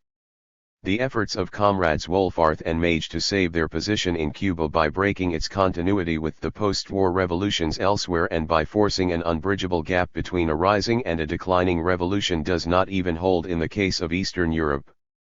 As we discovered in analyzing Yugoslavia closely, a revolutionary movement existed. A revolution occurred. Peasant forces, mainly guerrillas, were very prominent, and the leadership was petty bourgeois, again of the Stalinist variety, although with sufficient difference perhaps due to the strength of the revolution itself to avoid the fate of Rajk and the other victims of Stalin and to strike in /137. Independent course when Moscow attempted a crackdown. Even in the bureaucratically managed overturns in Czechoslovakia, Hungary, etc., the revolutionary element, although highly distorted by the Kremlin's direct control, could be traced. For that matter, the smashing of the cordon sanitaire in Eastern Europe was never regarded by us as a mere extension of the counter-revolutionary Soviet bureaucracy. The extension also brought with it Soviet property forms. Their extension constituted not a decline but a rise in the revolution both in Eastern Europe and in the Soviet Union. In all these cases, the criteria that guided us were, l. the smashing of bourgeois property relations, 2. the nationalization of economy, 3. the establishment of a monopoly of foreign trade, 4. the establishment of planned economy, and 5. the establishment of a state committed to the preservation of these gains. Although the minority persistently leave out the first criterion in discussing this question, I rather think that they will give up trying to saddle the majority with the simplistic position of standing on nationalizations alone as the decisive criterion for a workers' state and grant that the smashing of bourgeois property relations is the primary criterion in determining the character of the state in every instance. But this combination was also decisive in the Bolshevik Revolution in determining the character of the state. It was contained in the program of the Bolsheviks, and if Russia was called a workers' state in 1917, it was because everyone knew that the contradiction between the government power and the capitalist state it took over would be resolved by the establishment of a new state structure conforming to the Bolshevik program. Let us not fail to observe, however, that the promissory note did not in itself wipe out the contradiction. This was only resolved in life itself, as Trotsky was to point out when he came to study the contradiction between the petty bourgeois Stalinist power and the workers' state it rested on. What was it that Comrade Mage said? Thus we have 138 norms, and the distinction between them should be kept clear. One applies to the victory of the socialist revolution, the other to its degeneration or extension in distorted form. Note what happens now under this artificial double standard. Our primary norm, the norm for a revolutionary workers' state, is and must remain proletarian democracy as set forth in State and Revolution. Nationalized property is the norm for the degeneration of the revolution. That emphasis is Comrade Mage's. All our analyses of China, Yugoslavia, and the rest of Eastern Europe are held useless in the case of Cuba. All Trotsky's contributions in connection with the degenerated workers' state, the great contributions that made possible our analyses in the post-war revolutionary period, are likewise held useless. The board is wiped clean. That's not all. Our theoreticians have us setting up norms for a socialist revolution in degeneration or extension. What we have actually done in Trotskyist analysis up to now, however, is to ascertain what socialist-type institutions were detectable in the degeneration or extension of a socialist revolution. To call them workers' states, we have demanded more than nationalized property, as I have indicated above. And these institutions are not different in principle from those of a socialist revolution in its rise. They are less or more healthy or strong, but not different in principle. As an exercise in the practical application of theory, let's go to Cuba and try out the simplistic norm which the minority leaders insist upon, leaving aside all we have learned in analyzing the other workers' states. A quick check reveals no workers' councils in Cuba, in fact no institutionalized forms at all of workers' democracy. Therefore, in accordance with this method of analysis, we are forced to conclude that no workers' state exists in Cuba. It didn't take us long, did it? Short, sweet, and not very wordy. No danger either. No danger of conceding to Pabloism, or Trotskyism, or Stalinism, or bourgeois nationalism. Not much need to study either. Just bone up on the text of State and Revolution, a short pamphlet, and you've got it. And not much need to follow events closely. They took over $2 billion of capitalist property. So what? They didn't set up Soviets. Let that August 17th reply to Hansen stand. And Comrade Robertson, giving the comrades of the New York local the benefit of his familiarity with obscure texts, adds, the stuff about a workers' and farmers' government is irrelevant, a misapplication of some weird discussion or other at the Fourth Congress way back when in 1922. Unfortunately for this peaceful world of the doctrinaire, Cuba still exists and only 90 miles from Florida. Tell us, please, do bourgeois property relations still exist in the key sectors of Cuban economy? Yes or no? Have the property holdings of the big capitalists and landlords been nationalized? Yes or no? Has a monopoly of foreign trade been established? Yes or no? Has a planned economy been instituted? Yes or no? We shouldn't bother you with questions like this about the real world of today. Why not? Can't you find something on them in at least a footnote in the text of State and Revolution? And what about the revolutionary government in Cuba deciding after considerable delay that the revolution is socialist in character? Does this have no meaning? No connection with the tremendous revolutionary changes in Cuba? No connection with the other workers' states? No relation to the increasing number of articles about Marxism and socialism, about the achievements of China and the Soviet Union appearing in the Cuban press? Please, comrades, tell us what we are to think of all this, what we are to say about it to the rest of the world, how we are to answer the charge of Wall Street that Cuba has gone communist, of other radicals that it has gone Stalinist, of the belief of the leaders of the Cuban Revolution that it has gone socialist? 140/above all, tell us where we may find the criteria that will enable us to deal with this strange phenomenon unprovided for in the text of State and Revolution. We have not yet finished. If workers' councils were set up, and we know this is possible even where a relatively strong capitalist state exists, what program would you suggest that they carry out to establish a workers' state? Smash the capitalist army and police? Already done. Nationalize the holdings of the big capitalists and landlords? Already done. Set up a monopoly of foreign trade? Already done. Establish a planned economy? Already done. We know there are tremendous political tasks for workers' councils in Cuba, but just what would you propose they do on these social and economic questions? When the workers' councils appear, how do you propose to explain the key tasks that they would normally assume in establishing a workers' state were performed before they appeared? How explain this inversion of sequence? Of course there is an alternative. You may hold that since the discussion of such unheard of things is not to be found in the text of State and Revolution, the doctrine gives us no choice but to conclude that the tasks normally assumed by workers' councils have all been carried out by petty bourgeois democrats on the basis of a capitalist state. But if this is so, shouldn't we write Castro and tell him he is wrong in calling the Cuban Revolution socialist? Perhaps we should add a PS admonishing him for light-mindedness and undue haste in such matters, a particularly reprehensible weakness when it can all be done under a capitalist label. At this point let me consider one of the most forceful arguments advanced by Comrade Mage in behalf of his neither here nor there state. Is the idea of a transitional state something hitherto unheard of in history and Marxist theory? Not as far as our movement is concerned, at any rate, even if we haven't specifically used the term.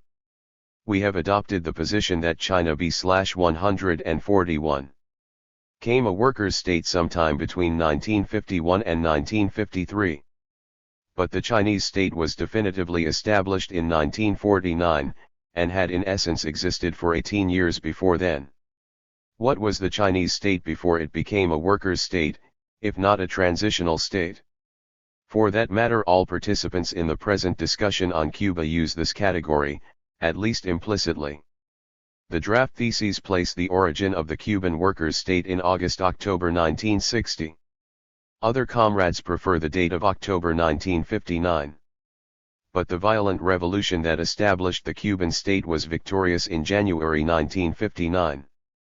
Unless one maintains the completely anti-Leninist position that what was established in Cuba, China, and Eastern Europe were capitalist states which were converted into workers' states by gradual reforms, one must recognize that they were transitional states, at least for a certain time. The nature of the state in Cuba.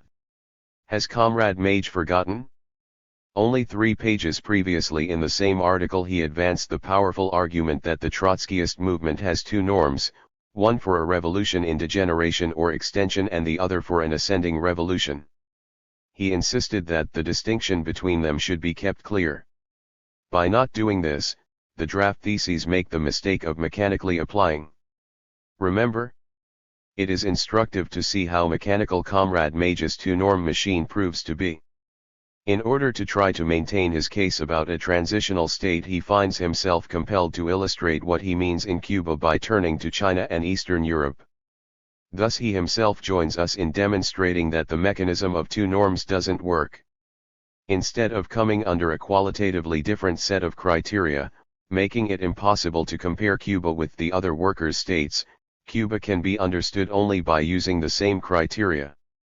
But if the case of Cuba is comparable to the cases of China and Eastern Europe, as Comrade Mage surely must agree at this point since he compares them, he has no alternative but to conclude that Cuba, like the 142-states in those areas, is a workers' state. By attempting to illustrate what he means by his transitional state, he proves that his basic methodological approach, his artificial division of criteria into two sets, is untenable. However, let us consider the comparison made by Comrade Mage still further, so as to explore at least tentatively as many of the relevant points raised by him as possible.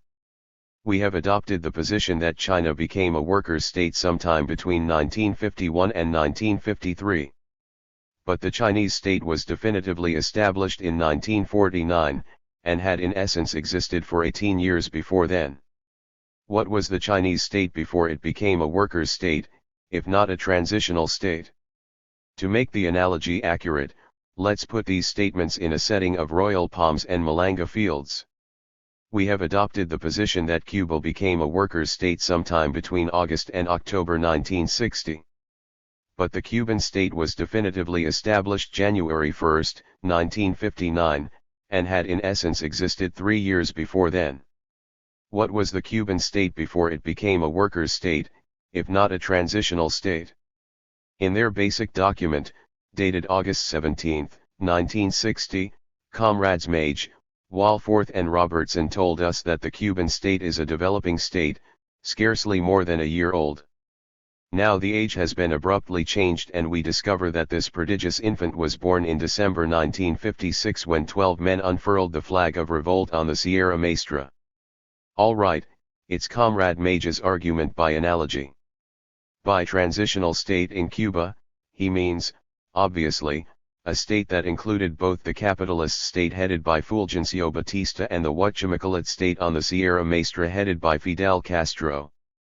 In brief, his transitional state is broad enough to include a civil war of several years' duration between a dictator and a popular political force. It is also broad enough to cover the downfall of the dictator, the smashing of his army and police, and the toppling of the property relations which the dictator was defending. Since this transitional state still exists today in 1961, according to Comrade Mage, it is not only 5/143 years old but has maybe years to go yet. God knows what new developments it is broad enough to cover. What Comrade Mage has done here is commit the methodological error of dissolving the concrete into the abstract. His transitional state has become a meaningless label. The confusion all this engenders is not indescribable, but I don't think I care to meet the challenge. Among other things, dual power is reduced to a hash along with governments and states. However, from the viewpoint of methodology it is a rather elegant error, and I have marked it for inclusion in a textbook I hope eventually to write, Logic and How to Avoid It. One final observation, Comrade Mage asked us, is the idea of a transitional state something hitherto unheard of in history and Marxist theory?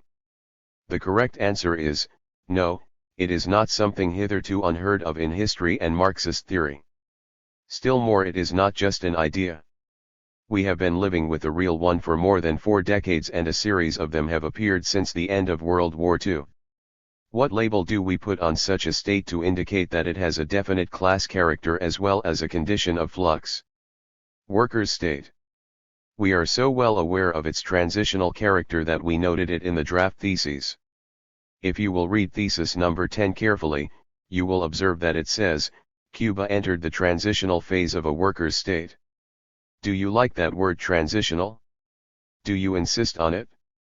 Then you can vote for the draft theses with a perfectly easy conscience. In his article The Nature of the State in Cuba, Comrade Mage lists what he considers to be the 7 basic contradictions determining the shape that the Cuban Revolution has taken, the concrete forms in which we see it today. Analyzing these during the discussion in the New York Local, Comrade Rosemary Stone made some cogent criticisms. 144/Comrade Mage, she pointed out, does not weigh the two sides of the various contradictions, indicating which is the more decisive. Still worse, he gives no indication of the development of the contradictions, their movement in one direction or the other. Thus, in reading The Nature of the State in Cuba, we are left in the dark as to the general trend. This criticism is, in my opinion, completely valid. Comrade Mage's theoretical position collapses at the first touch of a dialectical logic. Trying to maintain that the Cuban state is like a weather vane, he cannot proceed with the contradictions he lists and follow their development in the Cuban reality. Comrade Mage does not maintain that his list is exhaustive, but he does believe it sets forth at least the most essential points on which our analysis of the Cuban state should be based.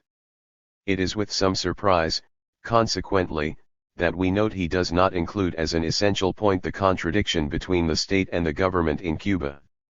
Is it because such a contradiction does not exist? But obviously the Castro leadership found itself in contradiction with Batista's army and police. It smashed them. In coalition with the representatives of the former bourgeois democratic parties, it found itself in contradiction with a state structure that resisted the agrarian and urban reforms. A major step was to bring the coalition to an end. The Castro government, which succeeded the coalition, continued making deep inroads in the state structure. Between ousters and defections, the personnel of the civil service, of the foreign service, of the judiciary was altered beyond recognition. The old commitment of the state to preserve bourgeois private property was shattered through a series of steps: intervention, a form of control, of ranches, businesses and industries, nationalizations and outright expropriations, workers' management. The emerging new state rested on the unions, cooperatives, INRA, and finally became committed to putting up the structure of planned economy.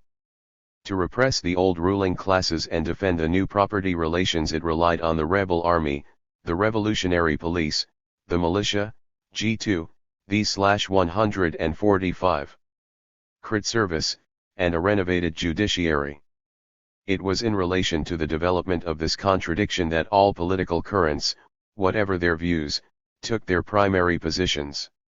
Necessarily so, because in this contradiction was expressed the heart of the revolution: property relations and political power.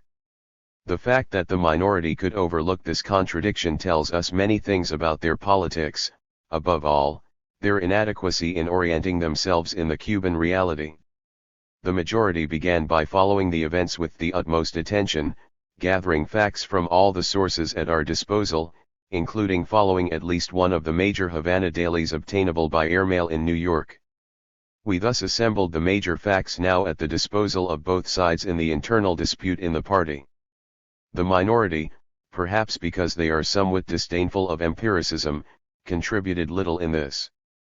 At first, basing ourselves on declarations by the revolutionary leadership about maintaining private property, we followed a quite critical approach, although we hailed the Cuban Revolution with great enthusiasm.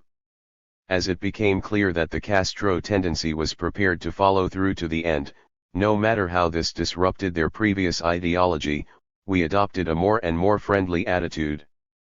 There was nothing particularly noteworthy about this shift on our part. It was nothing but the application of the ABCs of politics, particularly as we have learned them in the school of Trotsky. In the rich experience of the Socialist Workers' Party, it has been applied again and again in relation to tendencies moving in a radical direction. The political approach of the minority was quite different.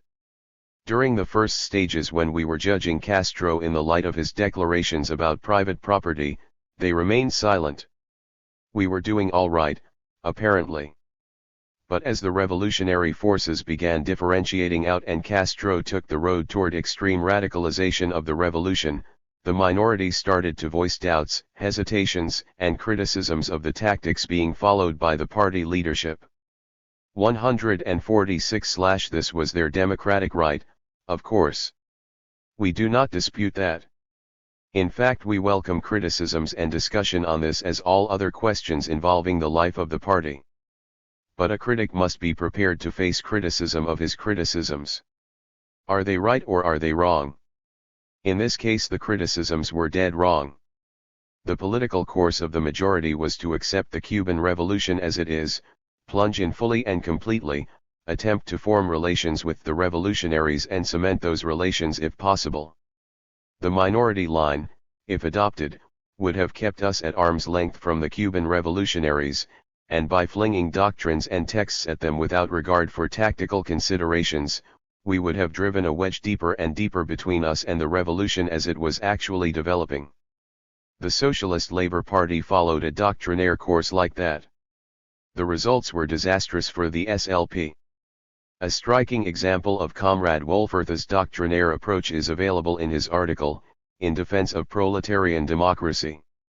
As he sees it, in the 3.5 months since the National Committee approved the general line of the draft theses, the militant has not once called for the deepening of the revolution through the establishment of the forms of democratic proletarian rule. I want the comrades to explain why this decision of the party has not been carried out. He continues with a passionate defense of proletarian democracy and ends up, the failure of the militant to campaign for proletarian democracy in Cuba is a criminal act of sabotage against this revolution, and it will be so recorded in the history of our movement. Have a glass of ice water, Comrade Wolfurth. What was happening in the past 3.5 months? Nothing less than a counter-revolutionary invasion of Cuba. By whom? The most colossal military power on earth, the most colossal the world has ever seen. And against a tiny country it could crush with a twist of the thumb. What was the main cry of the counter-revolution? The imperative need for democracy in Cuba. N/147. What was the main need of the defense? Maximum centralism. That military giant needed the sensation of having put his thumb on attack. Had the militant opened a campaign for proletarian democracy at that precise time, it would not only have made it difficult for us to differentiate our position from that of the counter-revolution, it would have facilitated the slanderous charge that we were acting as a left cover for the counter-revolution, and, as a matter of fact, in view of the need for centralism in facing the attack, the Cuban workers would have had good cause to consider such a campaign at that precise time as a criminal act of sabotage against this revolution. They would have been doubly convinced of this, I am afraid, on reading the translations of the slogans which Comrade Wolfurth insists we should have campaigned for in New York, no uncritical apologia. In the present fluid situation, the middle-class leadership of the revolution presents the greatest internal danger to the advance of the revolution. Supplant the present petty bourgeois leadership with a true working-class leadership. Prepare for the next revolutionary wave. Now is precisely the time to struggle for workers' power. Our task was to demonstrate our capacity, a genuine capacity, to participate smoothly in a centralized defense. In the Cuban Revolution, military necessity for the time being took precedence over all other considerations. To anyone inclined to mishear, the word was precedence. That is the way we have sought to proceed from the beginning, to seek in Cuban events themselves the points where our program, our politics, our methods are applicable and understandable, and to show that we are willing to learn from others and to act in concert in a disciplined way. We considered it better to say nothing when the facts were not clear or the time not right than to make the gross error of injecting doctrinaire slogans or making doctrinaire explanations. For some comrades this amounts to intolerable restraint. After all, what did they buy a typewriter for, and why did they 148/train themselves in oratory? They are like badly trained medical students who want to brush the surgeon aside during a delicate and critical operation. Let me at that patient. Nurse, forceps, scalpel. No, make that a bread knife. That Comrade Wolfarth can even entertain the line of thought he argues for demonstrates lack of touch with political realities. That he could display some emotion over the party's refusal to follow such a suicidal course indicates a certain responsiveness to the pressure of the social democracy. No, I am not giving way to the pressure to use an epithet. Read the following footnote by Comrade Wolfarth in his article on the Revolutionary Party. It is sad to see the anti-Marxist Draper so effectively destroy with Marxist methodology the arguments of the purported Marxists Huberman and Sweezy, and to do so in the interests of imperialism. What makes it even sadder is that so many of our comrades are so enamored with Huberman and Sweezy. For instance, Draper notes Castro's electrical workers' speech in which he urged the workers to take political power. He then queries as to why it was necessary for Castro to urge the workers to take power if Cuba was already a workers' state. The majority comrades could do well to think that one over. Interested comrades should read this latest Draper article, which can be found in the March Encounter or the March 21 New Leader under the title Castro's Cuba, a Revolution Betrayed. What is sad is that Comrade Wolfarth thought Draper scored a point. Apparently he accepted Draper's interpretation without bothering to check the text of Castro's speech. But that speech excludes Draper's anti-Marxist interpretation. Castro was explaining to a group of backward workers that they should subordinate immediate material interests which could be improved only at the expense of lower-paid fellow workers. He sought to give them a broad vision and an understanding of the meaning of and need for workers' power. And he cited as a model /149. Example of this understanding the members of Cuba's most powerful working class organization, the Sugar Workers Union. Comrade Wolfarth could do well to think that one over. Let me add again to avoid any mishearing, I do not think that Comrade Wolfarth is betraying by displaying a bit of softness toward Draper. He just didn't think. So far as Comrade Wolfarth thinks things through, I am sure he seeks a policy of unyielding opposition to the social democracy. We come to the clamor about the leadership of the SWP buckling to Pabloism, Trotskyism, Stalinism, and bourgeois nationalism. Only once since 1935 have charges so fantastically at variance from reality been heard in the party. This was during the recent regroupment period. An Earlerite rejoined after some 23 years brooding on the sidelines. For several months he maintained a tactful silence. Then, as the Marxists began orating on the implications of our regroupment policy, he pulled the Earlerite banner out of his underwear and unfurled it on high. Cannon is betraying. Cannon has given up the Leninist concept of building an independent combat party. It was a historic occasion that will long be remembered by the New York local. This political coelacanth thereupon joined with the Marxists in a bit of Earlerite action to save the concept of the party, namely, walking out, and is now back again brooding on the sidelines. I suppose he undertook all this effort to prove that revolutionary politics is not without its comic relief. As for debating these wild accusations of the minority, I move instead that they be recorded in history as nonsense. Do I hear a second? Let me turn now to a different variant of opposition to the majority line. Comrade Trent Butter's contribution to the discussion, Danger Signals in Cuba, has aroused concern among those who 150/know him. For some years he has faithfully sought by precept and example to teach the American Trotskyists a Marxist appreciation of bourgeois culture and, in passing, the need for amiability and good manners toward opponents, no matter what their failings. To this not small chore he has now added the aim of instructing them on the need to defend proletarian democracy. Can one man really hope to carry two burdens of such weight? Particularly if in assuming this new task he finds himself no longer able to set an example in the first? There is not a milligram of independent or original thought in Comrade Hutter's arguments. Here is a typical example. And I wonder whether Fidel or Che will take the time to study the classics of Marxism. I am not under the impression that they will do so.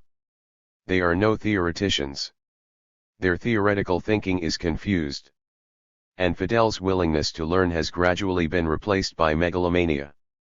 A man who regularly engages in 3- and 4-hour speeches is not a man who will patiently listen and study. This judgment reveals a good deal more about Comrade Hutter's state of mind than it does Castro's. Whoever has patiently listened to or read Castro's speeches and studied their role in the Cuban Revolution will find anything in them but megalomania, or ranting and raving as the bourgeois commentators put it. Each speech serves a definite political purpose connected always with mobilizing support for the defense or deepening of the revolution. Each point in each speech is logically placed. Every explanation and every illustration is admirably chosen to drive the points home. The appeal is to the best emotions, not the worst, and the predominant relation between the speaker and audience is intellectual. Among other things, the role of Castro's speeches is of enormous interest for what it reveals of the power of a new medium of communication in a revolution: television. This is part of the explanation for Castro's ability to concentrate such great /151 political weight in so few organized forces. Through the TV screen, the revolution's most attractive and able spokesman can step personally into homes throughout Cuba whenever necessary to explain the latest developments, where they fit in with the aims of the revolution, and what must be done about them. Castro does this in a way that stirs the most illiterate and backward, awakening them to political consciousness and bringing them into participation in the great world issues of our time. That's why even grandmothers in Cuba, devoutly religious homebodies all these years, suddenly display clear comprehension of the role of American imperialism in the economies of Latin America and voice decided opinions as to what should be done about it. Hutter, searching in his own way to understand the significance of all this, and not to be left behind by the grandmothers, gives us his decision: the man is off his rocker. Let us take another argument, that the giant mass meetings and 4-hour television speeches do not constitute workers' democracy. Instead of explaining the very useful role that the speeches and rallies do play, and continuing from there to indicate their relation to the Trotskyist norms of proletarian democracy, Comrade Hutter equates them with something qualitatively different. It corresponds, he tells us, to the classical methods of demagogic dictatorships. According to him, these propaganda tactics were used by Dr. Goebbels in his speech at the Berlin Sports Palace after Stalingrad to rekindle German morale. Comrade Hutter recognizes that the great majority of the Cuban people support Castro. That does not mean his regime is democratic. And then he informs us that Hitler also used the argument, what regime could be more democratic than mine, since the overwhelming majority of the German people are behind me. What a cesspool Comrade Hutter finds himself in. The argument is lifted with little change from such theoreticians as Theodore Draper and the authors of the State Department White Paper on Cuba. It is based on pure sophistry. The fascist Hitler, who sought to preserve capitalism, crush the first work 152/ERS state, and obliterate everything even vaguely associated with socialism, used mass rallies and claimed he had majority support. The revolutionist Castro, who led the Cuban workers and peasants in overthrowing capitalism and founding a workers' state and who has declared for the socialist revolution, uses mass rallies and claims he has majority support. Therefore, Castro equals Hitler. What a truly vile slander! What could have brought Trent Hutter to such a state of mind that it becomes necessary to remind him that a reciprocal relationship exists between ends and means, and that it is logically impermissible to equate means without consideration of the ends they serve? The case of Commander William Morgan, the handling of revolutionary justice in Cuba clearly are symptoms of beginning degeneration, Comrade Hutter affirms, and I refuse to go along with the militants' policy of either endorsing unreservedly the Castro propaganda line or refraining from comment. The militant reads on the Cuban question like a New York edition of Revolution 6N. Of everything he finds bad in the Cuban Revolution, and that's quite a bit, the fate of Morgan disturbs Comrade Hutter the most. If there still existed doubt as to the Castro regime's moving towards Stalinism, the frame-up trial and execution of Commander William Morgan ought to have dispelled it. For a frame-up trial it was, not a shred of convincing evidence was offered by the prosecution. Perhaps Comrade Hutter is right in this. However, he is not really sure. It is very probable that Morgan never supplied anti-Castro rebels with arms or anything else. In addition to the very probable, Comrade Hutter argues that Morgan could scarcely have been so unrealistic as to believe he could succeed at helping the counter-revolutionaries. Moreover, why should he have wished to help overthrow a regime in which he had so big a stake? This scarcely constitutes evidence of a frame-up. The militant, in my opinion at least, could not take the responsibility of asserting on the basis of such probabilities and deduct/153 that a frame-up had occurred. On the other hand, it is true that the press accounts of the trial did not give a clear picture of the evidence on which the court's verdict was based, and Morgan did assert his innocence to the very end. If this was a case of grave injustice, we should of course expose it. But before leaping to premature conclusions about the Morgan case or making a sweeping judgment about Cuban justice in general and what it might have to do with Stalinism, we should be clear about Morgan's background and the political circumstances in which the execution occurred, neither of which is mentioned by Comrade Hutter. Morgan was an adventurer, a former paratrooper. He is said to have joined in the fight against Batista out of motives of revenge over the death of a friend. He did not fight in the Sierra Maestra with the forces of Fidel Castro but with one of the small bands in the Escambray Mountains. His social consciousness went as far as unionism, but in politics he was primarily anti-communist, not anti-Stalinist but anti-communist. In belief he was a devout Catholic. The Escambray Front did not play a big role in the struggle against Batista, in fact it proved troublesome due to its lack of social consciousness, as Che Guevara has explained. When the counter-revolution sought to establish guerrilla forces inside Cuba around July 1960, the Central Intelligence Agency selected the Escambray Mountains as the main base of operations. Did Morgan, with his rabid anti-communist bias and his close relationship with Catholic priests, who constitute part of the counter-revolution in Cuba, see that he had such a big stake in the regime that he deliberately refused to help the counter-revolutionaries? I would not condemn him without tangible evidence, yet it seems to me hazardous at the very least to give a person of such doubtful views a vote of confidence on the clarity of his vision. With the establishment of the Escambray base of operations in the countryside, the CIA also began supplying counter-revolutionaries with explosives and incendiary mechanisms to be 154/used in the big cities. By November, popular anger was so high over the arson, bombings, and indiscriminate killings that the government, which had abolished the death penalty, felt forced to reinstitute it.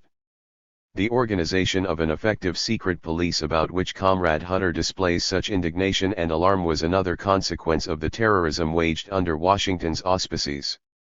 Whether innocently or otherwise, Morgan fell victim in these developments. Comrade Hutter concludes that this is evidence of the degeneration of the Cuban Revolution and its succumbing to Stalinism. Whatever gains Stalinist elements may have made temporarily, the real guilt lies with American imperialism. It is sad that Trent Hutter displays a certain blindness in this direction. What is really eating Comrade Hutter? Is he developing unhappy doubts? Talking about the danger of bureaucratization in Cuba, he declares, there are other forms of corruption than material corruption, and it is above all those other forms that I am thinking at this moment. He then refers cryptically to Lord Acton's aphorism, power tends to corrupt, absolute power corrupts absolutely. This is followed by a dark thought. And I am afraid that Fidel, Raúl, and Che Guevara are becoming somewhat power drunk. Comrade Hutter falls prey to such gnawing suspicions while the youthful leaders of the Cuban Revolution are moving heaven and earth to prepare their country for an attack plotted by imperialist rulers who hold the most absolute power on earth. By ironic coincidence, Danger Signals in Cuba is dated April 17, the day of the invasion. Lord Acton, who was a political advisor of Prime Minister Gladstone, undoubtedly had an unusual opportunity to observe tendencies that led him to make his famous comment about the power of power. But how much is there to it from the Marxist point of view, which relates the exercise of power to social and economic forces? Or from the psychoanalytical point of view, which finds deeper sources for the corruption of the human mind than the wielding of power? /15.5. Perhaps Comrade Hutter will choose to enlighten us further. It is possible that something different is involved. This may be alluded to in the following remarks. When I wrote for our magazine an article on Puerto Rico's economic, social, and political situation based on personal experience and a lot of research, it was rejected because it did not fit into the preconceived patterns of those who prefer to believe Revolution 6N rather than a comrade who, after all, can speak of Puerto Rico with a certain amount of authority, knowing that island probably a little better than our Cuba specialists know Cuba. Unfortunately, the irrefutable facts I told about Puerto Rico displeased some comrades. The facts did not fit into their mental image based on a situation that actually existed 20 or 15 years ago. Nor did they fit into the Fidelista propaganda stories. Hence those comrades did not even care to discuss my article with me. It was simply buried. Not buried. The first word was right, rejected. Comrade Hutter's article was very disappointing. A Marxist analysis of Puerto Rico today would be extremely valuable, since the State Department is displaying the captive island as the alternative to revolutionary Cuba, and Luis Muñoz Marin is among the foremost in the pack baying at Castro. But Comrade Hutter sought to prove the alleged exceptionability of Puerto Rico. His warm appreciation of what has been accomplished under the puppet government of Muñoz Marin stands in perfect symmetry to his coolness toward the revolutionary example of Cuba under the socialist-minded government of Fidel Castro. It would have been a scandal, if not worse, to print such an article as a Trotskyist view. The editor, no matter how much he appreciated the contributions Comrade Hutter has made on other topics, had no choice in this case but to make the unpleasant decision of declining it as politically unacceptable.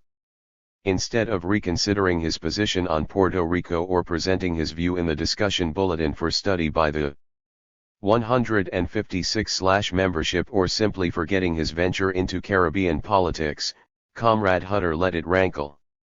This is not a very auspicious sign.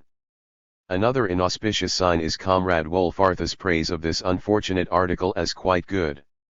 Hutter agrees that Cuba is a workers' state. Wolfarth is in principle opposed to this view.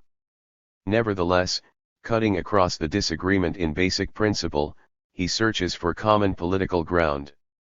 If the Cuban Revolution were sufficiently degenerated, that is, had fallen under Stalinist control to the degree that Hutter believes it has, then Hutter could make at least some sort of case for viewing Cuba as a deformed workers' state. Wolfarth thinks Hutter tends to exaggerate the degree of Stalinist influence, therefore, in his view, Cuba is in healthier condition than Hutter maintains. So according to this tortured reasoning it isn't a workers' state at all, and Hutter and Wolfarth have a lot in common. Since agreement on the question of principle is excluded, what makes Wolfarth think Hutter's article is quite good? What is the source of attraction? What does Wolfarth really have in common with Hutter? It seems difficult to avoid the conclusion, responsiveness to the bourgeois clamor for democracy in Cuba. It is with relief that I turn from Comrade Hutter's poorly conceived arguments to Comrade Bert Deck's discussion of the problem of dating the origin of the workers' state in Cuba. Here we have the pleasure of working out a difference with a comrade who is in solid agreement on the need for a vigorously positive attitude toward the Cuban Revolution. The gist of Comrade Deck's position is that the formation of the militia marked the qualitative change making Cuba a workers' state. I take it, although he is not explicit about this, that he is not utilizing by way of analogy our position on China, where /157. None of us took formation of a people's militia as the decisive point. Consequently, he must view the Cuban Revolution as qualitatively different from the Chinese Revolution, and, even more clearly, qualitatively different from the other workers' states. If these qualitative difference exists, why should October 1959 be taken as the date? Why not January 1, 1959, when the rebel army won its victory? The rebel army, constituting at that point the bodies of armed men, a special repressive force, which is advanced by Comrade Deck as his criterion, was sufficient to oust Batista. An even stronger case can be made for fixing the date as January 1, 1959, if to the criterion of bodies of armed men representing the people, is added the criterion crushing of the special repressive force of the capitalist class. As all of us are aware, Both the army and the police representing the capitalist interests in Cuba were smashed long before October 1959. The reason Comrade Dec does not take January 1, 1959, is that the revolution at that time lacked socialist consciousness. It was thus not qualitatively different from the Chinese Revolution in that respect. The absence of socialist consciousness made it impossible to call Cuba a workers' state on January 1, 1959, even though bodies of armed men, a special repressive force, did exist then. If we consider the bodies of armed men in the relation of means and ends, which is how they should be considered, it is even clearer how incorrect it would be to take January 1, 1959, as the decisive date. The rebel army at that point served three conscious ends, predominantly political in nature: 1. To topple Batista; 2. To prevent a Guatemala-type counter-revolution; 3. To defend the coalition government, which was committed to safeguarding private property, with redistribution of land and rectification of abuses in other fields. It remained to be seen how the deepening of the revolution would alter these aims. To take a different view would force us into such misjudgments as Comrade Dec's conclusion that a terrible backsliding OC 158 occurred with the victory, when the fact is that the victory, marking a certain level of development, made possible a surprisingly swift advance once we are forced by the reality itself to reject January 1, 1959, as the point of qualitative change. We are compelled to await either the appearance of socialist consciousness or of economic institutions that in and of themselves are socialist in principle. Neither of these had appeared by October 1959. What did appear was a quantitative increase in the bodies of armed men, that is, the extension of the rebel army, so to speak, on a wider and more popular basis. The formation of militias was very important, a development which we warmly greeted, but in itself it was not qualitatively different from the bodies of armed men already existing in the rebel army and the revolutionary police. To my way of thinking, this is sufficient to invalidate October 1959 as the date of qualitative change. I do not see that this conclusion can be escaped unless the quantitative increase of the bodies of armed men can be equated to a qualitative difference. This would make the mere quantitative difference equivalent to the appearance of socialist consciousness or of economic institutions that are socialist in principle. Does a solution exist along these lines? Comrade Francis James, seeking a theoretical foundation for Comrade Dec's position, offers an attempt in her article The Question of Criteria and the Cuban Revolution. True, in certain concrete historical situations developing after World War II, we considered nationalization the decisive criterion. But in other concrete historical circumstances it certainly was not the decisive criterion. For example, in Russia in October 1917, when a workers' state was established and no nationalizations occurred for months. The criterion in 1917 was conquest of political power by the Bolsheviks. However, even within the Soviet Union itself the criterion changed. With the growth of Stalinism and the defeat of Bolshevism, the criteria for determining the USSR as still being a workers' state became nationalized property, state monopoly of foreign trade, national planning, etc. This suggestion, if adopted, would certainly rescue Comrade Dec. You want to make it come out October 1959 in Cuba? It's simple. Change the criteria for that country. Is that date that important? Why not change the criteria to make it come out January 1, 1959? It at least has the advantage of being an easier date to remember and to celebrate. Comrade James's proposal really gives us something to ponder. By what criteria do you change the criteria? In other words, how do you tell when and where to use one set of criteria and when and where to use a different set? It is plain that both Comrade Dec and Comrade James approached the criteria as a series of items, some of which can be put to use or left on the shelf, according to the occasion. But they leave us with no criteria whatsoever to determine the occasion. The error in methodology is precisely the same as that made by comrades Mage and Wohlfarth when they break the criteria into two sets of norms and arbitrarily assign one set to ascending revolutions and the other set to the extension of degenerated or deformed revolutions. The criteria, handled in this unscientific way, become disconnected, losing their own inter 160/relations and therefore their reliability. This will become clearer, I hope, if we consider our criteria in their historical development. State and Revolution, excellent as it is in bringing together the teachings of Marx and Engels as the foundation for everything that followed, does not contain the final word on how to determine the character of a state. It lacks the refinements introduced as a result of subsequent experience and subsequent development of Marxist theory. Written in August-September 1917, it lacks in particular a consideration of what the Bolsheviks discovered in life after they came to power. It tells us nothing, for instance, about the experience of the Bolsheviks in facing the contradiction between government and state and resolving it. Not a word appears in it about the contradiction between government and state in the case of degeneration of workers' power. We need not lament this limitation in Lenin's famous pamphlet. Trotsky brought the criteria presented in State and Revolution up to date as he followed the development of the first workers' state. In fact, everything Trotsky wrote in relation to the character of the workers' state is built on the foundation of those teachings. Built on. It was on the basis of this amplified and enriched body of theory that we were able, following World War II, to analyze the deformed workers' states as they appeared and characterize them successfully. No doubt Comrade Mage and Comrade Wohlfarth, as well as Comrade Deck and Comrade James, will grant that it would have been impossible to reach correct conclusions about the deformed workers' states by simply using State and Revolution. We had to use the refinements of the criteria which had been developed by Trotsky for the Soviet Union. We were on our own, of course, because these were new phenomena and Trotsky was no longer with us to offer guidance. Yugoslavia was the most difficult from the theoretical point of view, because it had more that was new than the others. But Yugoslavia was only a foretaste of China. As we noted earlier, /161. China presented much that was unexpected and completely new, and the implications were far more sweeping.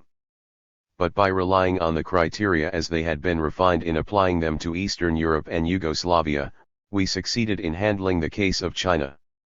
Our success in the truly difficult case of China, let me repeat, enabled us to approach Cuba with relative ease. From the point of view of the historical development of the theory of the state, the greatest importance of Cuba was the confirmation it offered of our analysis of China. Cuba proved that China, like Yugoslavia, was not an exception, not a freak case. Or, looked at from the level of methodology, China proved once again that there are no exceptions. The so-called exception signals the appearance of new phenomena that require further refinement of already discovered basic laws. At this point I see the alert finger of Comrade Wohlfarth. But you labeled China a deformed workers' state like Yugoslavia, and you didn't put that label on Cuba. True. An accurate observation. But then we try not to make a fetish of labels. Besides, Cuba has something new to offer. Something different from China, different from Yugoslavia, from Czechoslovakia, from Bulgaria, and the Soviet Union. Stalinists do not head the Cuban Revolution. They were bypassed. This newness and this difference require recognition. This is registered in a refinement in the qualification of the characterization workers' state. This brings us back to the difference in results flowing from the difference in Comrade Deck's method and ours. Comrade Deck gets the date October 1959. We get August-October 1960.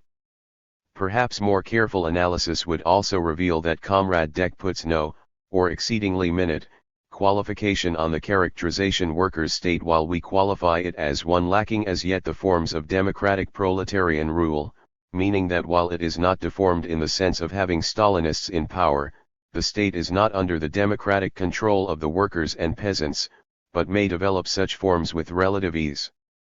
162 / A not unimportant additional difference flowing from this is that Comrade Deck, To find empirical confirmation for his way of determining that Cuba is a workers' state, is compelled to make out that forms of proletarian democracy already exist in Cuba. This leads him to some idealization of the reality, which in turn points to political difficulties. What does he propose that is qualitatively different from the forms he already sees in existence? The majority position, on the other hand, is able to see a workers' state in Cuba without the existence, as yet, of formal institutions embodying workers' democracy. This is an accurate reflection of the reality. As a consequence, our theoretical appraisal offers firm support for a Marxist political line in Cuba. Comrade Deck, I am afraid, has to see more than actually exists in Cuba today, and perhaps credit the revolutionary leadership with more revolutionary socialist consciousness than it has yet exhibited. Objectivity requires us to note, I think, that the minority, despite their exaggeration, scored a telling point against Comrade Deck on this. From the methodological viewpoint, it is quite instructive to see how the same fundamental error in using criteria leads to symmetrically opposing positions under the influence of political considerations. The negative attitude of comrades Wolfarth, Mage, and Robertson led them to underrate the consciousness of the Castro leadership and the amount of democracy in Cuba. The positive attitude of comrades Deck and James led them to overrate both. The two attitudes, of course, are not politically equivalent. A negative attitude today is dangerous and could be suicidal. But the opposite position, if carried out logically, could be troublesome in the stage ahead. The difference in date seems minor, a bit of hair-splitting, but in one case it represents the application of an entire body of historically developed, interrelated criteria, and in the other a reversion to the theory as it stood before October 1917. The Cuban Revolution, I submit, is occurring in the context of the world's situation of today and under the influence not/163 only of imperialism and the colonial revolution of today, but of the other workers' states of today. It is not possible to tear the Cuban Revolution out of this context which has shaped it, attempt to measure it by a pre-October 1917 yardstick, and expect to come up with fully accurate results. To cope with the complexities of this ultramodern event with the utmost precision, we need the theory of the state as developed in all its power by our movement. Cuba: the acid test. A reply to the ultra-left sectarians. November 20, 1962. It is written, in the beginning was the Word. Here I am balked, who, now, can help afford the Word, impossible so high to rate it, and otherwise must I translate it, if by the Spirit I am truly taught. Then thus, in the beginning was the thought. This first line let me weigh completely, lest my impatient pen proceed too fleetly. Is it the thought which works, creates, indeed? In the beginning was the power, I read. Yet, as I write, a warning is suggested, that I the sense may not have fairly tested. The Spirit aids me, now I see the light. In the beginning was the act, I write. Goethe. As the mainstream of the world Trotskyist movement heads toward healing a split that has lasted an unconscionable 165 years, some ultra-left currents in various areas are pressing in an opposite direction, seeking to perpetuate the old rift, to deepen it if possible, and even to precipitate fresh ruptures. The Latin American Bureau of J. Posadas, ordering an end to discussion before it was even initiated, bolted from the International Secretariat last April under guise of reorganizing the Fourth International, and raised the banner of a program that goes so far in its deviation to the left as to include a but thinly disguised appeal to Moscow to start a preventive nuclear war. On the side of the International Committee, the top leaders of the Socialist Labor League, under guidance of Gary Healy, have chosen to interpret the efforts of the Socialist Workers' Party to help unify world Trotskyism as a betrayal of the basic principles of Marxism which they intend to fight tooth and nail, and, to emphasize their dedication to this course, they have hardened a posture on Cuba the only virtue of which is to lay bare an astonishing lack of the most elementary requisite of revolutionary leadership, ability to recognize a revolution when you see one. How are we to explain this curious turn? Obviously it was precipitated by the unification process. A series of practical problems surged to the fore. How can you unite with the opposing tendency even if they do consider themselves to be Trotskyists? The question is asked by groups on both sides. After years of bitter factional war, how can you collaborate and live in the same organization? Didn't the public positions of the other side damage the cause as a whole? How can you work with leaders whose records provide grounds for deep suspicion? How can you find areas of agreement? A far easier, more Leninist, and therefore more principled tactic is to simply continue firing at them, no matter if differences have to be magnified. Prestige, pride, bullheadedness, personal eccentricities, all these came into play at the prospect of unification. In the case of the Latin American Bureau, for instance, a factor may have been fear that pretensions as to size and influence, which were actually declining, would be exposed by unification, or that habits of paternalistic centralism would have to give way to democratic 166/controls. Nevertheless, however weighty they may be and in a small movement they can loom large, such factors do not explain the political differentiation. The same fundamental cause that brought fresh impulsion to unity sentiments in the past couple of years is also responsible for the flare-up of resistance. At bottom lie the mighty forces of the colonial revolution and the interrelated process of de-Stalinization. These are having an effect on the radical movement roughly comparable to that of the Russian Revolution some 40 years ago.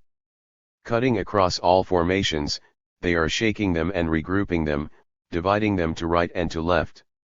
If the repercussions among radicals began with the victory of the Chinese Revolution and speeded up with the famous 20th Congress and the Hungarian Workers' Uprising, it came to a crescendo with the Cuban Revolution.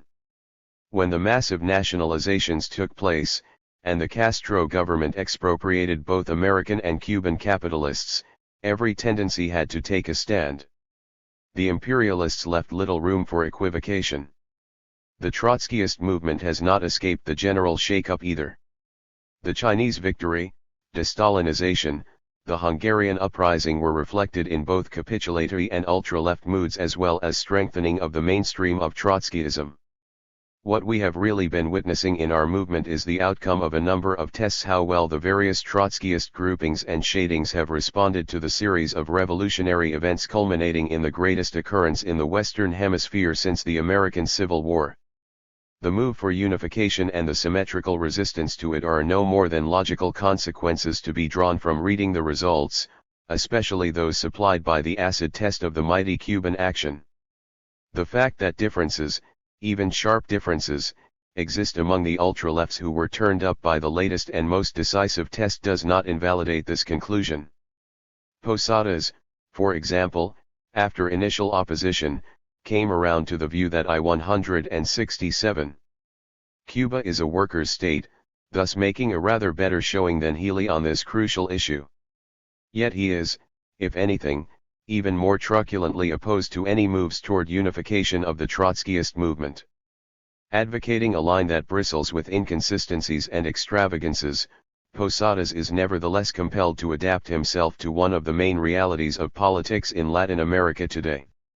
Throughout that vast region, it is political death among radical workers to voice a position on Cuba like the one on which Healy insists. Posadas, for all his flights of fantasy, was able to recognize this reality after discovering it the hard way. Healy, unable to agree to so grim a conclusion from anything he has seen in insular British circles, is more nonchalant about the prospect of such a fate overtaking the Latin American Trotskyists. As is typical among ultra-lefts, elaborate justifications in principle are offered for their sectarian course, along with dire prophecies about the consequences of the betrayals being committed by those following in the real tradition of Lenin and Trotsky. Like similar rationalizations of ultra-lefts before them, these offer little resistance to critical appraisal. I propose to demonstrate this by examining the main thread of argumentation about Cuba as presented in SLL material, above all the document Trotskyism Betrayed. I will then take up briefly the related considerations offered by the leaders of the French section of the IC in draft report on the Cuban Revolution, a document that discloses substantial differences with the SLL leaders on Cuba while maintaining a united front with them on the question of unification. Should Marxists go by the facts? The world Trotskyist movement has waited now too long and crowded years for the SLL to recognize the facts about the Cuban Revolution. The SLL leaders have refused to listen to the American and Canadian Trotskyists who have followed events in Cuba with close attention from the very beginning. They have refused to listen to the Latin American Trotskyists who 168 have first-hand acquaintance with the development and results of the revolution in both its home base and the rest of the continent. They scorn the conclusions reached by other Trotskyists throughout the world. Why this obstinate refusal to admit palpable events? Strangest of all, the leaders of the SLL have come to recognize that they are refusing to acknowledge the facts. They have converted this into a virtue and even elevated it into a philosophy. The reasoning is very simple: to recognize facts is characteristic of empiricism. Marxism is opposed to empiricism, therefore, as Marxists, we refuse to recognize facts.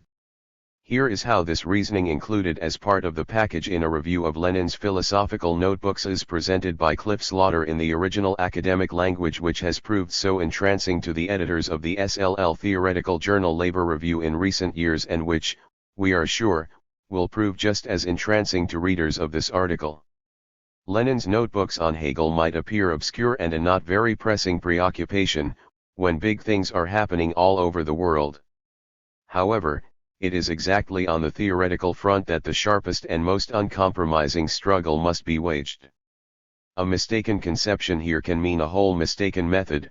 The relations between the facts becomes totally misunderstood, and disastrously wrong conclusions will be drawn. For example, some Marxists assume that Marxist method has the same starting point as empiricism, that is to say, it starts with the facts.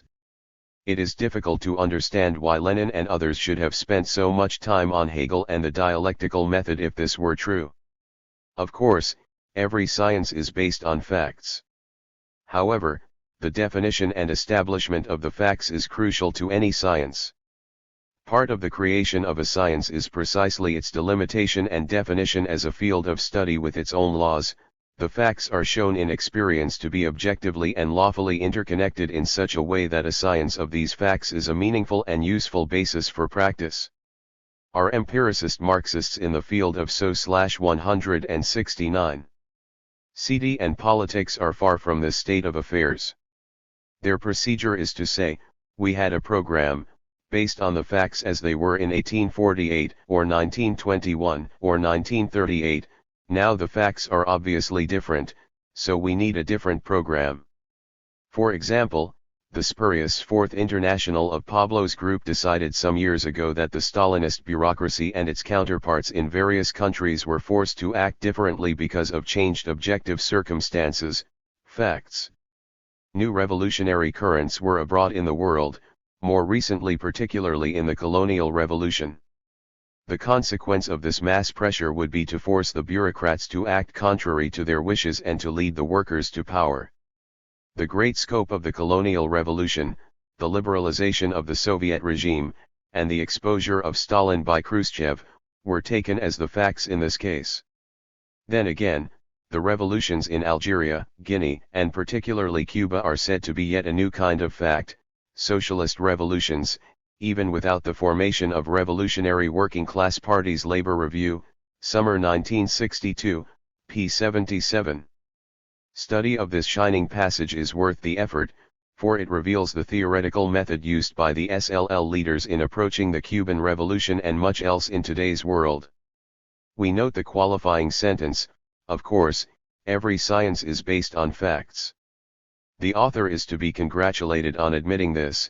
It is a favorable indication of at least a certain awareness that a material world does exist. We can even pin a medal on him for the sage observation that the various sciences cover different fields, that in these fields facts have various orders of importance, and that it is the job of science to reveal their significance and the significance of the relations between them so that we can put them to use. But let us examine more closely the two sentences that stick up like bandaged thumbs. For example, Some Marxists assume that Marxist method has the same starting point as empiricism, that is to say, it starts 170 with the facts. It is difficult to understand why Lenin and others should have spent so much time on Hegel and the dialectical method if this were true. So Lenin and others spent so much time on Hegel and the dialectical method in order to avoid starting with the facts, or to be able to bend them with philosophical sanction to fit preconceived notions, or to avoid sharing any grounds whatsoever with empiricism, especially in the precise area where it is strongest. But Hegel did not teach that. He was more dialectical in his appreciation of empiricism than Slaughter and others. Hegel recognized that empiricism is much more than mere observing, hearing, feeling, etc., and that its aim is to discover scientific laws. Without the working out of the empirical sciences on their own account, he observed, philosophy could not have reached further than with the ancients. As was his method with all views which he considered to have philosophical merit, he sought to include what was valid in empiricism in his own system. It is worth noting, for instance, that being, the opening category of his logic, corresponds on this abstract level to an empirical beginning. Hegel criticized empiricism on two counts: 1, in place of the a priori absolutes of the metaphysicians, which it rejects, empiricism substitutes its own set of absolutes. Thus it is arbitrary, one-sided, and undialectical. 2. Its basic tendency is to oppose the idealism of which Hegel was an ardent exponent. Generally speaking, empiricism finds the truth in the outward world, and even if it allows a supersensible world, it holds knowledge of that world to be impossible, and would restrict us to the province of sense perception. This doctrine, when systematically carried out, produces what has been latterly termed materialism. Materialism of this stamp looks upon matter, qua matter, as the genuine objective world. The logic of Hegel, translated from the Encyclopedia of the Philosophical Sciences, p. 80/171. I would submit that Lenin and others did not bring from Hegel his opposition to empiricism on idealistic or religious grounds. On the other hand, Marxism does share Hegel's position that vulgar empiricism is arbitrary, one-sided, and undialectical. But empiricism systematically carried out? This is the view that the genuine objective world, the material world, takes primacy over thought, and that a dialectical relationship exists between them. What is this if not dialectical materialism? Slaughter's error is to establish an absolute gulf between empiricism and Marxism, leaving out what they have in common. In brief, he is guilty of rigid, mechanical thinking on this point. However, we plead that the culprit be let off with a light sentence in view of the novel circumstances. How often are we privileged to see a British metaphysician demonstrate that the heavy machinery of academic learning can be so finely controlled as to prove a mere trifle like facts don't count? And with Lenin's philosophical notebooks fed as information to the machine. It's better than cracking a walnut with a pile driver. An additional error is involved. Slaughter finds it difficult to understand why Lenin and others would have spent so much time on Hegel and the dialectical method if it were true that Marxist method has the same starting point as empiricism, that is to say, it starts with the facts. Our utilitarian must easily understand then that the practical benefit which Lenin and others got out of Hegel and the dialectical method was the view that a scientific system of thought like Marxism, unlike empiricism, takes precedence over facts. True, in its origin, the Marxist system of thought was admittedly built on a foundation of facts, but once in existence it became, thanks to Hegel, relatively free from the need for further contact with facts. Thus the time spent on Hegel and the dialectical method was more than compensated for by the saving made possible in disregarding current facts. The primary task of a Marxist theoretician today, consequently, is not to apply the dialectical method to analysis of reality. This is subordinate, since the job has been 172/done, and we know from the system of thought what the reality is like and what it is going to be like. The primary task is to study the books and become adept at expounding the text so that the system is promulgated in all its purity. Facts are of practical value in this task as illustrations and confirmation of the correctness of the system, but are of not much import on the theoretical level. But this is dogmatism, not Marxism. Marx and Engels did not simply take over idealist dialectics and assign it a chore such as it performed for idealism, namely, helping to dig up material to prove the validity of a philosophical system. From that point of view, dialectics is devoid of methodological interest. In the Marxist world outlook, dialectics does not serve an auxiliary role. It is central. To understand what this means and to appreciate its relevancy to the issue at hand, our attitude toward facts, we must go back to the origin of materialist dialectics, which is to be found in Marx's solution to the chief contradiction of Hegel's dialectics. This contradiction, as Slaughter will certainly agree, was its failure to provide for self-criticism, for dialectical self-adjustment. The impasse was inevitable, since the Hegelian system excluded anything more fundamental than thought itself, and there was thus nothing for thought to be adjusted against. The material world was viewed as a mere inert and passive other created by the activity of thought.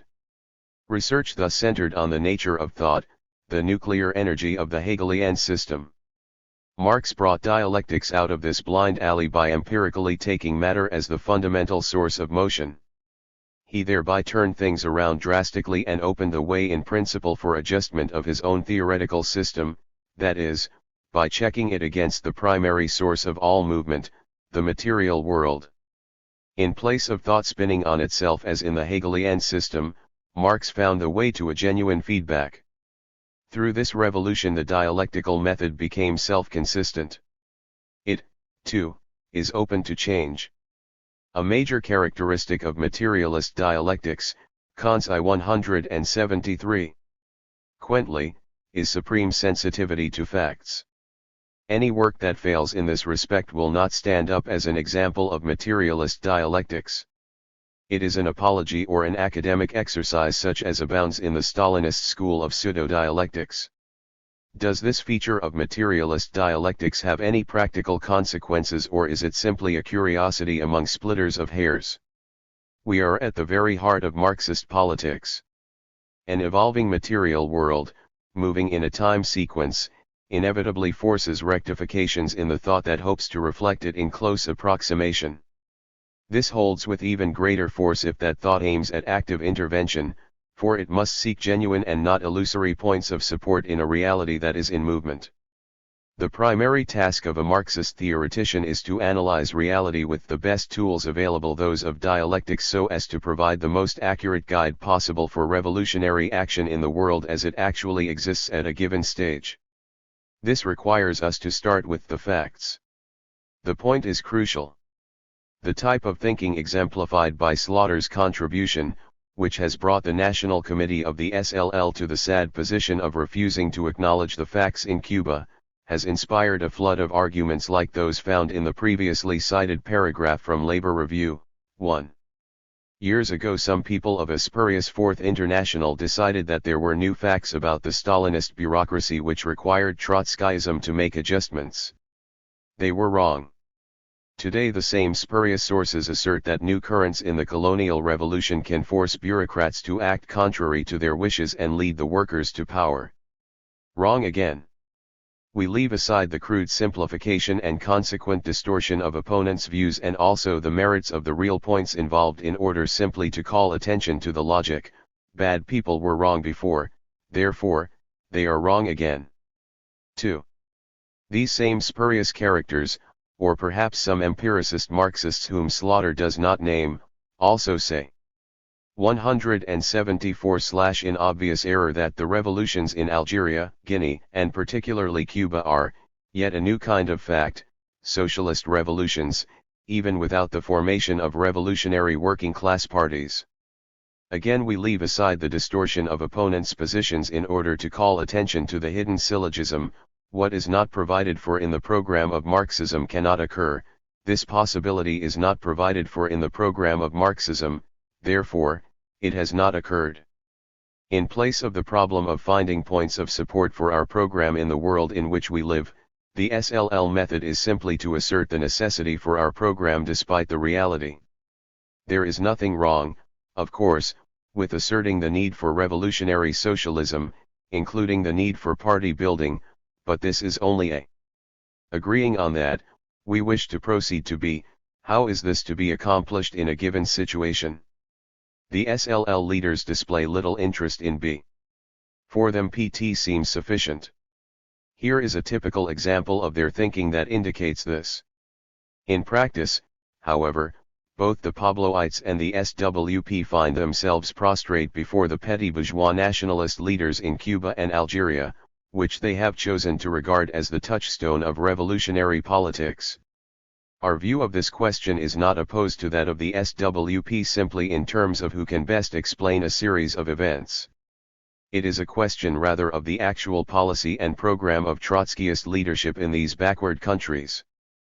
But no revolutionary socialists choose what shall be regarded as the touchstone of revolutionary politics. This is done by much bigger forces, namely, classes in conflict. Cuba and Algeria happen to be the two areas in the world where this conflict has reached revolutionary proportions at the moment. This was not determined by any decision of ours.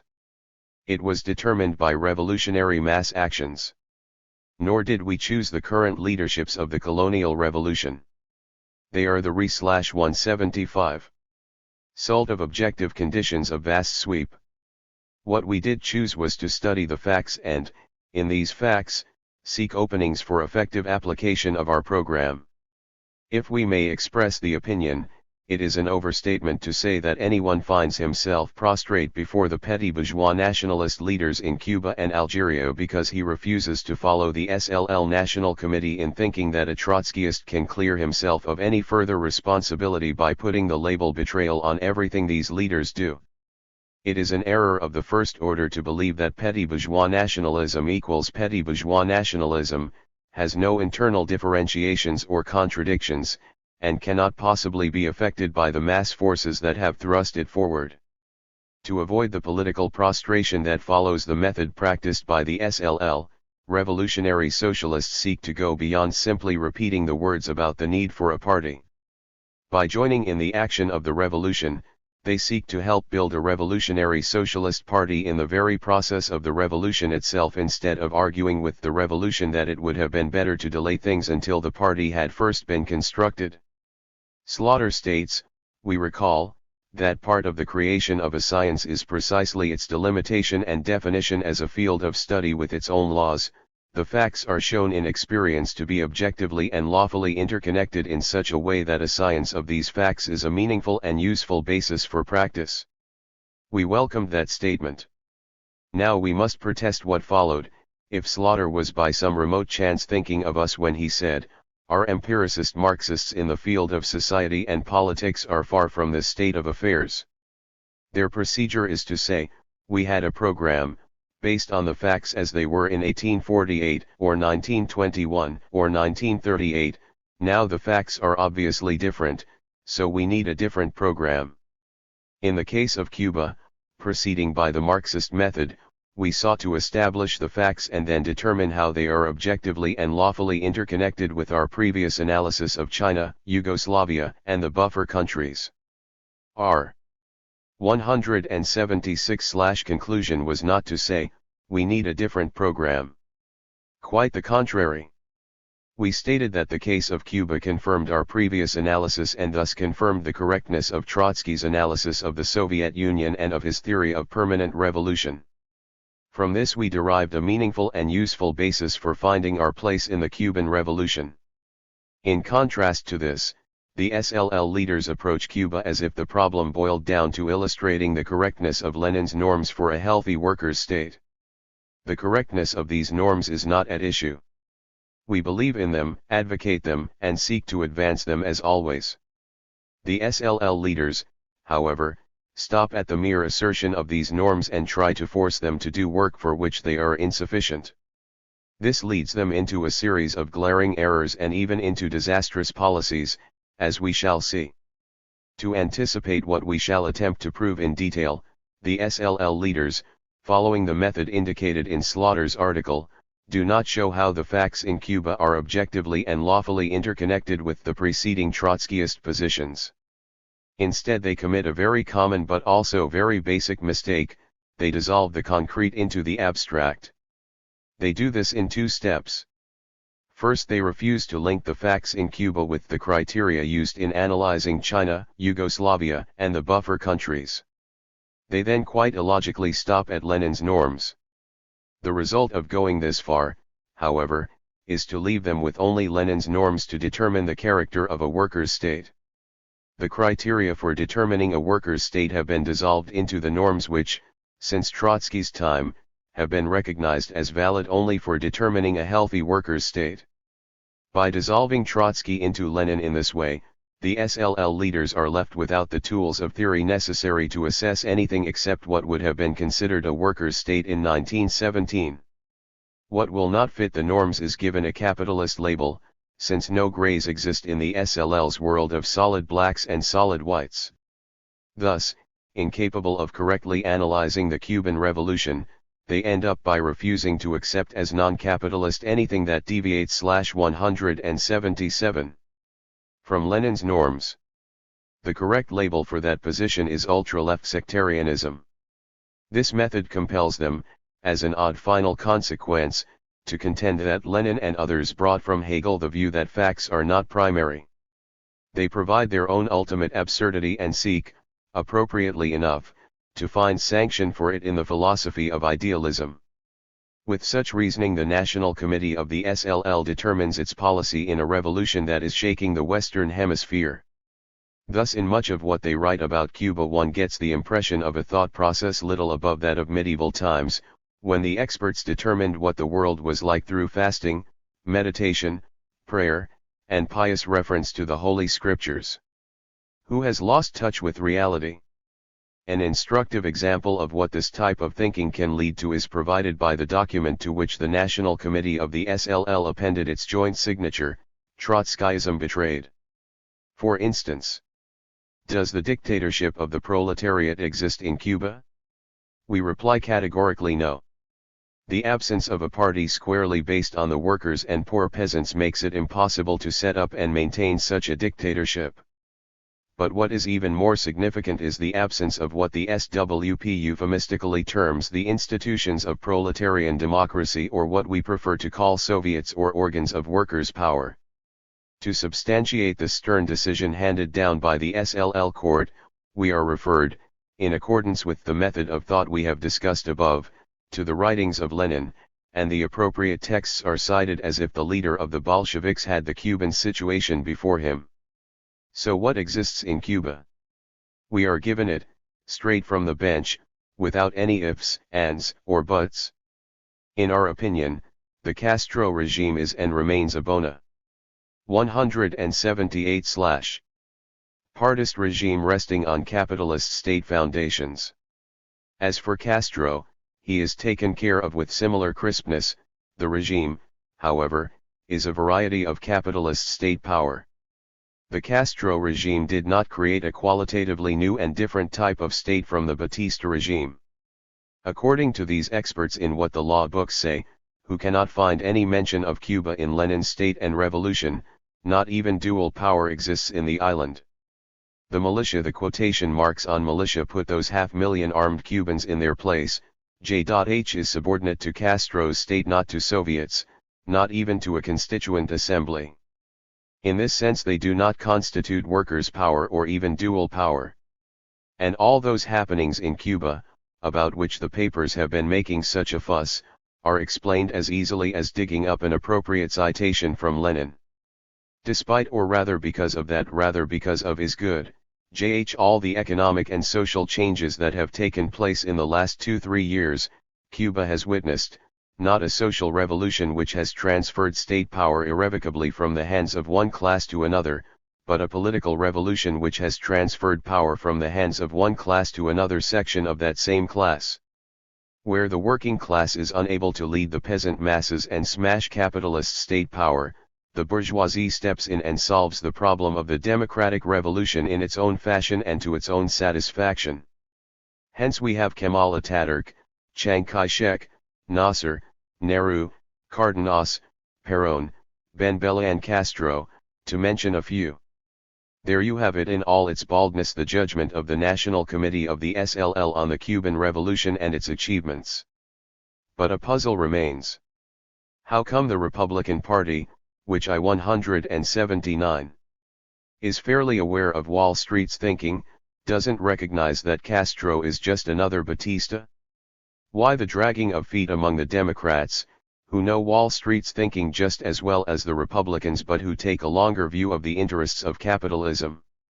Above all, how explain the anomalous reaction of the Cuban capitalists who poured out of the island like rats from a burning cane field and holed up in Florida, the way Chang and a section of the Chinese capitalists holed up in Formosa?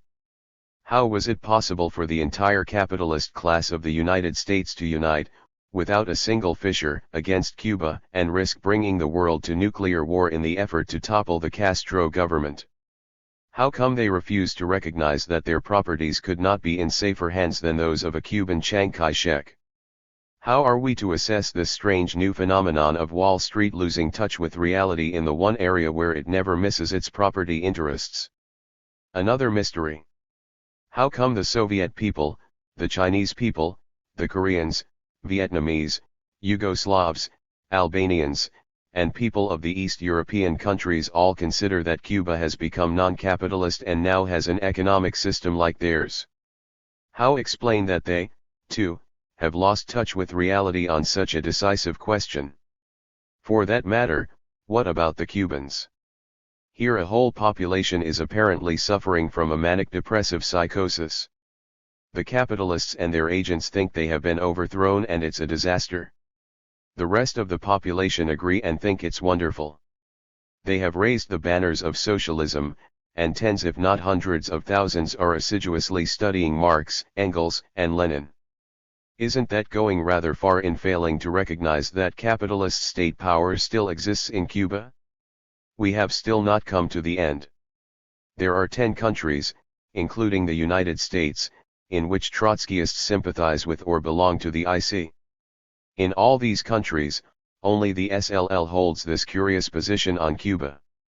Not a single other group agrees with them, not even those in France. Have the other 9, then, lost all touch with political realities?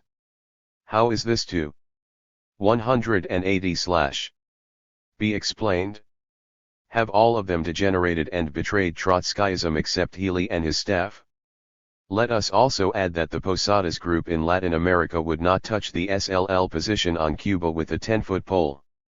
Nor, for that matter, would a single solitary Trotskyist in all of Latin America, whether with the IC or the IS, so far as I know.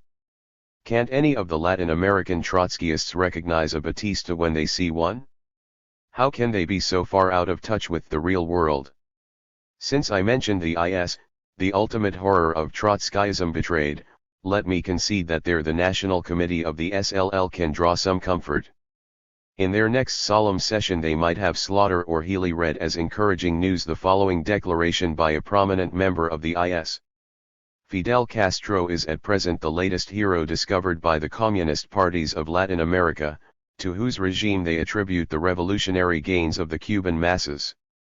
Fidel Castro, however, is only the Bonapartist representative of the bourgeoisie, who is undergoing the pressure of the masses and is forced to make them important concessions, against which his bourgeois teammates are already rising up, as has just been clearly shown by the opposition set going inside his own government against the timid enough agrarian reform. The author of that statement, which the SLL position so obviously echoes and amplifies, is Michel Pablo. It can be found on page 13 of his pamphlet The Arab Revolution. Unfortunately, the authors of Trotskyism Betrayed cannot expect to build too much on this, since it was Pablo's position in June 1959, before Castro broke up the coalition government with the representatives of Cuban bourgeois democracy. Pablo long ago dropped that position, if position it was and not just a premature assessment. Pablo, whatever else you may think of him, has enough wisdom and ability not to insist on a position which I-181 is that untenable in face of the facts. It seems, consequently, that the NC of the SLL has succeeded in finding an abandoned niche where they are doomed to complete isolation. It is theoretically possible that Healy and his closest collaborators are the only ones who have not lost touch with the Cuban reality. But the force of the facts makes this most unlikely. A new type of capitalism. There still remain some vexatious theoretical problems of lesser order, all of which are opened up by the position of the National Committee of the SLL on Cuba, but of which not a single one is discussed in the document they submitted despite all the boasting and arm-waving about how the SLL leaders intend to bring theoretical clarity to the very much muddled world Trotskyist movement. First, on the agrarian movement. A basic criterion for a workers' state in the economic sphere in an underdeveloped country is the nationalization of the land and thorough political measures by the ruling power to prevent the growth of the kulaks. Neither in Egypt nor in Cuba has this been done. On the contrary, in Cuba, Castro has recently promised, under the impact of the food crisis, to give the land back to the peasants. So long as land remains alienable, so long will petty commodity production continue, and so long will Cuba remain a capitalist nation. Such a tangle of errors is included in this paragraph that one can scarcely decide which loop to pick up first. But let us be patient, for this is all the National Committee of the SLL has to say about Cuba's agrarian reform. To begin with, let us pull out the misleading reference to Egypt since we are dealing with Cuba. Second, it is not true that so long as petty commodity production continues, the economy of a country will remain capitalist. Petty commodity production and capitalism are not synonymous. That is why a workers' state, on replacing a capi.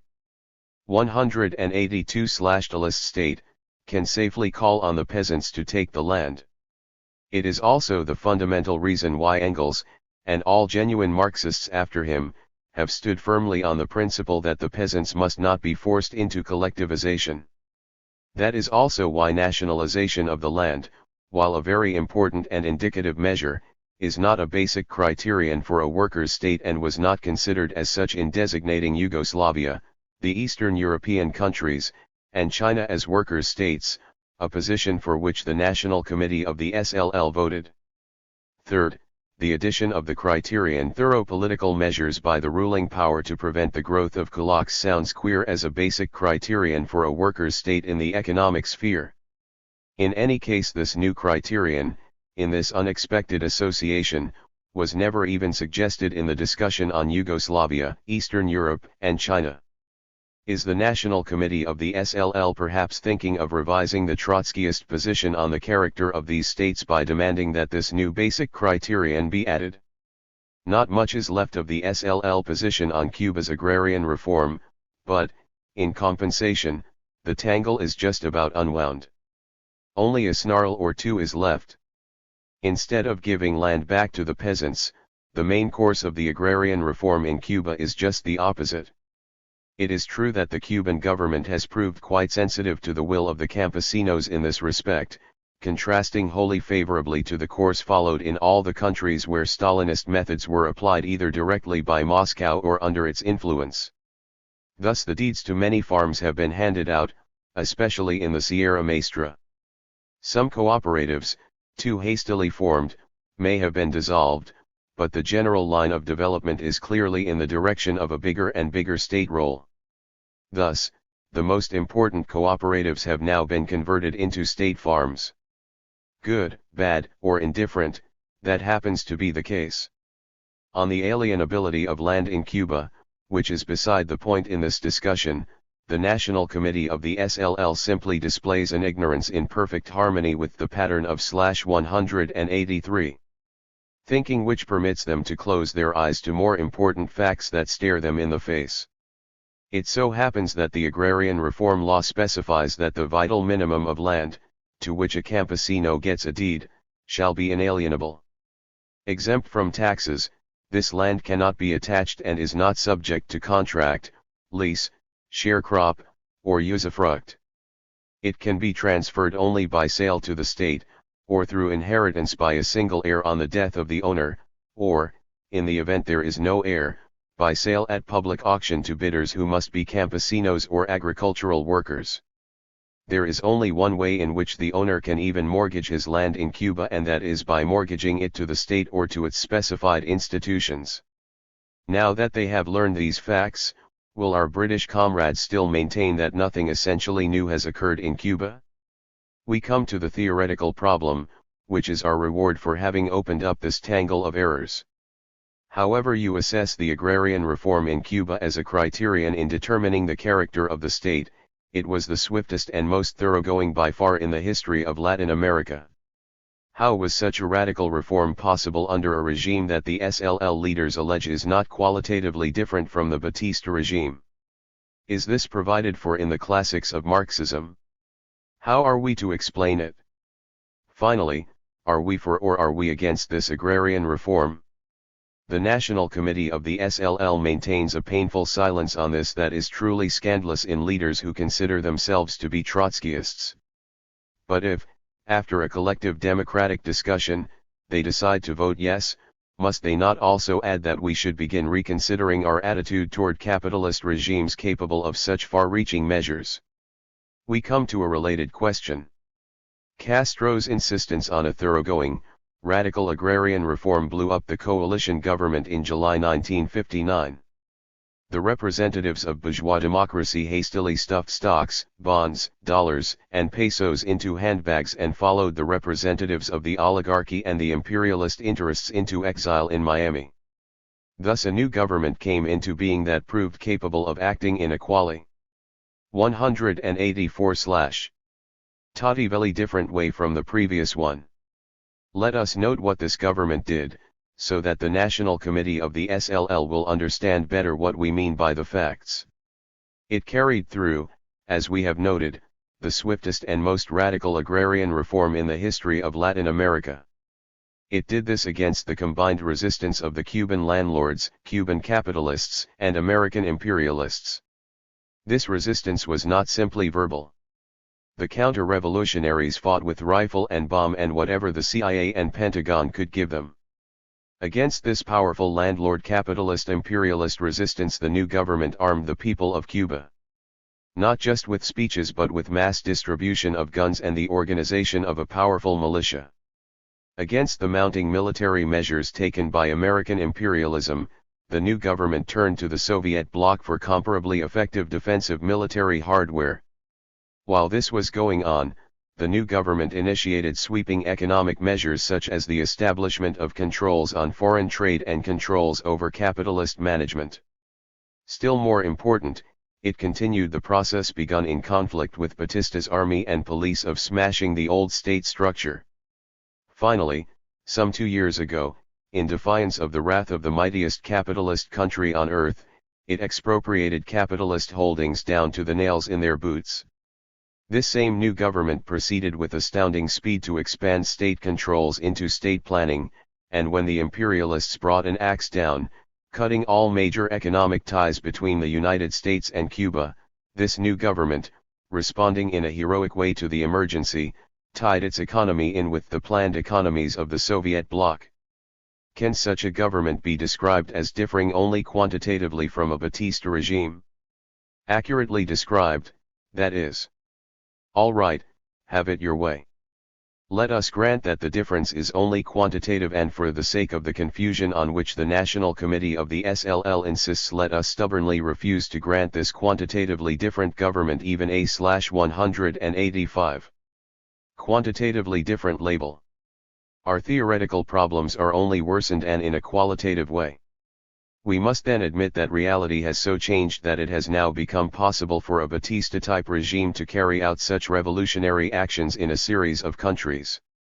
What has happened to capitalism to give it the possibility of taking such self-destructive measures? Has it suddenly become rejuvenated? Has the death agony of capitalism really turned out to be a fountain of youth? As in the case of Cuba's agrarian reform, we are also faced with a political issue that cannot be evaded unless, of course, you counsel that we abandon politics. Are we for or are we against all these measures? If we approve them, are we then not compelled to admit that such governments are capable of a progressive role? Does it not follow, if they are a variety of capitalist state power as the SLL leaders assert, that capitalism has not yet exhausted all its progressive possibilities? If this is so, a still more thorny problem arises. Does any barrier exist to prevent a capitalist government in an industrially advanced country from playing a similar progressive role? If a barrier does exist, is it qualitative or simply quantitative? What, inside this new capitalist reality, determines the character of the boundary? On all these questions, which are raised in principle by the document flung so vehemently on the table, the National Committee of the SLL maintains the most discreet silence. Let us consider for a moment the character of the Cuban economy today. The nationalizations carried out by Castro do nothing to alter the capitalist character of the state, the National Committee of the SLL claims. Good, for the sake of argument, let's see what happens if we agree not to change the label, whatever else has changed. We note that these nationalizations were not undertaken by either the capitalist or imperialist supporters of Batista. Nor were they undertaken by the representatives of bourgeois democracy. The bulk of the Cuban capitalists, such as they were, most of the landlords, and the corrupt assemblage of politicians who served as their agents. 186 are now to be found in Florida or any other land of the Palm save Cuba. Thus we must add to the fact of mere nationalization, the fact of expropriation of the Cuban and American capitalists and landlords. The National Committee of the SLL may stoutly deny this. None of the former property holders will. In addition, I think that, roughly speaking, 999.9 out of 1,000 observers who have taken the trouble to visit Cuba or study the events will put these two items down as incontrovertible facts.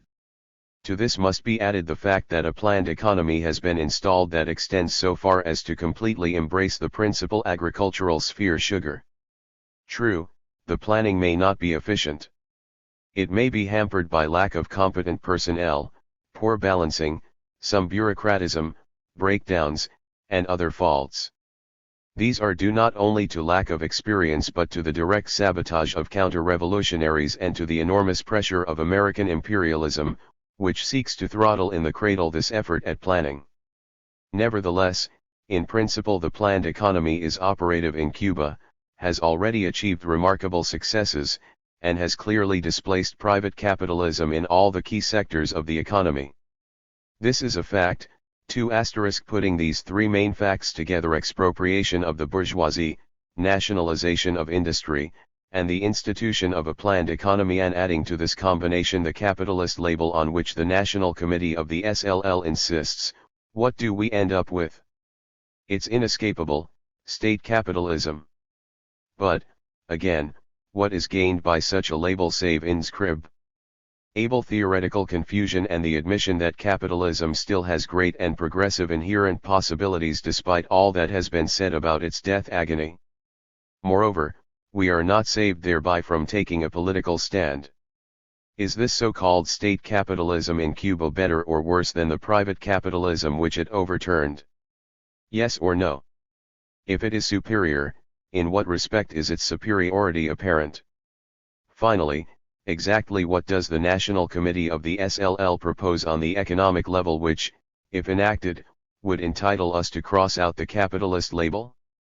Our haughty theoreticians disdain to answer in their document.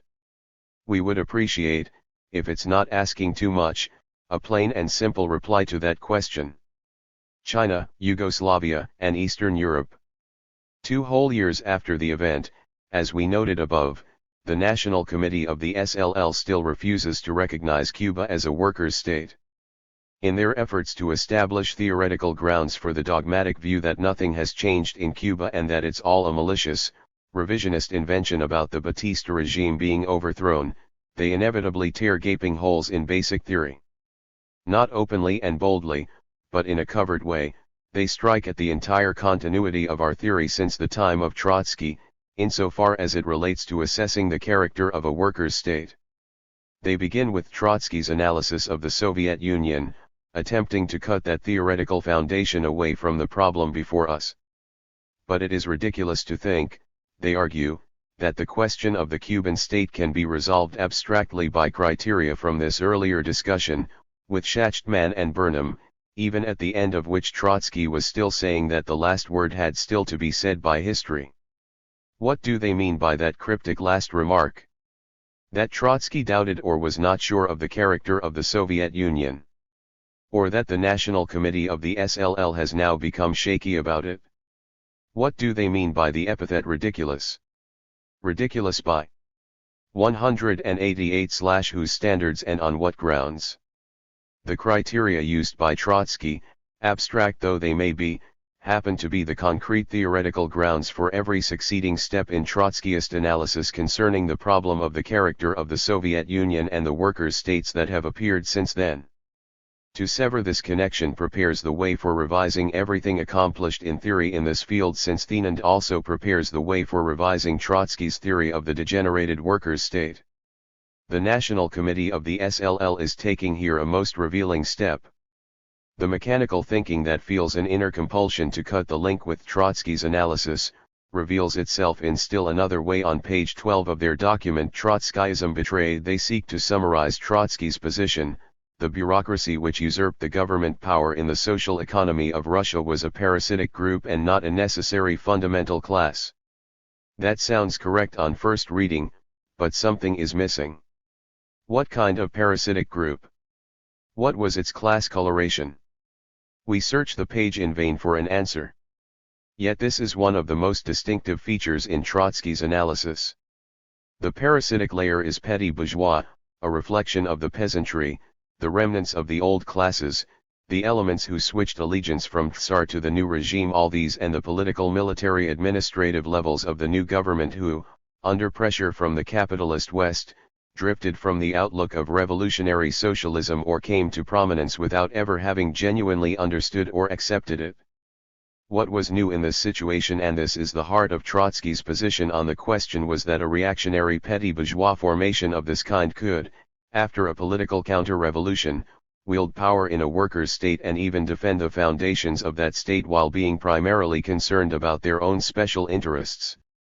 We come now to the question of why this point is important, of decisive importance, in truth, in solving the central problem posed by the spread of Soviet-type economies in the I-189 post-war period. However, let us first listen to the National Committee of the SLL. The states established in Eastern Europe in 1945 were extensions of the Russian Revolution by the military and bureaucratic methods of the Stalinist leadership. They were possible under the circumstances of special difficulty for imperialism and the chaos in Europe consequent on the defeat of German capitalism.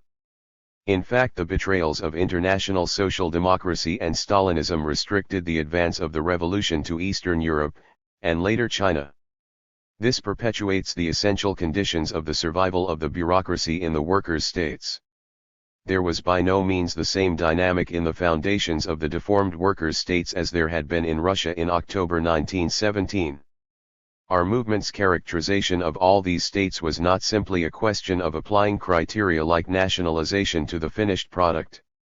These 6 sentences constitute all that seems to have registered with the National Committee of the SLL of that rich collective effort of our world movement to solve the complicated problems posed by the facts in those areas. Yugoslavia, a special case which gave rise to considerable discussion in the world Trotskyist movement, is not even mentioned. We will not cavil, however, in view of the fact that China was brushed off with 3 words, inside parentheses. What is remarkable about this capsule treatment of an important chapter in the preservation and development of the theory of our movement is that although it concerns the decisive links of theory between Trotsky's analysis of the Soviet Union and the world Trotskyist movement's analysis of Cuba today, it does not contain a milligram of theory, not even by way of historical mention. Such references as chaos, betrayals, circumstances of special difficulty, by no means the same dynamic, etc., indicate the general setting to which theory must relate but not the points of the theory itself. The 6 sen. 190 sentences constitute in fact a shamefaced way of completely disregarding the theory of the character of these states. Thus, if we combine the previous operation of cutting away Trotsky's position on the Soviet Union by declaring it has no relevance to the Cuban discussion, we stand where? The answer of the SLL is to leap across all the intervening links to Lenin's abstract formulations of the state and revolution period. None of the arguments used against the pertinence of our referring to China, Yugoslavia, and Eastern Europe apply to the pertinence of the SLL referring to Lenin. Why? Well, these are texts written by Lenin himself, you see, and you don't want to be against Leninism, do you? Now do you? This methodology is, of course, the correct means for accomplishing one end: the conversion of Lenin into a harmless icon. Leaving nothing undone to make sure that the confusion is twice confounded, the National Committee of the SLL states on page 13 of their document. Our essential differences with the SWP on this question is, therefore, not over the criteria of workers' states. We do not accept such a framework for the discussion. If, in fact, we had defined a workers' state by the existence or non-existence of Trotskyist parties, then this would be a lapse into subjectivism, but we have not done this. A few lines further down on the very same page, however, we have done this. We read, "Does the dictatorship of the proletariat exist in Cuba?" We reply categorically no. The absence of a party squarely based on the workers and poor peasants makes it impossible to set up and maintain such a dictatorship. The latter sentence, then, excludes Cuba from being a workers' state, and also China, Yugoslavia, and the Eastern European countries. It even excludes the Soviet Union, since Cuba th acid test /191. Cannot to maintain such a dictatorship in the absence of a party squarely based on the workers and poor peasants. Listen again to the National Committee of the SLL on why Trotsky's analysis of the Soviet Union is not relevant to Cuba. At every stage of his 11 years-long work towards a definition of the USSR, Trotsky insisted on a rounded, critical perspective and not simply on the normative method of applying definition criteria. Are we in a kindergarten? It was precisely because Yugoslavia, the East European countries, and China did not follow the norm that we could not use the normative method. That was the big difficulty, if we may remind the National Committee of the SLL, and why we sought an adjective like deformed to indicate that these workers' states were not according to norm. The SWP method is the opposite, taking certain criteria from the discussion of one particular manifestation of the revolutionary struggle in one part of the world as a unique stage in the development of the world revolution. They apply this criteria to another part of the world a generation later, to a particular sector at a particular stage of the struggle. Thus nationalization and the existence of workers' militias are sufficient to make Cuba a workers' state and to make the Cuban Revolution a socialist revolution. We protest. And not just over the misrepresentation of our position in the last sentence. It is the SLL method that is normative. They refuse to consider either the individual or the particular. They go back 2 generations to the most general norms of the workers' state as defined by Lenin in the light of the writings of Marx and Engels.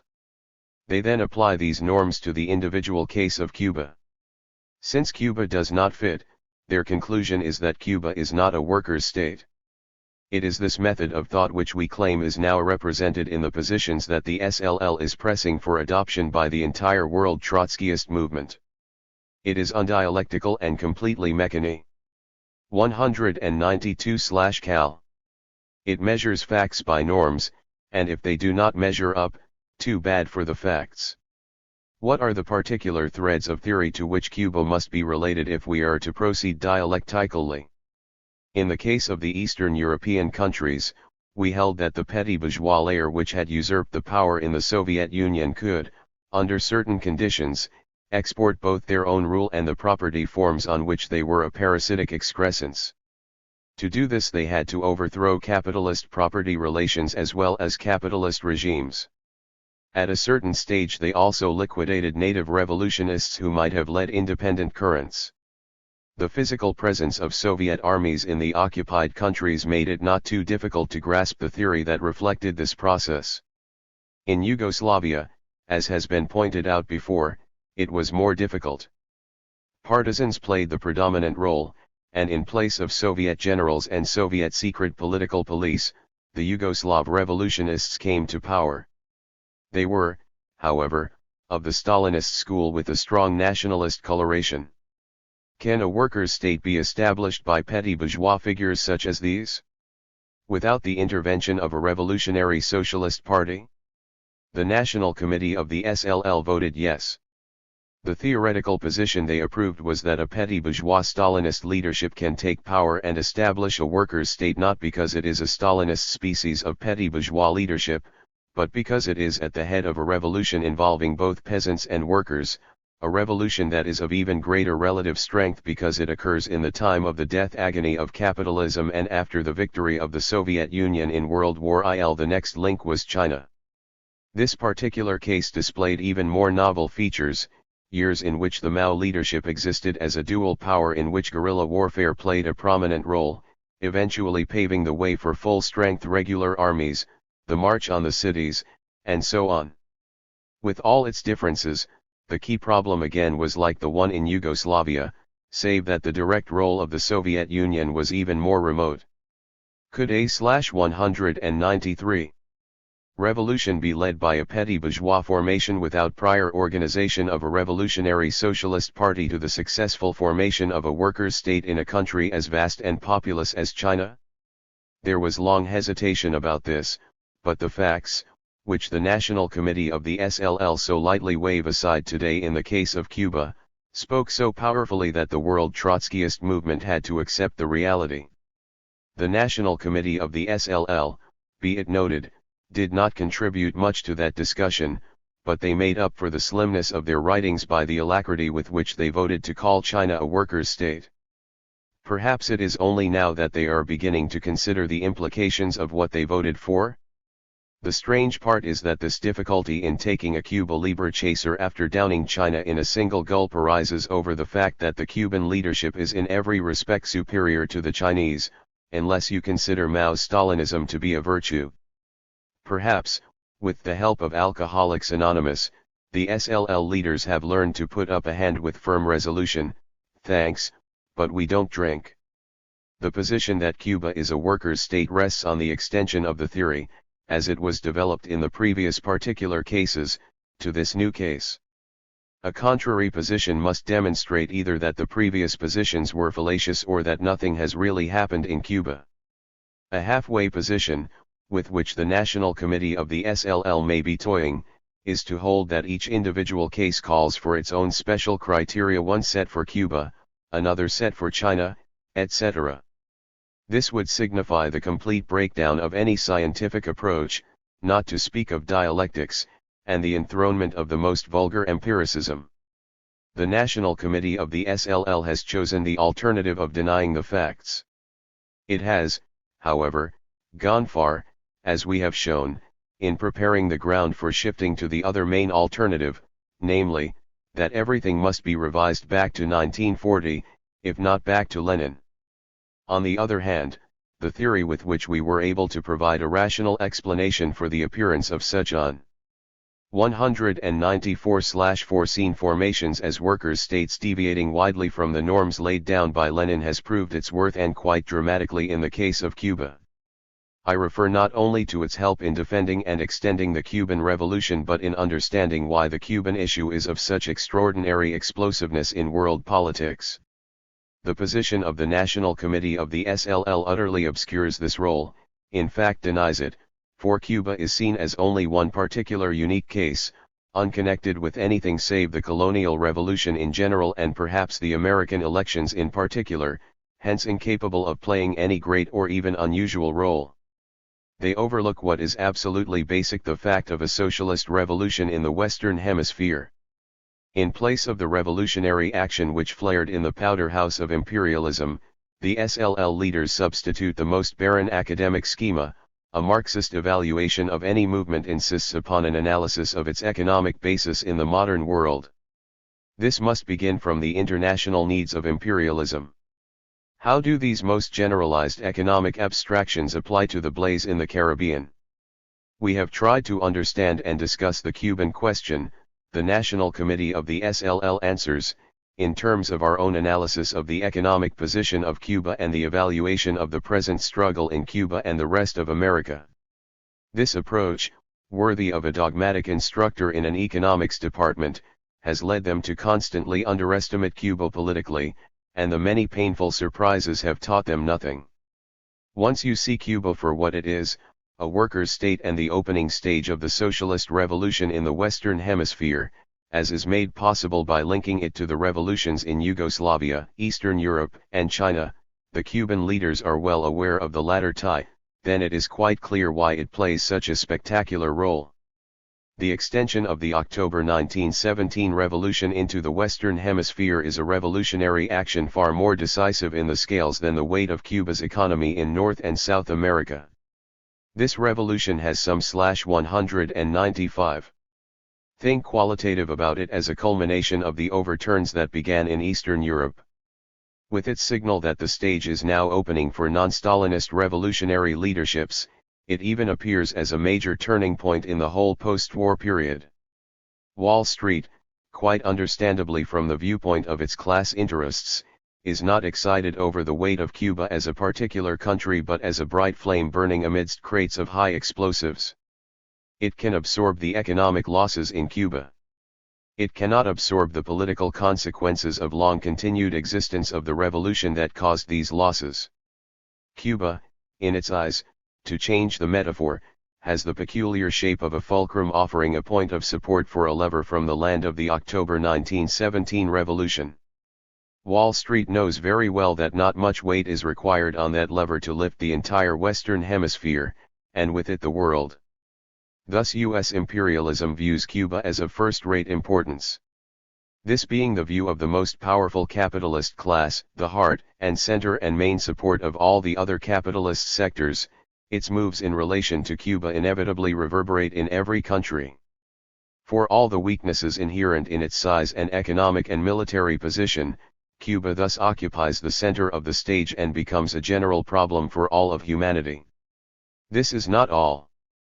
By bringing forward a leadership of non-Stalinist origin, the Cuban Revolution has visibly hastened the eventual closing of the whole chapter of Stalinism. By impelling this leadership toward revolutionary socialist views, the Cuban Revolution has increased in a marked way the actuality of Lenin's general norms.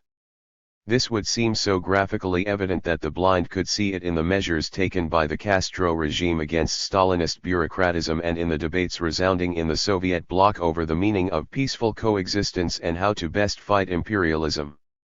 Unique Cuba, following the particular pattern of the buffer countries, Yugoslavia and China, has become a general concern for capitalism and the Soviet bloc, and given fresh inspiration to the 196/ partisans of Lenin's norms.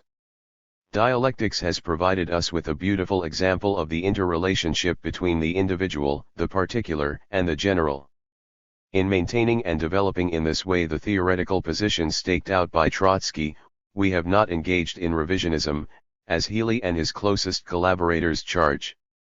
We have conceded nothing in our program, which continues to be based on the fundamental positions laid down by Lenin. We have, on the contrary, found it easier to find our way in the complex course of the revolutions that followed World War I. Our analysis enabled us to work out more skillful ways of finding points in these revolutions from which to bring the norms of Lenin to bear. We prefer to believe that this was Lenin's way both in spirit and in method. The proof of the pudding. As the National Committee of the SLL can undoubtedly prove 1,000 times over by quotations from Lenin and others, theory and practice are intimately interrelated. A bad theory is bound to be reflected in practice, and vice versa.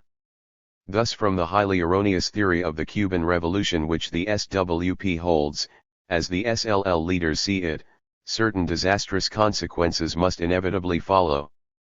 Prominent among these is a pro-Castro attitude and a vast overrating of the importance of the Cuban Revolution. These sickening symptoms, in the opinion of the National Committee of the SLL, show the cancerous degeneration which the SWP has suffered. The alleged decline of the American Trotskyist movement is in turn to be explained as a product of the unhealthy environment of economic prosperity and political witch hunting in which the SWP has had to operate throughout the post-war period. It really is a curious dialectic, isn't it? The SWP displays its tendency to capitulate to American imperialism by standing in the forefront against all the witch hunting of the American imperialist pack, howling and clamoring for Castro's blood and the downfall of the Cuban government. On the other hand, the I-197 National Committee of the SLL shows how much better it resists the imperialist pressure of Wall Street's junior partners in the city London by sneering at the importance of the Cuban Revolution and calling Castro just another Chiang Kai-shek. This proves that the freer and easier environment provided by British capitalism is more conducive to Leninist intransigence, since the temptation to stray into sin is higher and the opportunities for it more numerous than in the USA. And these challenging objective conditions offer on the subjective side greater scope, under wise Leninist guidance, to stiffen and improve the character and consciousness of the cadres, or words to that effect. Despite, or rather because of this sour, bilious attitude toward the goings-on in Cuba, whatever they may be, the National Committee of the SLL is convinced that it is putting up a model defense of the Cuban Revolution. Following a paragraph reaffirming the need for the construction of a Marxist party based on the working class and armed with the finest and latest, what are the latest, J.H. weapons from the arsenal of Marxism, the committee declares. In conclusion, we state that such a policy does not inhibit the struggle for the defense of Cuba against imperialist attack, nor does it prevent episodic alliances with the Castroite forces in the struggle against the latifundists. On the contrary, it would immensely facilitate the tasks of defending Cuba and defeating landlordism.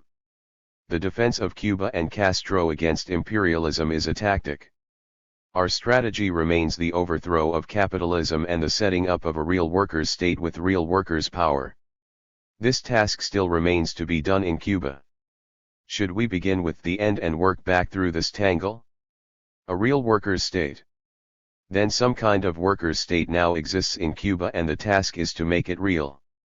But that means capitalism has been overthrown. Our authors scram. 198/Bleed to the alert.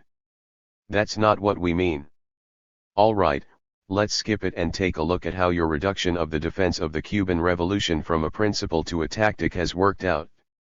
Before their policy had crystallized into a hardened sectarian dogma of refusing to recognize the victories of the Cuban Revolution, the British comrades organized a demonstration in behalf of Cuba that brought immediate response in Havana.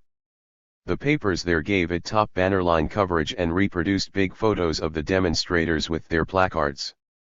This action undertaken by the SLL proved to be only a flash in the pan.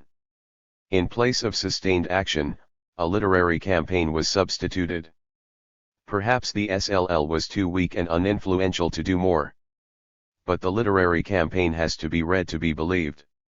Utilizing as object lessons what it took to be the crimes and betrayals of the Castro government, it sought to provide, apparently, a healthy offset to the supposed deviations of the SWP.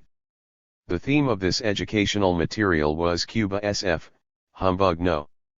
This was the headline over what was passed off as a fundamental contribution, setting the tone and line of the press for the ensuing period. This key article took us everywhere in the world, to Siberia and Bolivia, through time and space, everywhere but Cuba. As I noted elsewhere, some of the American defenders of the Cuban Revolution thought that a typographical error was involved and that the title was really intended to read, Humbug SF, Cuba No. As late as a year or so ago, the SLL might possibly have recovered from the heavy penalties that were being paid for its ultimatistic abstentionist course. But they took a step that could scarcely be better conceived to block recovery of lost ground. They turned down an invitation from the Cuban embassy to attend a reception. This rejection was couched in the form of an ultimatum and put in such an insulting way as to signify that the occasion was being utilized to slam all doors and to hell with any Cubans, Trotskyist-minded or otherwise, who might be extending a hand in their direction. The excuse for this ulti I-199 Mitum was a report that appeared in some South American newspapers of an attack on the Cuban Trotskyists, members of the Posadas group, which Guevara made at Punta del Este in the summer of 1961. The SLL did not inquire at the Cuban embassy as to the accuracy of the newspaper account. It did not then inquire if the account had turned out to be accurate whether Guevara would still stand on these remarks. It did not even leave open the possibility that there might be differences among the Cubans over the question of Trotskyism and that the opening of a door in Britain might be due to pressure in our direction. The National Committee of the SLL acted as if by reflex not to explore, but to slam the door. That's what openings are for, ain't they? Later, in response to suggestions from the SWP, the leaders of the SLL organized a campaign for aid to Cuba. This was very tardy, but it still might have opened some possibilities if it had been accompanied by a positive turn in the SLL press. This was not to be so. The campaign itself was conceived and executed in such unilateral, isolated fashion that not even the Cubans were consulted, despite the talk about episodic alliances with the Castroite forces. Thus the SLL campaigned for food for Cuba, without coordinating the campaign with the international one launched in consultation with the Cubans for medicines. The result was that the SLL got its reply to the diplomatic note that had been sent the Cuban embassy, disavowal of the isolated, unilateral SLL campaign for food. The Cubans did not go for the tactic of the SLL. The SLL leaders felt, in consequence, that they had no choice but to abandon their campaign.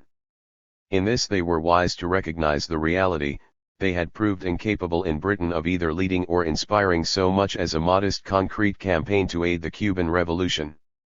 Thus a departure from the principle of defending Cuba and Castro against imperialism, the principle of unconditional defense, had been paid for to the damage of the SLL as well as the Cuban Revolution. The SLL defense efforts were, consequently, reduced to their press. But here any campaigning was not only cut down in size, it was made to carefully reflect their theoretical concept of the Cuban Revolution. To read the newsletter on Cuba is like exploring an empty vinegar barrel. Not much there and not very enticing. How the centering of attention on the texts of Marxism, coupled with refusal to admit and to weigh facts, can separate a leadership from some of the main realities of world politics can be seen in vivid fashion by following the pages of the NEO's letter. We need not go far back in the file, some fresh examples are available for study. As American imperialism began its preparations for the naval blockade, the newsletter handled the news in perfunctory fashion. The issue of September 8 reports the new aggression planned and correctly calls for assistance of the Cuban people in every way possible. However, the temptation to spoil this with a jibe is irresistible. The true friends of the Cuban Revolution are not the radical tourists flying back and forth across the Caribbean, but the working class movement throughout the world. Among the radical tourists happen to be revolutionists from the working class movement all over the world, especially Latin America, for Havana has become a kind of revolutionary crossroads of the world. The SLL leaders, of course, can be excused for not knowing this since it is within the realm. Cuba th acid test /201. Of facts about Cuba, moreover, they are not inclined to be radical tourists, especially in a hot place like Cuba. In the September 15 issue Cuba gets a few inches on page 3. It seems that the U.S. State Department has been pressing other governments, including the British, that's alert reporting J.H., to stop ships from taking goods to and from Cuba, in an effort to tighten the stranglehold of their economic blockade of the island. This brief item gets the very correct but very perfunctory headline, Labor must counter U.S.-Cuban plans. Labor must, of course, but the newsletter is not much excited about it. Even the heavy pressure for the U.S. State Department on the Macmillan government fails to kick off a sharp reaction in the phlegmatic editor. Has this counter-revolutionary pressure, then, no meaning for British politics? Is the Labour Party to draw no lessons from the despicable role played by the Macmillan government in the Cuban crisis? Are the Labour Party ranks supposed to regard complacently how the bureaucrats knuckled under? The September 22 issue gave Cuba a real break, a signed front-page story but modestly at the bottom. Any resemblance between a real war danger and the present crisis in Cuban-American relations must be seen as pure coincidence. The analyst presents his reading of the situation, the U.S. government, and Kennedy in particular, are still smarting from the Bay of Pigs fiasco last year. Moreover, this is election year in the US, and Kennedy knows only too well that the only way to stay in the White House is by staying out of Cuba and concentrating on Berlin. The author correctly notes that the State Department has a long-term plan whose sinister implications are becoming dearer every day. It hopes to starve Cuba into submission by intensifying the blockade and threatening sanctions against West European nations who continue to trade with and aid the Cuban nation. These excellent sentences are, however, completely spoiled by the ultra-left prescription which is proffered to the Castro government: any attempt to establish normal 202 relations with the U.S. government would undermine the Cuban liberation movement irretrievably in the eyes of the Latin American masses. The headline for this illuminating article is "Cuba, Hot Air and Wine." The commentator who wrote this, Michael Bundot, is not to blame. He is only very faithfully and very logically applying the line developed by the National Committee of the SLL, giving a practical demonstration of how thoroughly steeped he is in its method of thinking. The September 29 issue of the newsletter apparently did not consider the continuation of Kennedy's new aggressive moves to be newsworthy despite the mounting world tension. The editors have their own way of gauging the importance of the facts, and, as we have seen, this does not necessarily coincide with the views of the rest of the world or even anyone else. The October 6 issue continues to rate the Cuban Revolution and its defense as unnewsworthy. Perhaps it was just as well. In the October 13 issue, Cuba managed to fight its way onto page 2. Someone, obviously bored with the assignment, notes that the past few weeks have seen a stepping up of the U.S. efforts to tighten the economic stranglehold on Cuba. It appears that the State Department is going to place a naval blockade on Cuba. The British government may get involved in this, but it's not too clear from the article just how. The abstract formulas about the vital need for assistance from the international labor movement are repeated. Finally, we come to the section where we must bare our flesh to the needle. The plunger is pushed to the bottom. We are inoculated against the danger of placing the slightest confidence not in the British, but in the Cuban government. The aid, both military and economic, which the Cubans have received from the USSR, has enabled them to defy the attacks of U.S. big business. But increased dependence on these supplies carried with it the danger of political pressure from /203. Khrushchev for more responsible policies to be followed. The UN speech of Cuba's President Dorticos is a warning of the possibility of such moves. Dr. Dorticos declared his government had no intention of spreading revolution to the South American mainland, or of taking action against the U.S. naval base at Guantanamo. In the following issue, October 20, Cuba did pretty well in the newsletter. A column on the front page noted that the pressure was being stepped up, a Cuban patrol boat having been sunk by a large exile ship. The main danger was correctly seen to be the strength of American imperialism, not the small groups of counter-revolutionary exiles.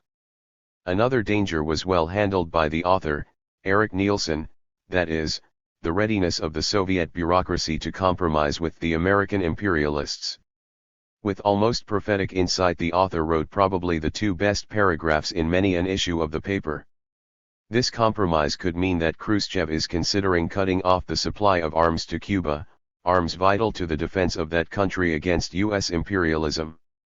Any such compromise must be firmly opposed by all those who claim to support the Cuban Revolution against the reactionary forces which now threaten it.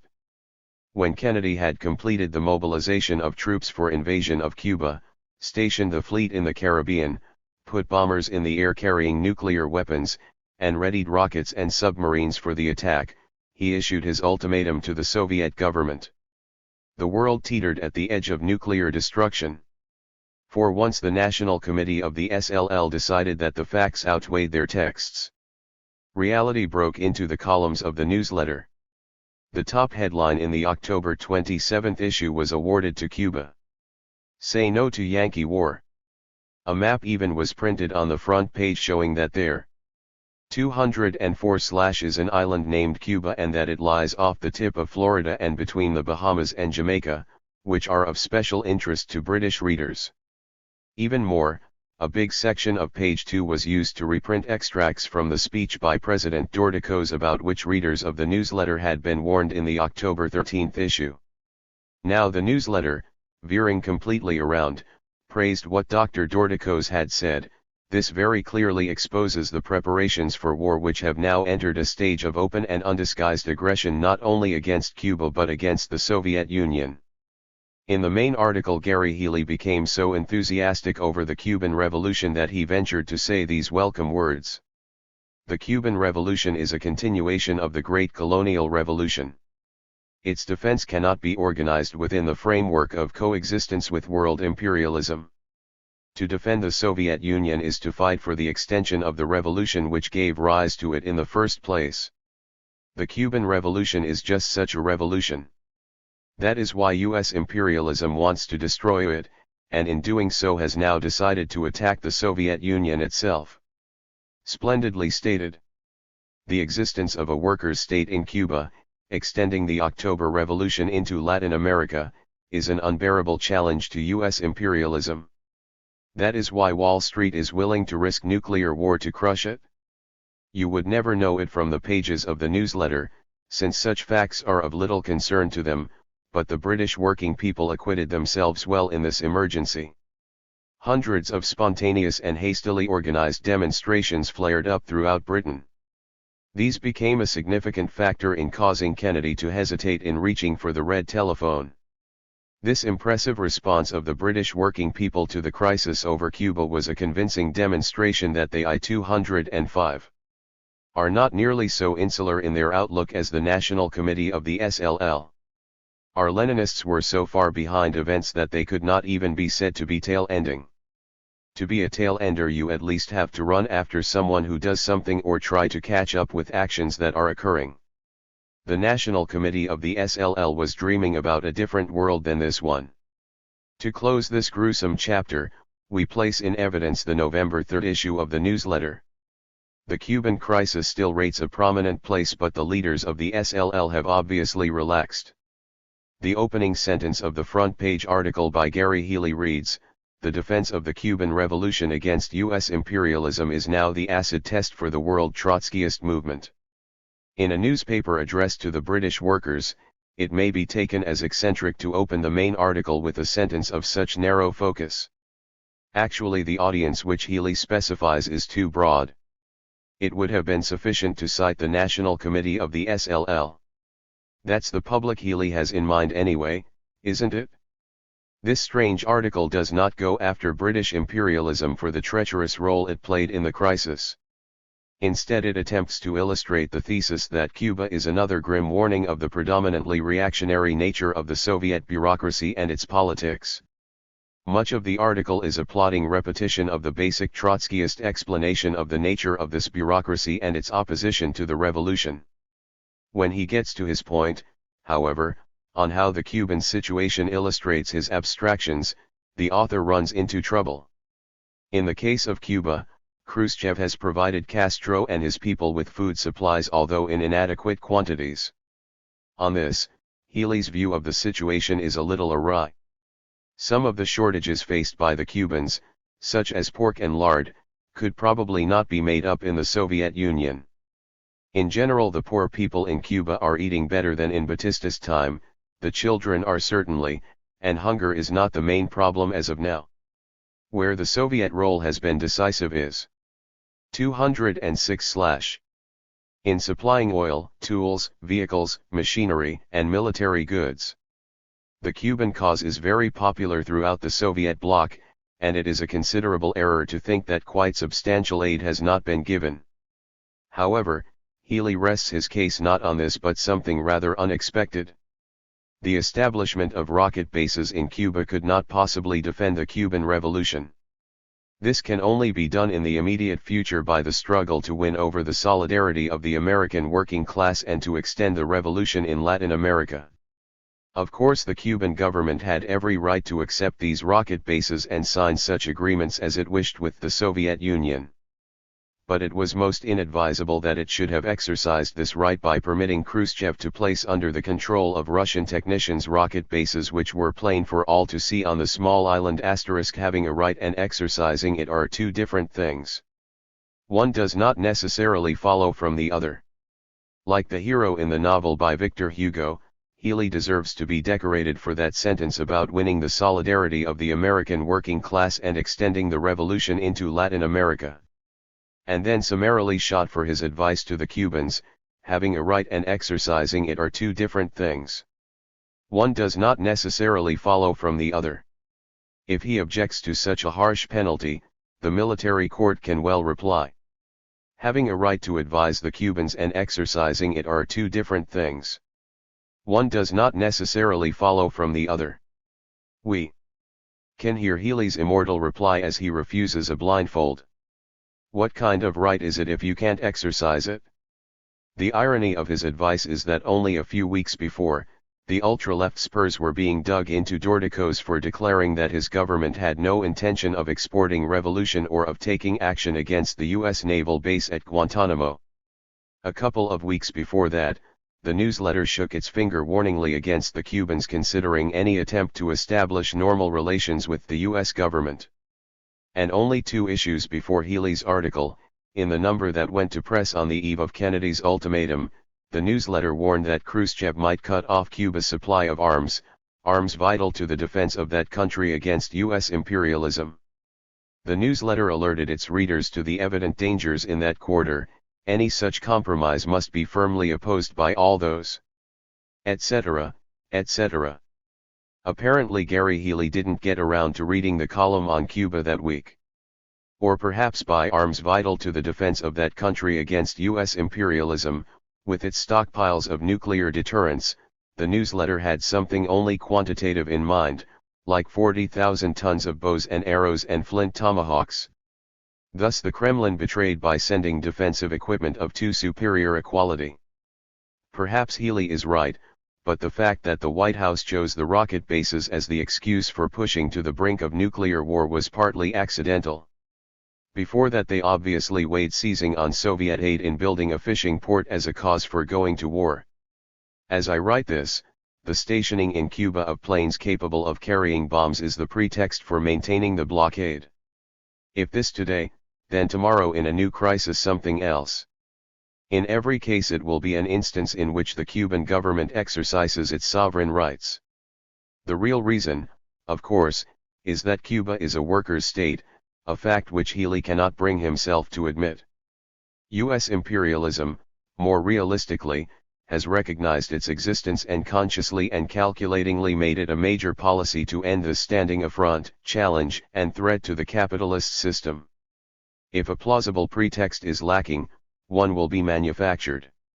The facts are 208/ absolutely conclusive on that. Healy's position is a concession to the pacifist view, don't provoke the warmonger. As if they are not always provoked by their intended victims, if for no other reason than by their weakness. The major lesson to be drawn from this is that in an acid test what looked like 24-karat ultra-leftism can reveal some surprising opportunist streaks. Position of the French section of the IC. The leading comrades of the French section of the International Committee share with the National Committee of the SLL the view that Cuba is not a workers' state. They differ on 2 fundamental points, however. Unlike the British comrades, they believe that dual power exists in Cuba, and they hold that the Castro regime constitutes a workers' and peasants' government. Moreover, in contrast to the SLL's top leaders, they recognize the logic which has compelled the majority of the world Trotskyist movement to consider Cuba to be a workers' state. Their criticism is not against the justifiability of extending to Cuba the same basic approach that was used in the case of China, Yugoslavia, and the East European countries. What they maintain is that since Cuba is not a workers' state according to their estimate, something must have been wrong in the preceding position. We must, therefore, dump all the work done up to now in estimating the character of the state in China, Yugoslavia, and Eastern Europe and start over again.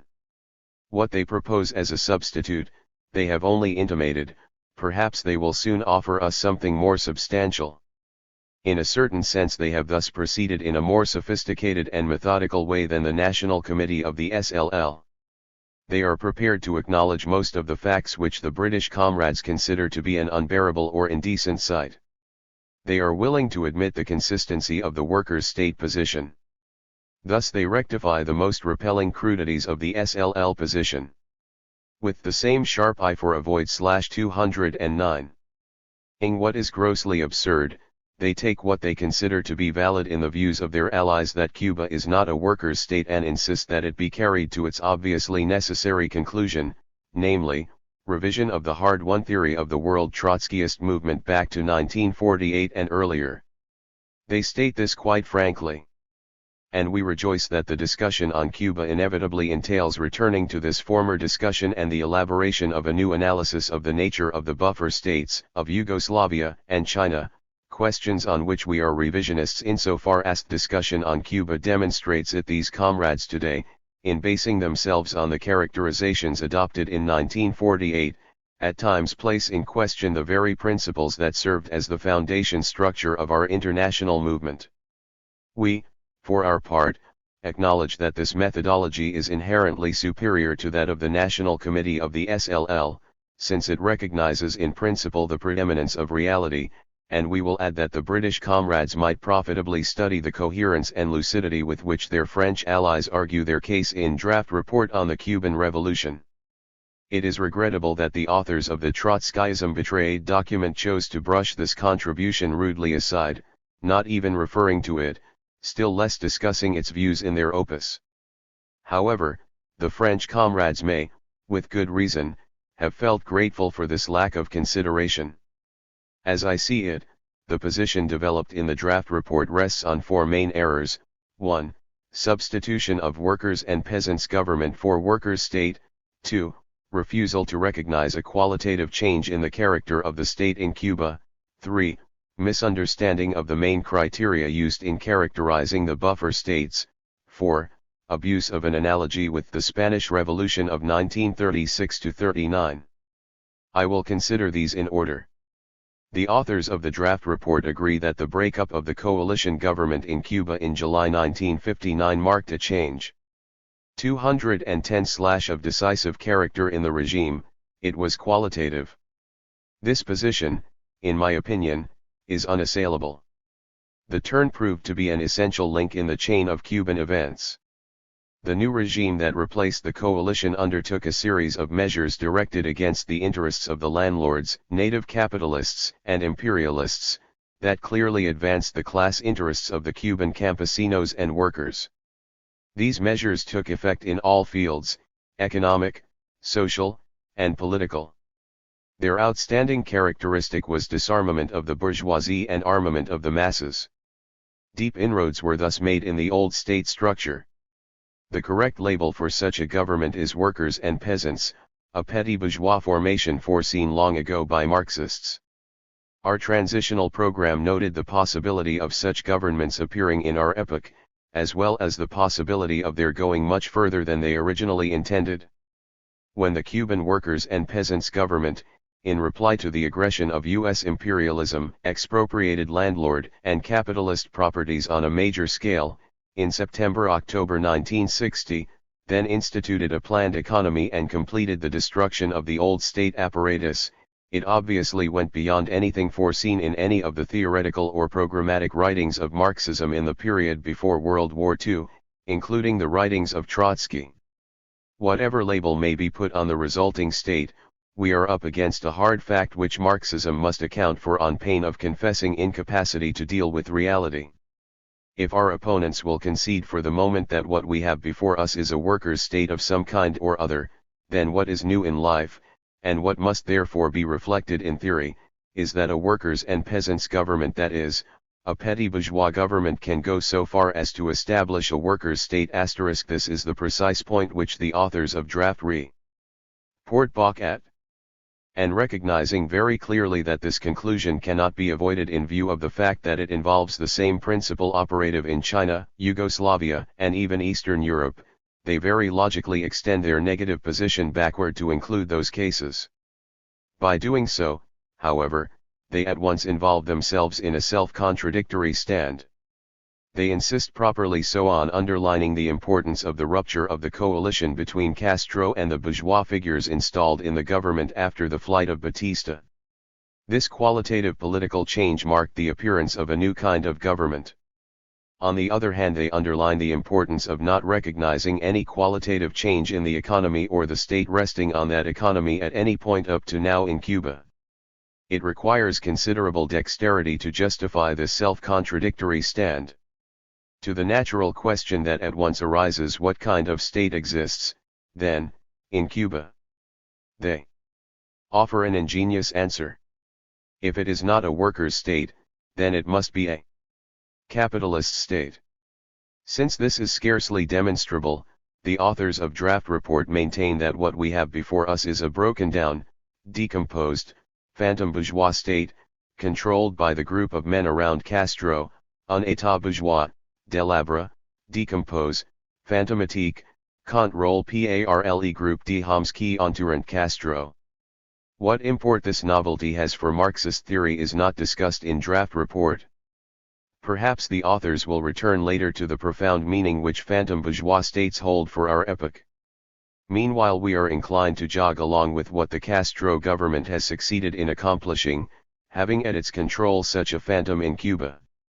There might be dialecticians who would contend that if you break down and decompose something until nothing but the ghost remains, it is no longer the same, having really undergone a qualitative change. The authors of the draft report, to forestall such a criticism, argue that alongside Castro can be found the elements of workers' power, still appealing to the same leadership but in reality always increasing their pressure toward more radical measures. As in Spain in 1936–37, the draft report contends, dual power exists in Cuba. Even if this were so, we would still be left with the phantom bourgeois state, this formless plasma of the spirit world. If, as materialists, we eliminate this wraith from consideration, we are left with only a workers' and peasants' government to which the draft report thus assigns the functions of a state. And this despite their recognition that it is a serious error in method to confound the nature of the state and the nature of the government. We come now to the second error, which, of course, flows from the first one.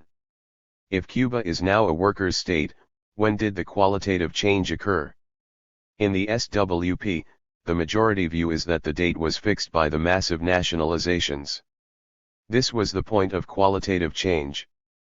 But the authors of the draft report, holding that no qualitative change has occurred, are compelled to dispose of all possible dates. Those involving power are rejected on various grounds without specifying the real one, which is that revolutionary socialists could not in advance grant political confidence to the Castro leadership in view of the limitations of its declared program. Fundamental economic criteria are likewise rejected, two grounds being advanced for this: 1. They are not sufficient in themselves; 2. Even if they are sufficient in themselves, this is true only if they are operative over a long period of time. These arguments really beg the question. Implied in them is the premise that the most drastic overturn of an economy has no qualitative meaning in itself, only a quantitative one. The admission that a long period of time would ultimately bring qualitative considerations to bear alters nothing in the hidden premise, since it is not specified what economic measures, accumulating bit by bit, would lead to the qualitative change, nor what would constitute, on the economic level, the point of decisive change.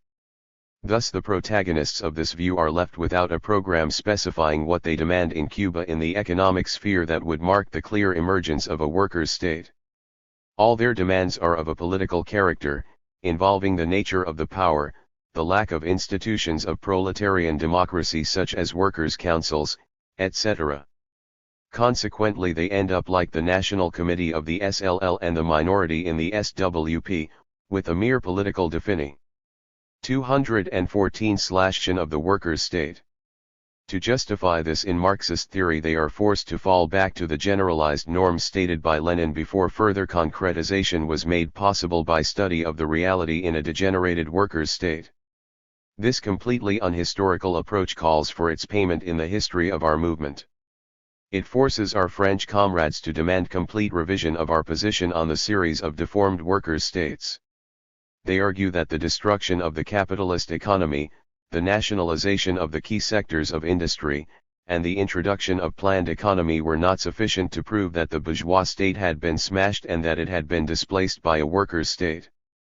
They contend that two more essential criteria must be added. We think that it is precisely here that one of the weaknesses of our analysis of 1948 becomes evident, and we will return to this later. However, undeniably, in the case of the European buffer countries, the criterion of nationalization is inseparable from the criterion cultural assimilation with a degenerated workers' state. It is because the Bonapartist state of the buffer countries is the instrument of the bureaucracy of a degenerated workers' state that the Trotskyists were able to consider it as a deformed workers' state, and the criterion nationalization and planning is not, by itself, sufficient. Precisely what is meant by cultural assimilation is not indicated. Do they mean structural assimilation? But that is just a condensed way of saying expropriation of the capitalists, nationalization, and planning. Perhaps by cultural assimilation they mean liquidation of independent political trends, a process brought to its culmination in the purge trials of 1949 and again in the suppression of the Hungarian uprising in 1956? Or is it something as vague as a phantom bourgeois state? On the other point, the authors of the draft report are, quite logically from their point of view, adding a political criterion to those we used in 1948, and, just as logically, making it I-215. The decisive criterion, it is because the Bonapartist state of the buffer countries is the instrument of the bureaucracy. They say. Not so. We rejected the criterion of power in 1948 since it would have signified that we considered the buffer countries to be workers' states because of Stalinism and not in spite of it. Otherwise we would have ended in a position inconsistent with our position on the Soviet Union itself. We specified that labeling the buffer countries as workers' states did not thereby imply political confidence in the bureaucracy. We opposed its bureaucratic measures. We conceded absolutely nothing to Stalinism. Had the criteria now advocated by the authors of the draft report been adopted, what slippery footing we would have found. For example, so long as the Tito leadership remained a docile instrument, we would have had to call Yugoslavia a workers' state. When it fought for political independence and broke diplomatic relations, thus no longer serving as the instrument of the Soviet bureaucracy, we would have had to switch and say, sorry, but a bourgeois phantom state is again haunting Yugoslavia. And when Yugoslavia was able to resume relations, we would have had to report, thank God, that ghost has been laid again. As for China, that would have been a spiritualist's paradise. When is a phantom not a phantom? Can you have half phantoms and quarter phantoms and so on ad infinitum? The big advantage in such juggling of criteria, of course, is that you can avoid calling Cuba a workers' state. I would agree that in some instances, at least, the authors of the draft report hit the nail on the head with their observation, the disagreements go beyond words. It is in fact in setting up a conception of the Cuban Revolution as a whole that each one chooses a definition which, at bottom, epitomizes his politics. Of course, to maintain their novel position, the French comrades have to prove that no Soviet cultural assimilation has occurred in Cuba and that the Castro regime is not an instrument of the bureaucracy of a degenerated workers' state.